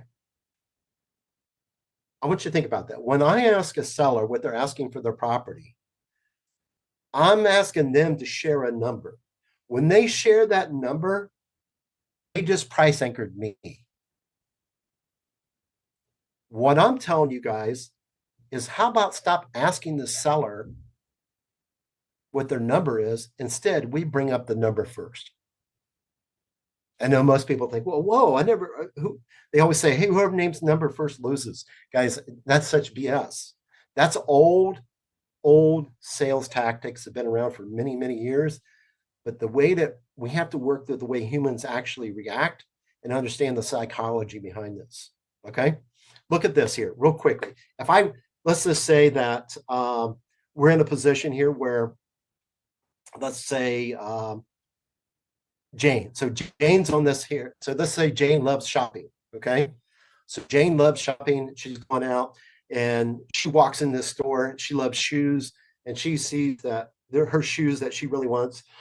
Excuse me. Look, these shoes have been compared at $300. They had them down to just $149.99, but they got them marked down for $89. Jane's probably going to say, that's a really good deal and jump on those. Guys, that's called price anchoring.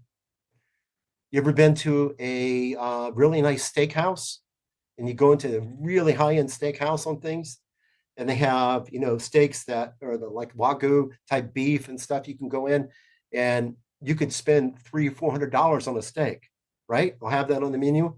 But then they have on the menu too, where you can get a chicken breast for $69. Well, when is ever a chicken breast a great deal, $69? It's not, except in that case. And they can use that as a price anchor for the higher end, knowing that a lot of people are going to buy that other ticket item. Okay. Guys, you can use the same type of thinking, but working with the seller. Now, just bear with me on this. This is one of the most powerful things you can ever learn when you're buying properties from sellers. Okay. Instead of you turning around and actually asking the seller what they want for the property, you drop an anchor. Okay. And just so you guys understand, an anchor is not an offer. An anchor is nothing but a comparison number. So I'm dropping a comparison number out there so that seller basically is in a position where I try to reset their mind to what they might have in their mind already, what they were thinking. If I was just asking, because anybody nowadays can look on their cell phone and look up Zillow and say, man, I'm a real estate expert, right? Well, what I'm trying to get you guys thinking is different from that. And I want you to set the comparison number, not them. So dropping an anchor, typically there's some resistance and pushback on it. So we use some of our tools. These are a lot of the tools I train more in my sales training on things. But how does that sound? So I might say, hey, Yuri, look, man, based upon everything we talked about, the property and condition and what I'm seeing some of that properties selling for, I'll tell you, Yuri, I hate to even hesitant to even say this and stuff. And in fact, Yuri, I would feel really comfortable, and I know I wouldn't lose my butt if I was able to buy the property for $150,000. But I know that's something you would never consider. And I can even say the exact words of, by the way, Yuri, that's not my offer either. And all I did was set a number out there to create a comparison. And when I do that, guys, what happens on it, it hits the seller's mind and they start thinking differently. And one of the keys to this is basically be in a position where you can go quiet after that. So if you look at that, notice what I did. I used something called empathy. I was very upset. I was reluctant to share that. Basically be in a position where I'm going from okay to not okay. Then I use something I call going negative, and I use a takeaway on that. And when I'd done that, I just pulled back and I even told Yuri, I know that's something you would never consider. Your property is way too nice for that. And I just let it sit there.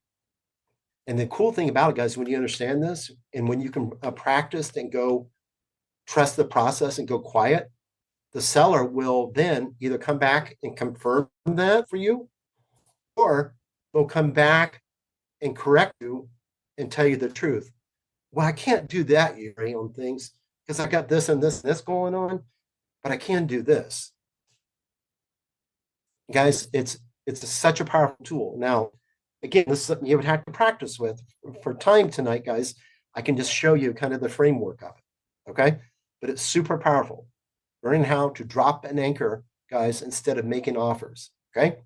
So you drop the anchor, use empathy, and we pull back on things. Extremely powerful. Then, guys, if I get in the habit of doing that, guess what? I understand that. Now I can stop dropping, I can drop price anchors. Look, guys, this is such a powerful tool. I got a gentleman that it just turned 70 years old, okay, out of Pennsylvania. His name's Andy. Andy's a really cool guy. I love him dearly. He was in a position about a year and a half ago. He said, Jerry, I don't know what I'm going to do. He was in a bank foreclosure business as a real estate agent. He'd done all these REO properties. When COVID happened, it wiped him out on things. He was trying to get something back going again. And I come in and I trained him, I worked with him. And now he's one of, it's cool to watch how he's grown and stuff on things. And one of my top students. And he says one of the top things he uses right here is the price anchor technique. And it's so powerful, guys. And here's a guy, 70 years old, okay, out of Pennsylvania, not a high-end market. And he's averaging about 2 wholesale deals that he's doing a month. And his average spread on those is about $18,000 to $20,000 a piece. Okay, so the stuff works. Now, as we go further, step 1, we drop the price anchor. Step 2, then usually what happens at that point, they're going to say, well, I couldn't do this, right? Or I can't do this. Can you do this? And we're starting into what we give and take concessions. This is where we actually get into the negotiation side. So it's like, hey, Dave, if you can, I'll tell you what, Dave, I think I might be able to get you up there on that price, providing you can take care of closing costs. Or I can, I think I can get you up on that number if you can go and clean out the house, right? So we're just give and take concessions. So just remember on this, if I'm going to do this for you, I need to get something in return. Okay. Then we look at something we call decreasing intervals. How many of you guys have been to an auction before? Okay. I'm sure you all been to an auction, either selling auction for merchandise, auction for real estate, whatever it is. And people are bidding things up, right? They're bidding things up on that side. Well, what we have to learn how to do is we need to have decreased intervals the opposite way. Because in an auction, typically you're at 40,000, right? Now you're at 45,000, 50,000, and it just keeps going up. People get crazy into auction fever. What we're going to do is understanding decreasing intervals. We want to do it the opposite of that. Okay, I've had salespeople work for me before, and the seller tells them no, and they jump up 10 grand. What we want to do is be in a position where we might jump up in bigger increments at first, and it's a simple thing, but people don't think about it, is decreasing the amount of money we will give them each time till it slows way, way down on things and lets the seller know that, hey, you're reaching the end. You're reaching the end of your table. Okay. And then, guys, the final thing we're going to look at is I come to the seller, I'm going to drop something called our final number. And it's going to be our odd number. So what I'm going to do, if I'm going to work with Yuri on his property, my number that I'm going to come back with after all the work I've spent with you and he says, man, what is the best you can do? I'll just come back and say, Yuri, the best I can get your property qualified for is $151,914.12. Now, you don't have to throw the cents in, but take it down to the point where you're down to the exact dollar. Guys, by doing this, what that does, it lets the seller know in their mind you're trying to create something that feels like there's no more money left on the table. Okay? It's a very powerful technique. And I told you, if you don't do anything else in these 4 steps, except do number 1, the price anchor, and the final number are the most important things. Now, guys, I've been going through a lot of stuff very quickly here on things. So what I'm going to share with you guys real quickly, how many of you guys would like learn how to work a little deeper with me on this? Anybody interested in learning how? And guys, stay on here, because here's the thing. I'm going to share with you guys something anybody on here can afford. And I'm just going to drop this in.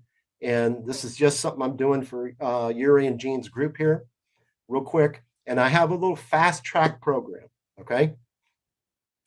So a fast track program, what I'll do is you'll be able to work and come in. I do live sales trainings every Wednesdays. Okay. And if you can't make the live, you'll have a recording, but every Wednesday at 11 a.m. Eastern Standard Time, you'll be able to come onto that recording. Onto the live session. Okay. It's a 1-hour session on things. If you can't make it live, no problem on things.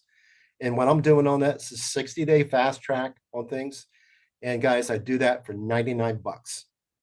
Absolute no brainer. There's a QR code when it comes to that side of things. It's a live weekly sales training. Okay. And also you get, and another thing I'll throw in there is access to with some of my scripts and my talk tracks, guys, for $99. Now, absolute no brainer when it comes to this, guys, on that side of things. Anybody that's been a lifetime member in my sales training academy knows the investment that is required for that. So you guys can get into this, get you a great start, and really help you move forward very quickly on things. Okay. And to make it more exciting, so whoever is buying this $99 thing, text my phone number, text our sales line 254-279-6742, and get $100 bonus balance. So you pay 99, you give 99 to Jerry, we're gonna give you $100 to your bonus.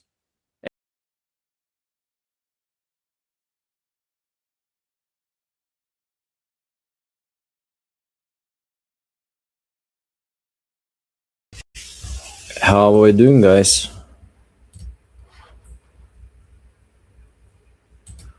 So this is one of the coaching calls we actually had inside of our community, like Speed to Leaders. So guys, if you are still not part of iSpeed to Leaders, make sure to join. It's free till the end of the month. And there is no trial, nothing like that. So if you want to watch some other stuff we have inside with like RG Bates, Jerry Norton, and a bunch of other guys, just go and grab it there.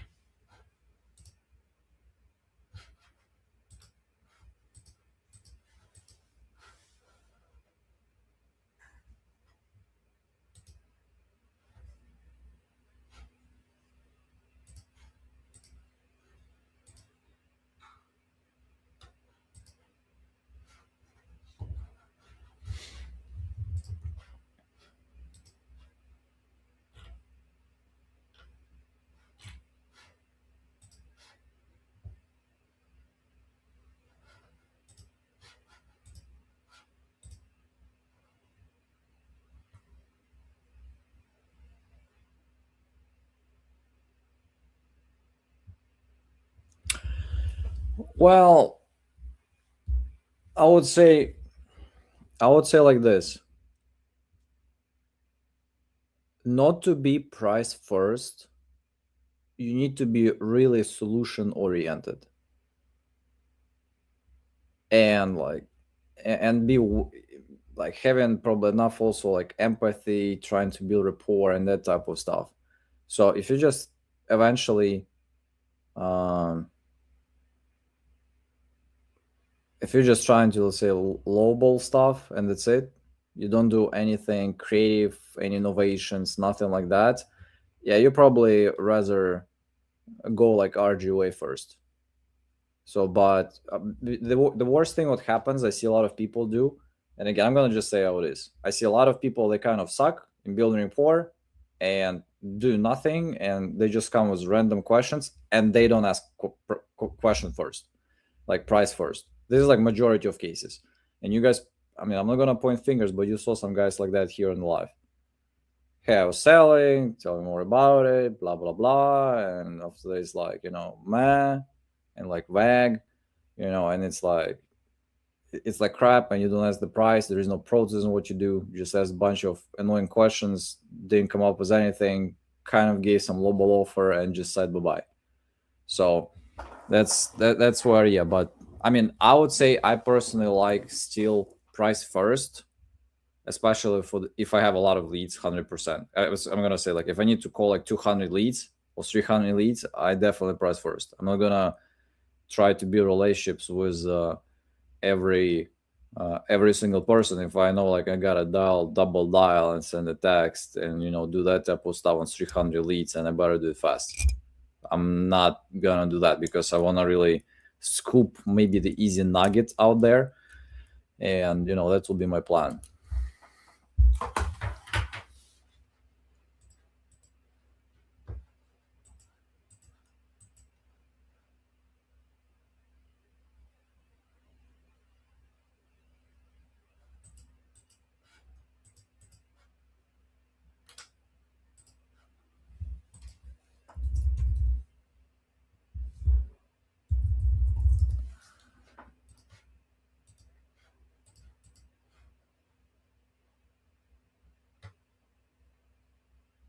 Can you add phone number on app straight to CRM? What do you mean by that?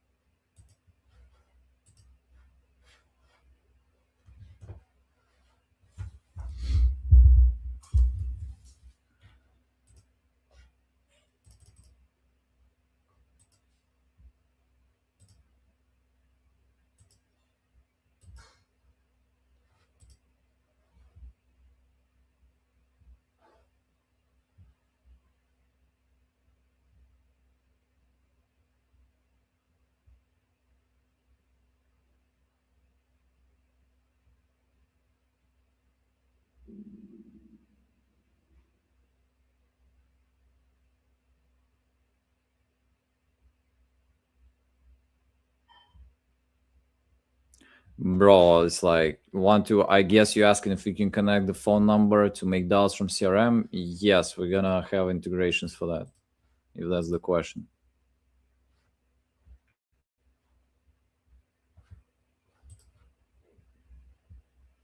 Oh, you need a landline. You will be able to you know, get a phone number.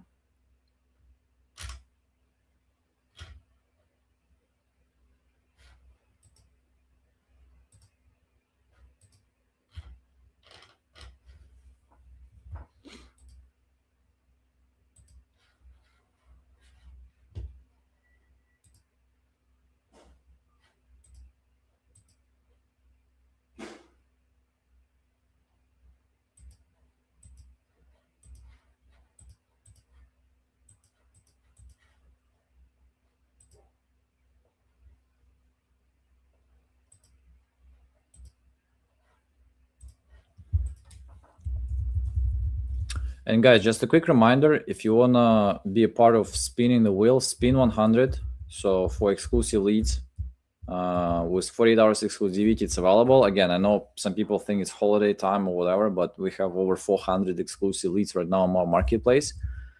So, and also if you have a coupon club, you can use the code MON 19 for $19 leads.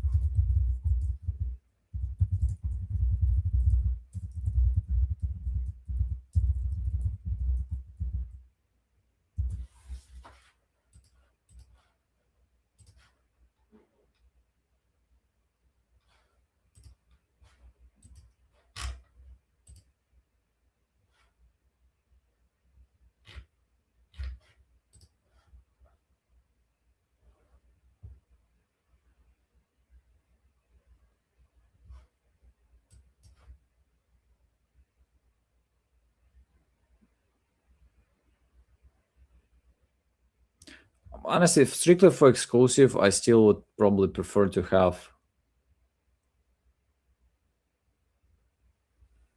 fixed price mode.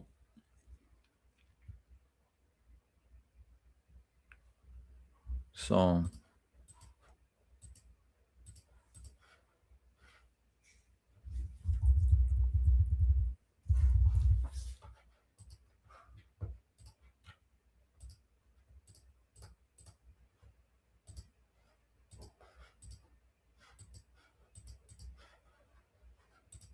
did you guys watch us yesterday, Tyler? Did you join us yesterday, like on Sunday?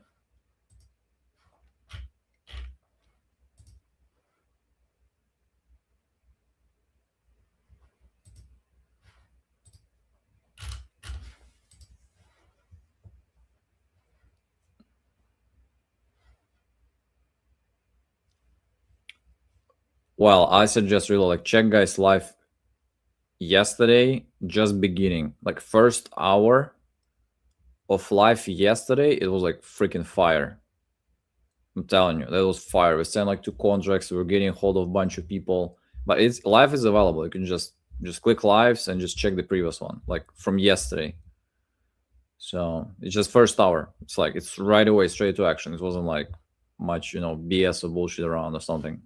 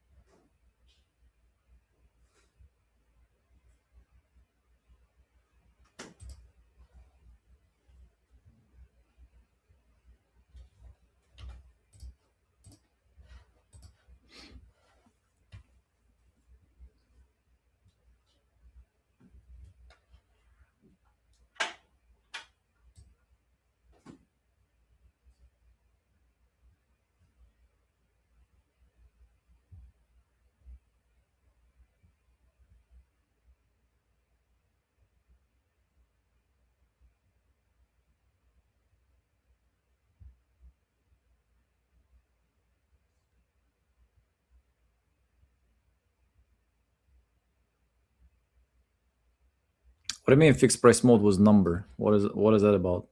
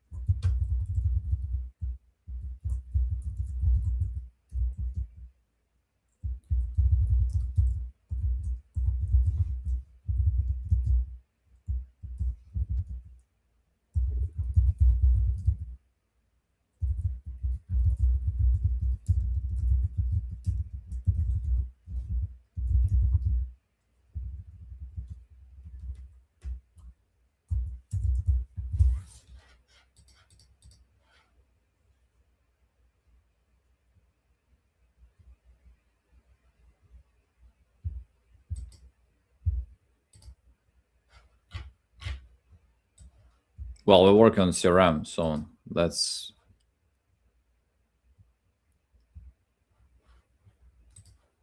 that will be the thing.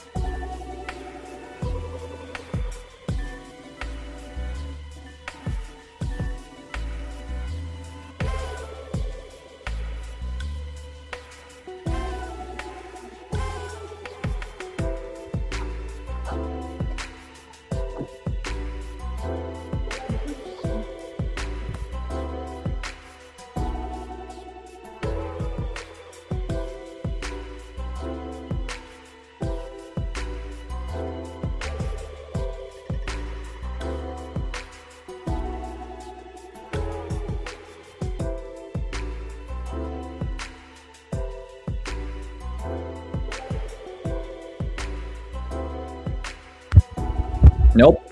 We don't do a giveaway. We do spin a wheel. So if you want to be part of wheel spinning, get some coupons. Get some leads. So spin 100.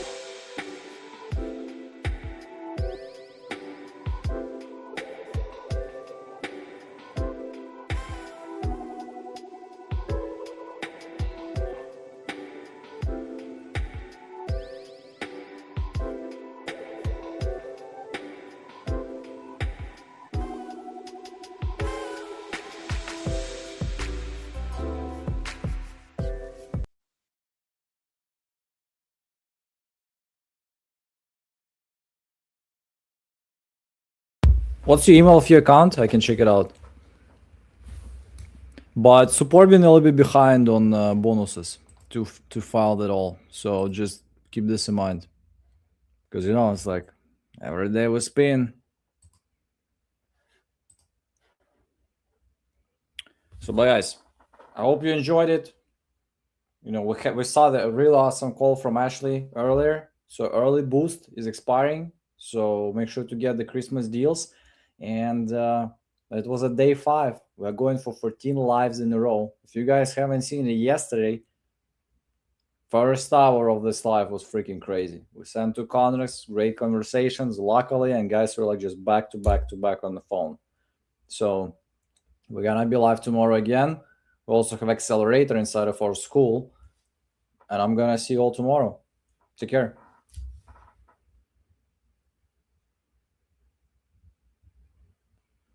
Yeah, if you've been on the list, it means that just wait, because support is gonna update this. So, and I think you are on the same. You might be on the same file, because they forgot one day to upload, so they're gonna upload that. So, no worries, it's gonna be there. I'll see you tomorrow. Take care.